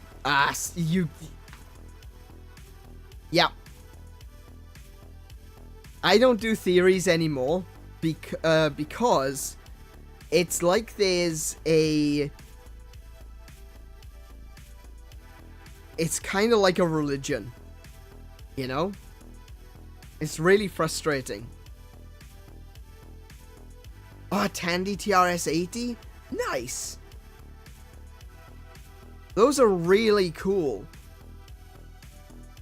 Like, the way that they were made and the way they pulled them together, that's it.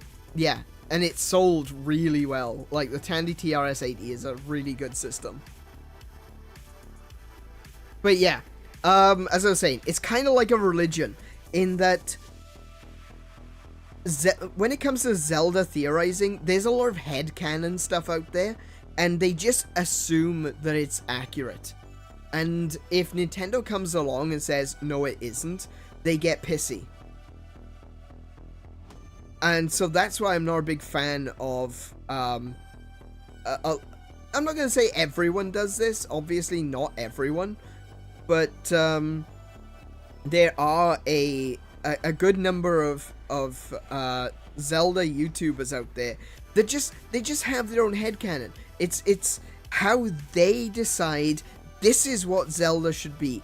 This is what it means. And if Nintendo say it's wrong, then it's Nintendo that are wrong, not us. And one of the ones which I always used to see all the time, for years and years and years, people were talking about this, and it was that the Sheikah were evil. And the Twily are the Gerudo. And it made no sense. It made no sense whatsoever. And it really frustrated me. Because you would see these people come up with these new theories and new ideas. And what they would do is they would say something along the lines of, we already know that the Sheikah are evil. Or they'd say, oh, we already know that the Gerudo are the Twily. And it's like, no, we don't. That was your theory. You can't make a theory built off another theory. It doesn't work that way. If you want to make a theory about Legend of Zelda, you have to take the facts of the game. You take the facts of what it says in the game and you build off of that. If you come up with a theory that makes sense with the facts of the game, cool. If you have another theory that makes sense in the facts of the game, cool. if you can come up with a third theory that includes both of those theories and facts of the game, like both of those theories will explain the third, alright, that's pretty cool. But you have to realize that you're now talking about a theory of a theory. And once you get to the point of theory of a theory, it's practically meaningless. And when Nintendo released Breath of the Wild, a lot of these YouTubers were pissed off. They were so angry with Breath of the Wild because, oh, the lore is wrong, because the Sheikah are evil. No! You said that! You are the ones that said that. And if Nintendo didn't confirm your theory, it means your theory was wrong. Not the other way around. But yeah, when you...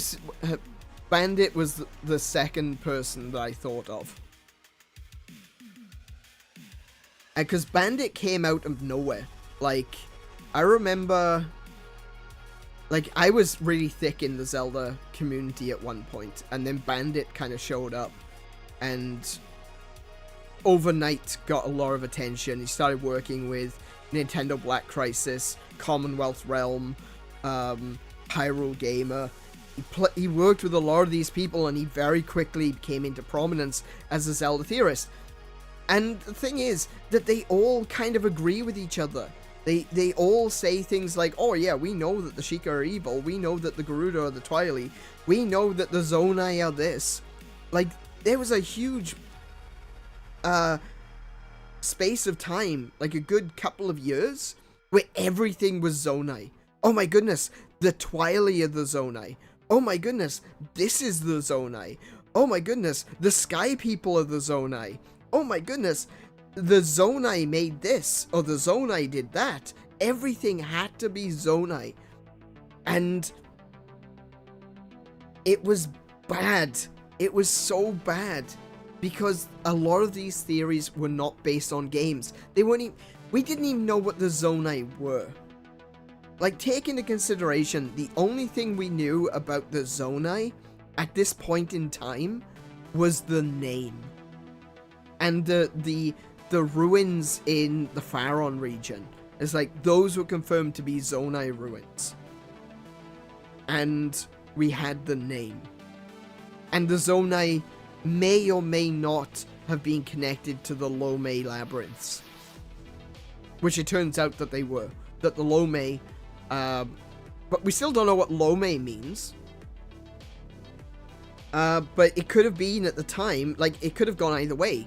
Yes, the labyrinths were said to be connected to the Zonai, but considering they were called the Lohme labyrinths, the Lohme could be its own tribe, or a splinter tribe, or a rival tribe that existed at the same time as the Zonai. And then there was this one of the theories I remember was like, oh, so the Breath of the Wild is blue. Like, specifically calling it the Breath of the Wild. That's wisdom magic, because it's technology. And, the Malice is red, because that's power magic. And so that means that the Zonai will definitely be green, because they'll be courage magic. And to a certain extent, that's true, but it's also completely wrong. Like, the Zonai did end up being green, but not for the same reasons, you know? It's a very different thing.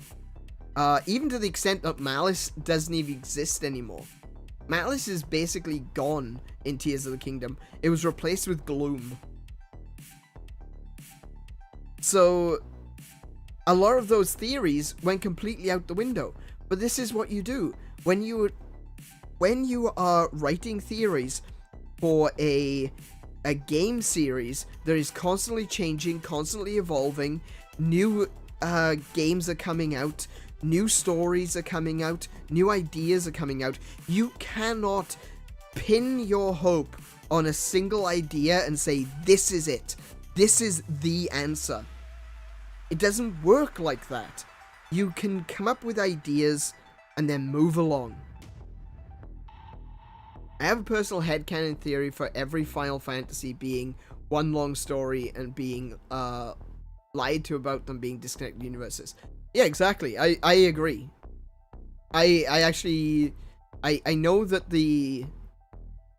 Okay, so the Final Fantasy VII and Final Fantasy X connection is really interesting because while Square Enix themselves say that they're separate universes, the creator themselves said yes, that they are. So, you know, maybe. Also, Final Fantasy 1, 2, and 3, and 9 all seem to fit together really well, so they could all be the same universes. Anyway, but yeah, getting back to the Zelda stuff, like, it's frustrating because it's something that I wanted to do. I've got so many Zelda theories that I've got written out. I'm not going to do them. I'm just not going to bother. I don't want to be saddled with the epithet of, oh, he's a Zelda theorist. I don't want that. I don't want people to think that's what I do. I have theories. I'm never going to do a video on them. And actually, I was right. If you go to Gilded and you search for some of my Zelda theories, you might find them. Most of them are correct. Most of them were proven. Like, for example, I said, after Breath of the Wild released, I said that they would do a HD remaster of Skyward Sword, and they would not do a HD remaster of Twilight Princess and Wind Waker. And everyone told me I was wrong, because they were leaks. They were leaks! The Twilight Princess remaster is coming, we know, the leaks. The leaks were wrong. I was right. Skyward Sword released. And the reason that I knew that was happening is because I realized that Skyward Sword was a part of a trilogy of games. It's Skyward Sword, Breath of the Wild, Tears of the Kingdom. They're all one story. Now, Tears of the Kingdom does kind of throw a wrench in there because it's a little bit different from Skyward Sword. However, Skyward Sword is also... Tears of the Kingdom is also a little bit different from Breath of the Wild. There's stuff in Tears of the Kingdom which directly contradicts Breath of the Wild. And considering that that's a direct sequel, like a confirmed direct sequel, it just goes to show exactly what Shigeru Miyamoto says in the Hyrule Historia. That the Zelda universe is ever changing. Every time someone writes a new story, the Zelda universe changes. Let me get the actual quote, because I have it right here.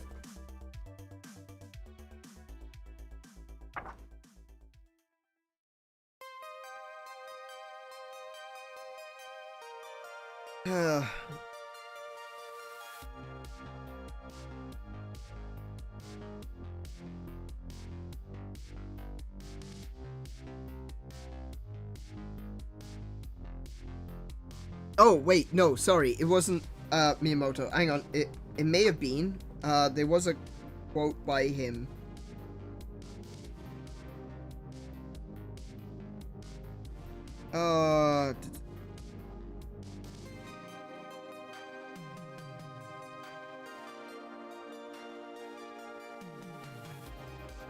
Oh, here we go. Oh, no, it was Eiji Aonuma.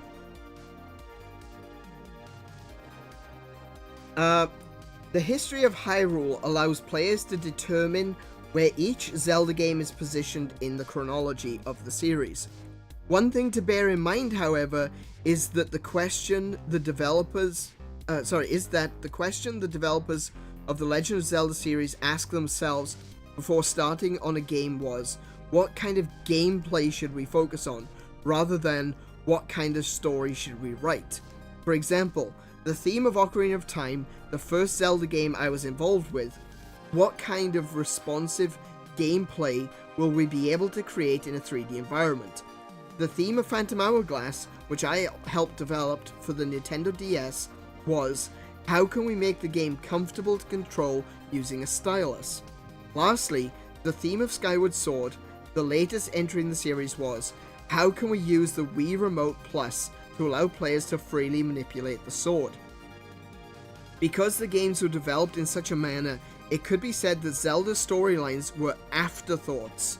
As a result, I feel even the story of the Legend Begins in Skyward Sword was something that simply came about by chance. Flipping through the pages of the history of Hyrule, you may even find a few inconsistencies. However, people such as the Mogma tribe and items such as the beetle that appear in Skyward Sword may show up again in other eras. Thus, it is my hope that the fans will be broad-minded enough to take into consideration that this is simply how Zelda is made.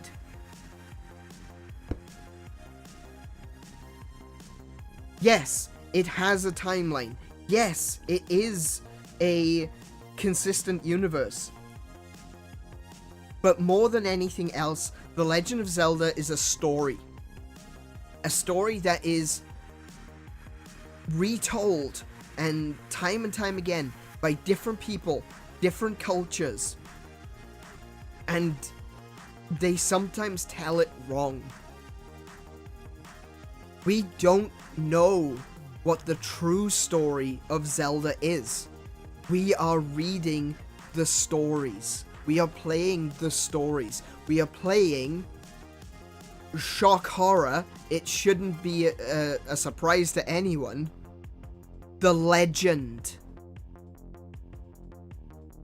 It's going to be wrong. It's going to be different. It's going to be inconsistent. And that's fine.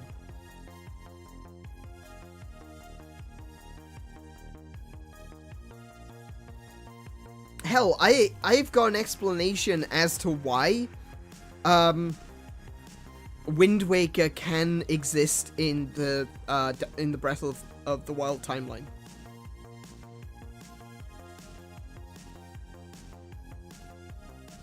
It shouldn't. There's no explanation for it. And this is the thing that frustrated me about fans, is this whole combined timeline thing. It's like, oh yeah, but Breath of the Wild is now the combined timeline, so like all the timelines converge into one. No. Time can't... Universes can't do that. Universes can split apart, and they can go in separate directions at a point, at a juncture where things change. Ocarina of Time is that juncture. There is a child timeline which continued on differently than the adult timeline. And then you've got the downfall timeline, which is a what-if scenario, right? But the thing is, at the end of Wind Waker, something absolute happens. Something, to borrow a meme, a canon event occurs, right? And that canon event is Hyrule was destroyed. Wind Waker ends with the complete and total destruction of Hyrule. Which means the Breath of the Wild cannot exist in Hyrule, in Wind Waker's timeline. It's impossible. Because we also have the game Spirit Tracks, where Link and Zelda find another landmass and found the Kingdom of New Hyrule. It's a completely different world. It's a different land. It's a different country. So it can't possibly be the same timeline as Breath of the Wild and Tears of the Kingdom. It's impossible. And especially now, with Tears of the Kingdom, saying, like, the first founding of Hyrule was done by a Zonai. Well, yeah, then it definitely isn't Hyrule. Not Hyrule as we know it from Wind Waker.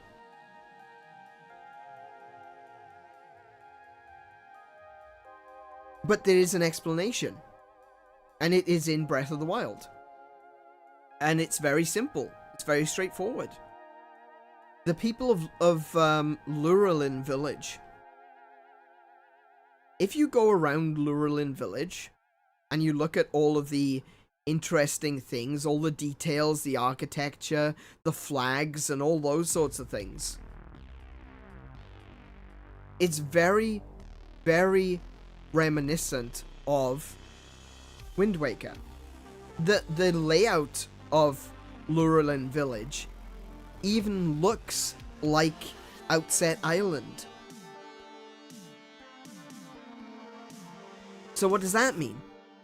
Does that mean that Wind Waker confirmed? Well, no, actually. What it means is that the Kingdom of Hyrule has a story. And that story is The Legend of Zelda. It's a story that is passed down from generation to generation to generation, explaining the cycle of death and rebirth. The reason that Ganon keeps coming back. The reason that there's always a Zelda and there will always be a Link. The people of Lurelin, however, they seem like they've come from another land. They literally turned their ships into their homes. So, wouldn't it make sense that the people of Lurelin came from somewhere else and they brought their own stories with them? And over the centuries, the story that they tell their children is an amalgamation.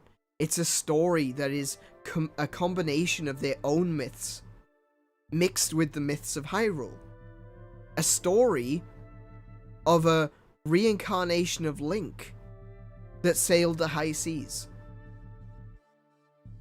Doesn't that make more sense? That it's just a story? Sorry, I'm sorry. I just realized I've gone on for a bit.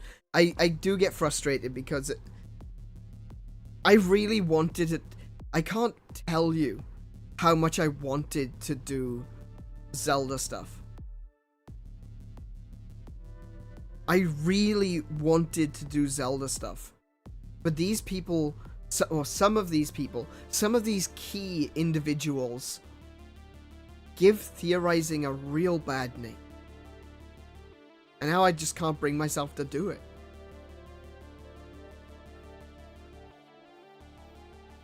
And even more so, they've made it that I hate that I was right.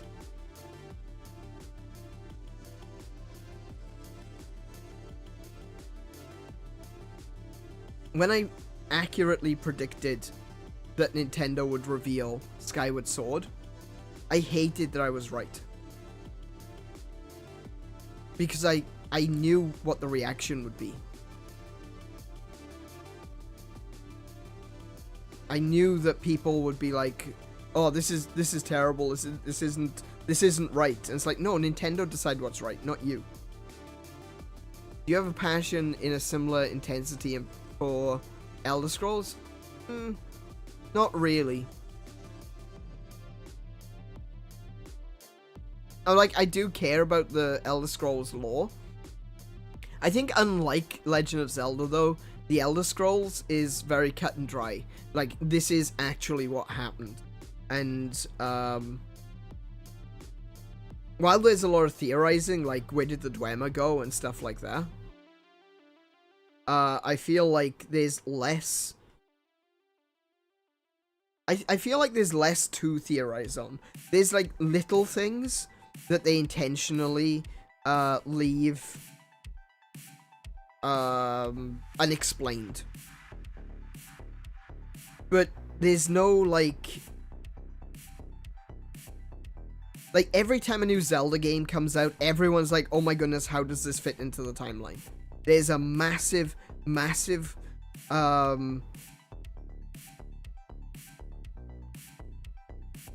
like question hanging over the game that,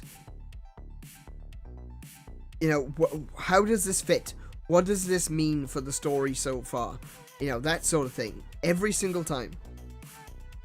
When it comes to the Elder Scrolls, it tends to be more self-contained. Like, Skyrim was the story of the Dragonborn.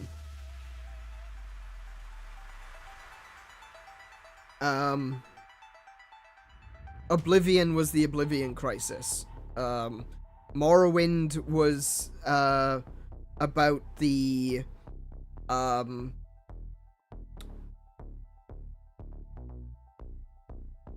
oh, what are they called? The living gods.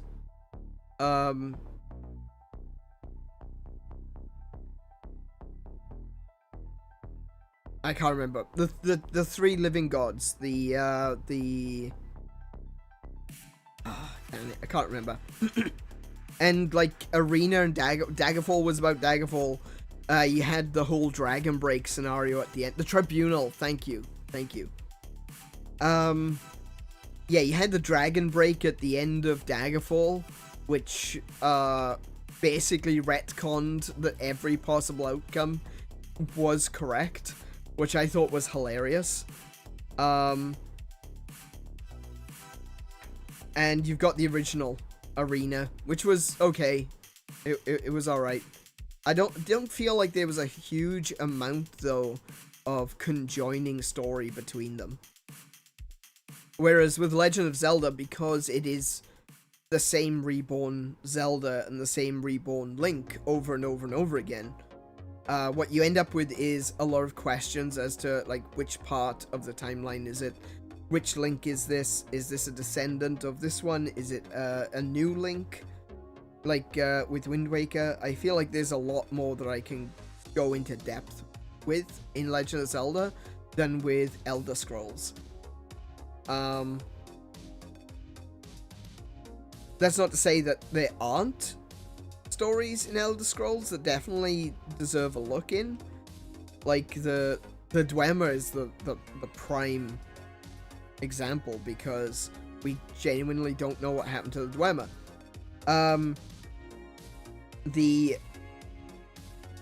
The artifact at the College of Winterhold, the eye, that's interesting, because we don't know where that came from, or what it is, or what it does. It's just kind of there, and then you do a quest line, and then it's not there. You know? And it's like, okay, I got a few questions here, but no, for me, it's always been Legend of Zelda, because I grew up with Legend of Zelda. I've been hooked on Legend of Zelda since the very first game. And it's unfortunate, I just find it really unfortunate that I want to be able to do more Zelda stuff, but I don't want to be stuck in this horrible maelstrom of just people constantly arguing about what is right. I don't care what's right. I just want to enjoy the games. I have a prediction for Zelda that they are working us up to a futuristic Zelda game, likely done through time travel feature, which was done a bit in Skyward Sword. In it, we'll learn of the Triforce being some kind of supercomputer. I don't think they'll ever do that. The reason that I say I don't think they will is because, and you know, okay, this different developers might do that, but the current developers won't. because the idea is that Zelda is a fantasy story. That's like the one thing that they kept, is that Zelda must be a fantasy story.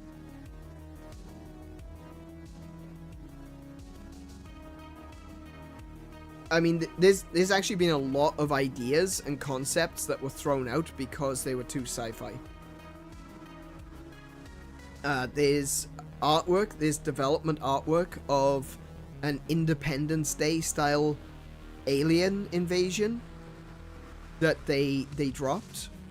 There was a version of Link that rode a motorcycle. The motorcycle made it back in, though.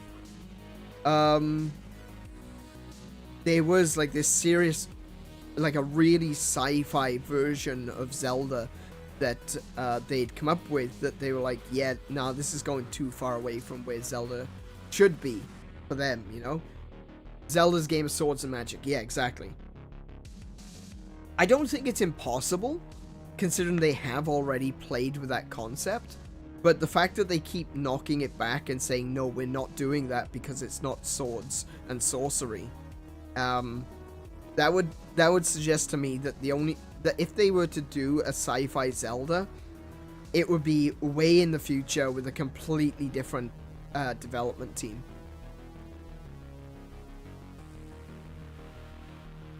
That was the actual story of Zelda 1, but they claimed to run out of space on the cartridge. Not quite. The original story for Zelda 1 was that it was going to take place going between a fantasy world and a sci-fi world. So it's going to have the two aspects.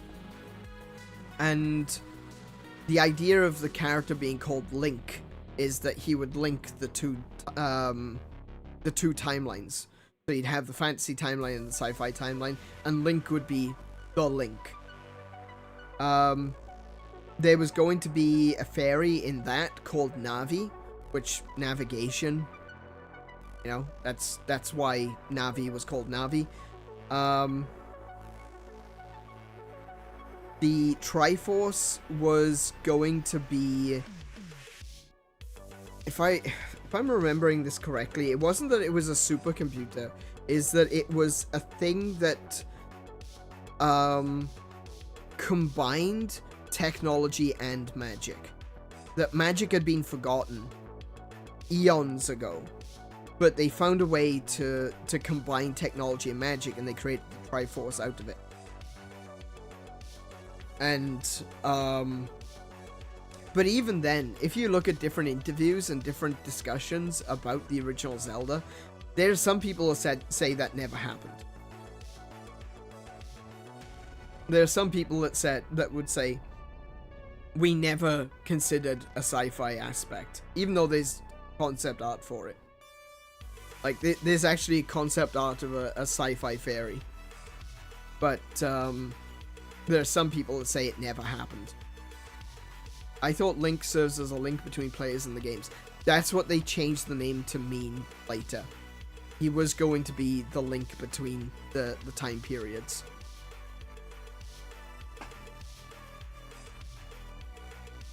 And the name Zelda was chosen because it sounded both futuristic and fantasy at the same time.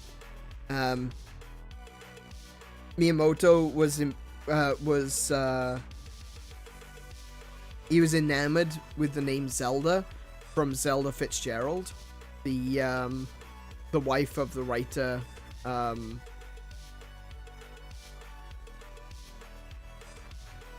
can never remember what his first name is.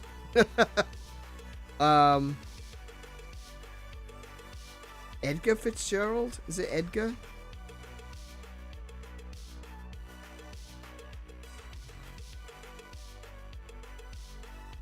Anyway, yeah, he liked the name Zelda. He felt that it seemed old-fashioned, but at the same time futuristic, and it would serve as a really good name for the princess being from both times. I believe they're gonna do that concept at some point. Yeah, look, I wouldn't be surprised if they do something fantasy. And a little bit sci-fi, like they kind of done that now. they made the I take into consideration that even in A Link to the Past, there's talk of aliens. The gods are not gods in A Link to the Past, they're aliens. And that's the reason why I didn't have a problem with the Zonai. At first I was like, oh my goodness, what are they doing? They're ancient aliens in my game. But no, actually that makes perfect sense, because it says in the manual for A Link to the Past that the gods came from a distant nebula. So it was always aliens. It's Ocarina of Time that changed the story. If anything, I would say Tears of the Kingdom is more accurate to the original story of Legend of Zelda. It doesn't change anything. It puts things back to the way they were.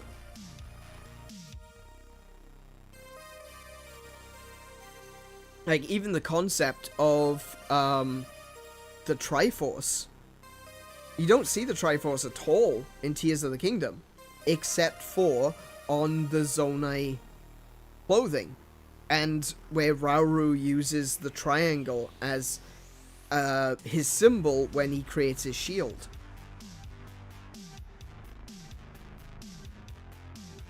And so it would kind of make sense that the gods, Din, Nehru, and Farore, were actually Zonai. And that kind of tracks as well. There's it's never directly stated, but there are things that occur in Tears of the Kingdom that make you go, well, whoa now, hold on a second. Like, for example, they talk about draconification, and they say that it's something that, they talk about it, they know what it is. If you swallow your secret stone, you become an eternal dragon. Well, how do they know that? It means that someone must have done it in the past. Otherwise, they wouldn't have that knowledge. Well, there are 3 dragons around Hyrule, and their names do just so happen to be very similar to Din, Farore, and Nehru.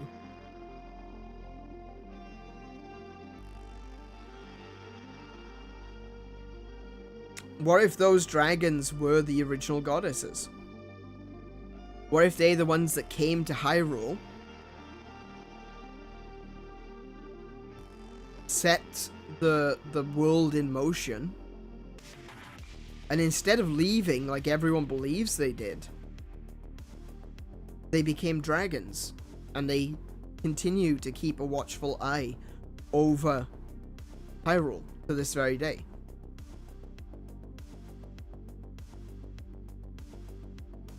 Interesting thought. And guess what? It's consistent with A Link to the Past. It makes perfect sense. Remember, Skyward Sword brought the idea of higher and lower gods? So it's not just one group we're talking about when talking about the gods. See, I said I didn't want to get into theories, but yes. So Skyward Sword brought into the concept of that there is at very least 2 ranks of gods. At least 2. That there was the golden goddesses that created Hyrule, and there was Hylia, who came to maintain Hyrule. There are also the underworld gods, which we see in Tears of the Kingdom. There's also the possibility that Demise is more than just a demon, but is actually a god. And my personal theory on that is that Demise is from Lorule.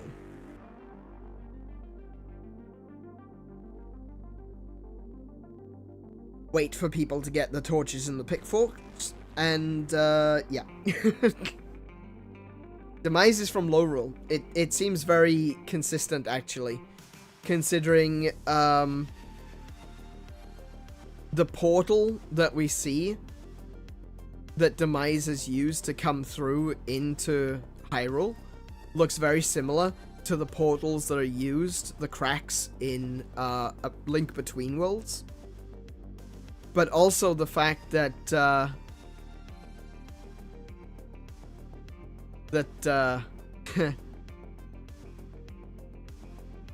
his sword has the Lorule Triforce on it.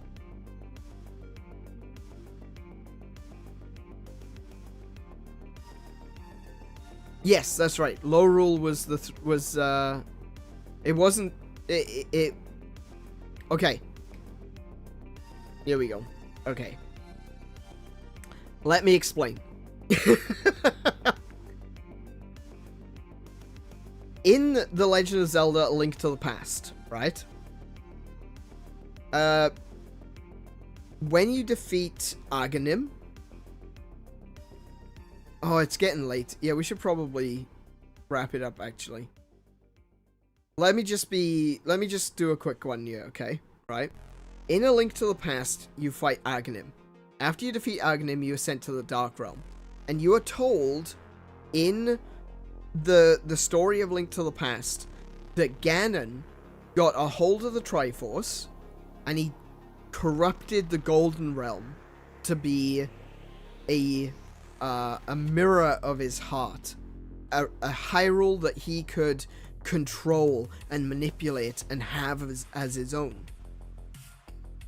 So the Dark World isn't Lorule. However, why does it look like Lorule? Well, to me, I'm thinking about that and I'm going, well, the reason that the Dark World looks like Lorule is because it's reflecting Ganon's heart.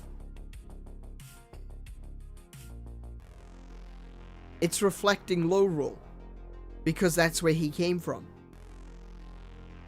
I believe that Ganon, the Demise, the powerful Demise, was Link from Lorule. The story of... I'll explain that one too, okay? The story of Lorule is that wars broke out in the exact same way that wars broke out in Hyrule over the Triforce. In Hyrule, they hid the Triforce in the Sacred Realm. In Lorule, they decided to destroy the Triforce so that no one could ever get their hands on it. Whose hands? Who was trying to get their hands on the Triforce? Demise. So with the Triforce destroyed, Demise went seeking another Triforce. In Hyrule, the same way that Yuga did in A Link Between Worlds. So, Demise, who was once a Link, he was once a champion, and he had the sword, he had a Master Sword, to prove it, used a dimensional portal to get to Hyrule, where he encountered Link, the Link of Hyrule. And those two fought, and Demise was defeated. But Demise set a curse in motion, saying that the descendants of the Demon Clan will forever hate and hunt the bloodline of the princess and her hero. And by doing that, he set in motion this reoccurring cycle in Hyrule. That cycle doesn't exist in Lorule. There is no Ganon in Lorule. Why? Because he came to Hyrule. And like I said, if you see Ganon's sword in Skyward Sword, and you imagine that they are the same sword. It's the Master Sword. It's a dark version of the Master Sword. You've got the demon, in quotes, demon, 𝗬𝗁𝗵, and the Master Sword is 𝗦𝘗. When you hold the Master Sword skyward sword, the Triforce is the right way up. When you hold Demise's sword skyward, the Triforce is upside down, indicating that that is a 𝗬𝘗𝗄lian Master Sword. Next question. Why isn't there a Master Sword in A Link Between Worlds? In Lorule? Because it's in Hyrule. Because Demise brought it with him.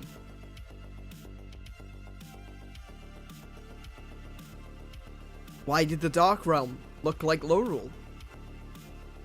Because that's the world that Demise came from.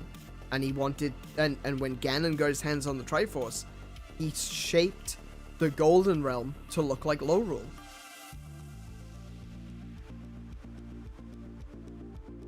It fits. It fits perfectly.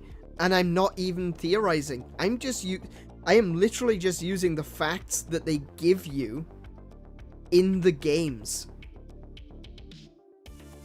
This is how you should be. I don't want to be that guy, but this is how you do a theory. It all has to fit together. It all has to make sense.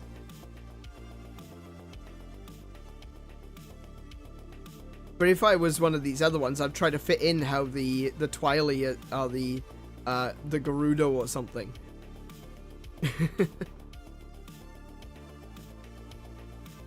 I think the 𝗦𝘗 are the same tribe that made Majora's Mask. And I believe that they built the Stone Tower Temple, and they had a hatred for the goddesses. That's why they show their statues in the Stone Tower Temple of this demon face licking the Triforce. A blasphemy, if ever there was one. Now maybe they are the demon tribe, or what's left of the demon tribe. And that would explain why Ganon was so comfortable in possessing Zant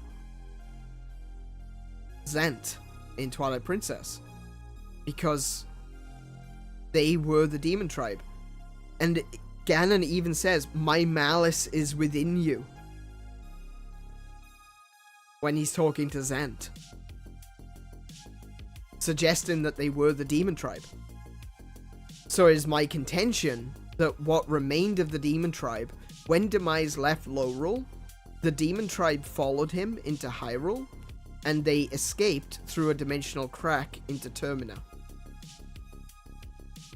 They then attempted to invade Hyrule, and being called the Interlopers, a word which means those that come from without, they were banished to the Twilight Realm, and they eventually became the 𝗦𝘗. But they, much like the Gerudo, were descendants of the demon tribe. That's why the Gerudo and the 𝗦𝘗 look the same, but they aren't the same. The Gerudo are distinct. The Gerudo are the Gerudo, and the 𝗦𝘗 are the 𝗦𝘗. But it makes sense that they would be similar if they all descended from Demise, or they are the 𝗬𝘗𝗄lian version of the Gerudo. Which, interestingly enough, there are no Gerudo in A Link Between Worlds.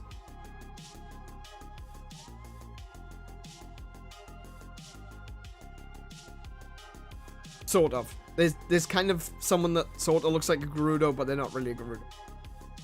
But they could be the demon tribe. They could be the Twilight. I think that makes more sense than trying to make it the Gerudo or the Sheikah or whoever, just trying to force it into being something that it was never meant to be. The facts speak for themselves. The games speak for themselves.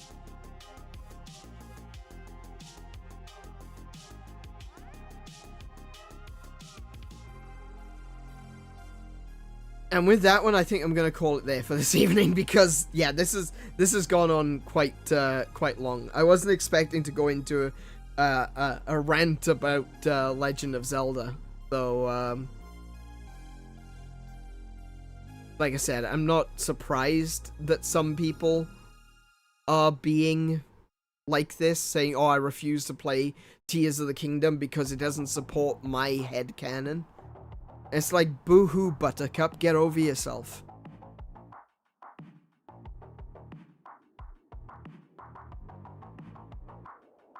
These people disappoint me more than anything. I'm not gonna say that I'm angry at them. I'm angry at myself. Yeah, theory stuff is supposed to be fun. And people who are going to do theories, they need to be open-minded. Like Aonuma said. Like Aonuma says, in the Hyrule Historia, you need to be open-minded. They're not interested in open-mindedness. They have their headcanon. And damn it, if you do not agree with their headcanon, you are wrong. And if Nintendo says something that's different to their headcanon, then Nintendo is wrong too. That's not how it works. That's just not how it works. It's so sad. It's disappointing.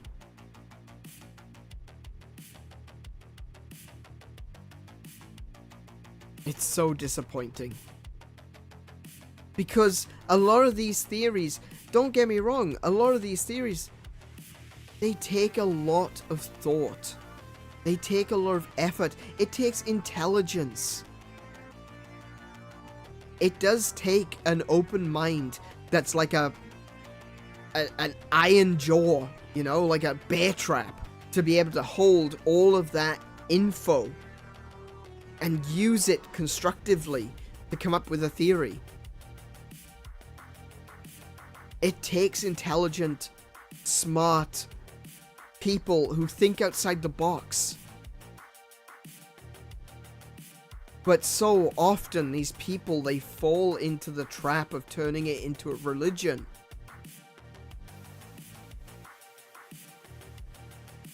They fall too much to hubris and ego. That they must be right. And if they aren't, then it's the writers that are wrong, not them.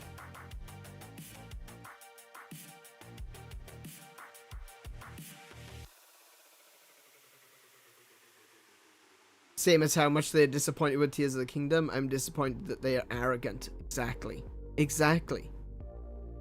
Being disappointed because a game isn't exactly as you imagined it would.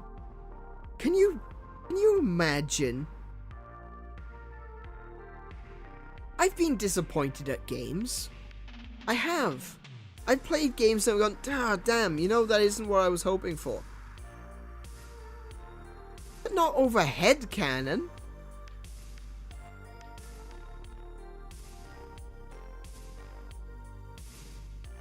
I was disappointed at the most recent Pokemon games. And I'm disappointed at them, not because of the story, but simply because they don't work. That's a good reason to be disappointed. Did you spend $70 on a game and then it doesn't work? Yeah.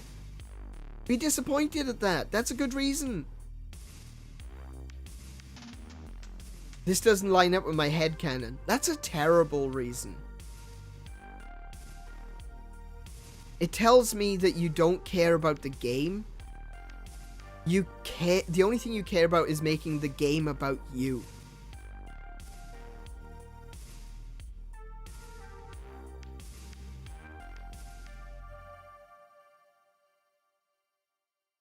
That's so sad. And I don't want to be caught up in that crowd. The same way that I will openly and willingly accept anyone into this stream. Anyone. Anyone who plays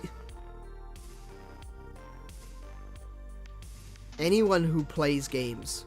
Anyone who picks up a controller can be my player too. I welcome you all. I don't care who you are. I don't care your background, your sex, gender, sexuality, any of that. I don't care. I don't care about language, race, anything. I don't care. If you are picking up a controller, you can be my player too. That goes for them as well. That goes for the people who do console war. That goes for the people who do say and do stupid things, like be disappointed at a game because it didn't immediately completely confirm their headcanon. I don't care. I just want to play video games. And I'm willing to play with you. I want to play with you.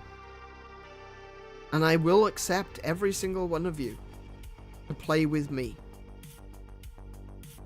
Because it's about the games, not about me. It's not about my hang-ups. It's not about the things that I don't understand or don't know. It's about the games. If ever there was a religion to be seen in all of this, that's it. That's it right there. A religion of acceptance. A religion of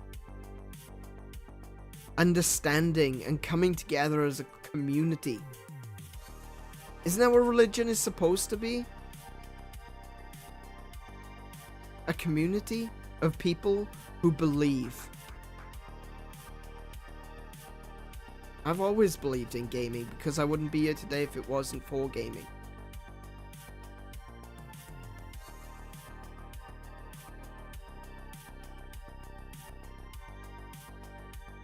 But these people want to make it about themselves.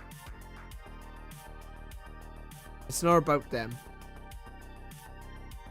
And if they're willing to see that, if they're willing to go, oh, you know what, I was wrong. It's not about me. Then of course I'm going to play with them. Of course I'm going to be happy that they are seeing the games for what the games are, for what the games are supposed to be. That's something to celebrate. But right now it's all about me, me, me.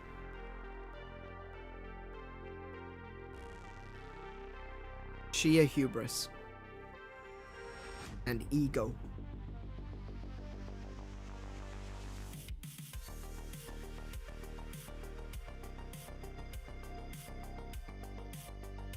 I'm gonna go now. Before I get into another super deep and potentially cultish diatribe about gaming being a religion. I think I'm gonna call it there for this evening. But I want everyone to understand that I welcome you all. Because I want to play with you. I want to share these games with you. That's why I'm doing Atari Week. Because there's so many people out there today who weren't there for when it happened.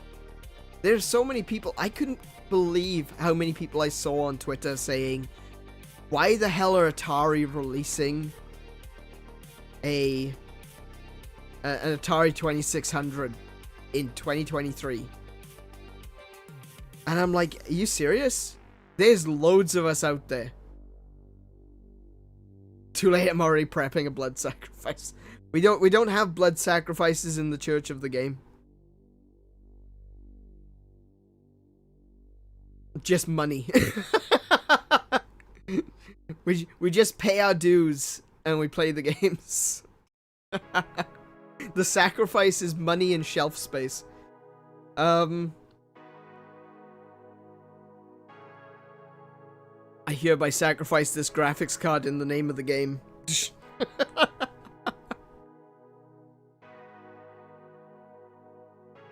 Yeah, GPU sacrifice, that's the one, yeah. I thought I had sacrificed my GPU to Cake Bash, because that scared the hell out of me. But yeah. I want you to enjoy games, and I want to enjoy them with you, and I want to share with you my experience, because not everyone has nostalgia, and but if you're open to it, you can be swept away by it. You can be brought into it. You can be brought into the love that other people have. And I think that's supposed to be, that's what I've been trying to get at. That's what I was trying to explain earlier, you know? Atari Week isn't necessarily for me, though it is kind of, because obviously it's my history as well as it is gaming history, but it's also for you guys. It's for you that if you are so inclined, if you are interested, that you can be a part of this, that you can experience that history with me, and that you can be taken up in it. You can become a part of that experience as well. There are games that you could play right now that we've been talking about. The Recharge collection of games that are on Switch and Xbox and PlayStation. You can get them, like, right now on any of the eShops. And there's a lot of them are excellent games. And you can see where they come from on the Atari 2600 and still experience the games as they are today. I never understand. I'm not going to name names, but a friend of mine, and he might be listening right now, he keeps saying, but I don't have that nostalgia. So, then play it as though it's your first time.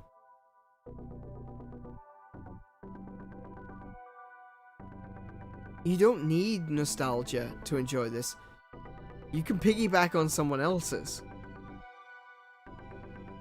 Or you can just enjoy the game for what it is. Asking no more of it than what it offers.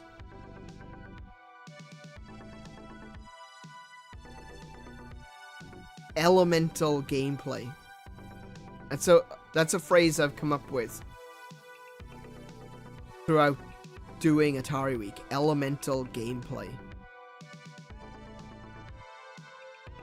The base core expression of a game mechanic. And that's where a lot of these games are.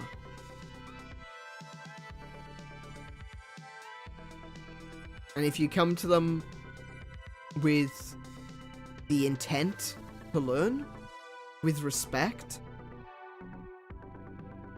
and acceptance that they aren't going to be perfect, I still think you can get a lot out of them.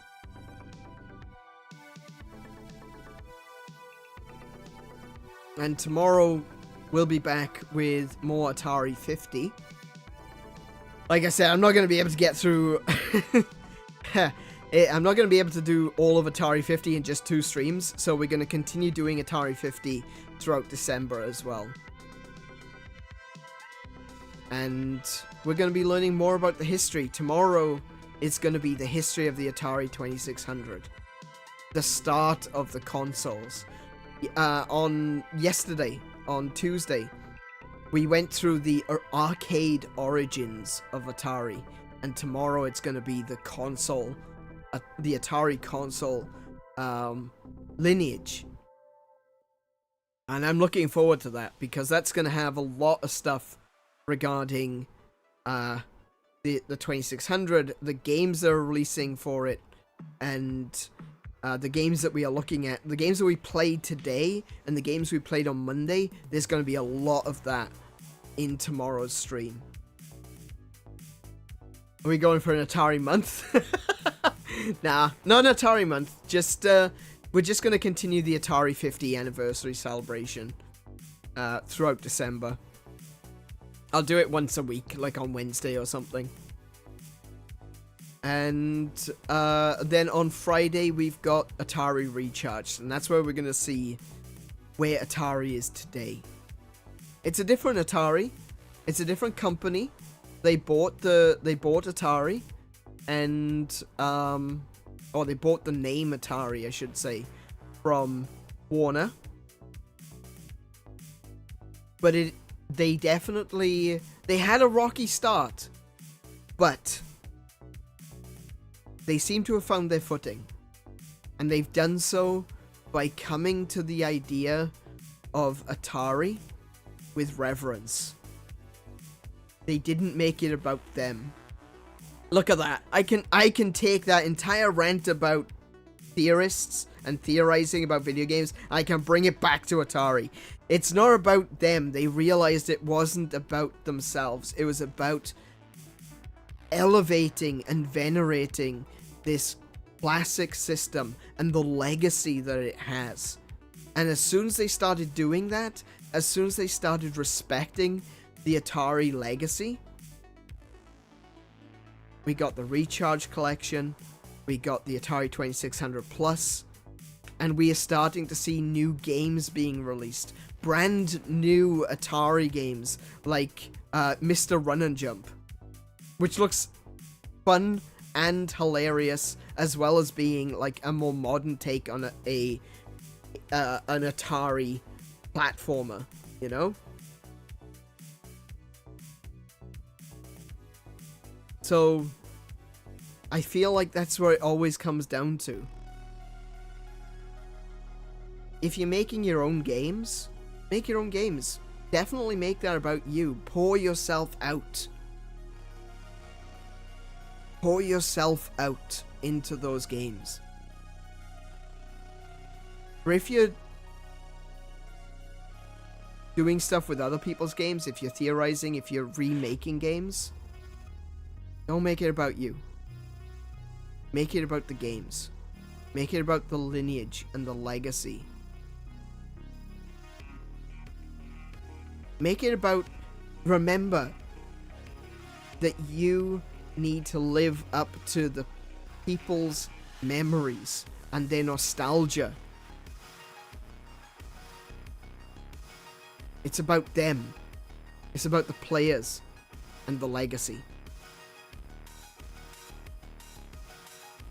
I hope more people will take that on board, and I hope that that I've rung a small bell in you today.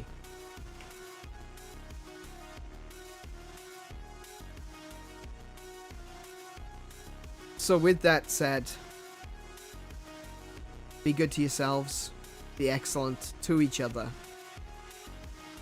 play more video games, play something old, because it might not be there tomorrow. And until next time, peace and high scores. Good night, everyone.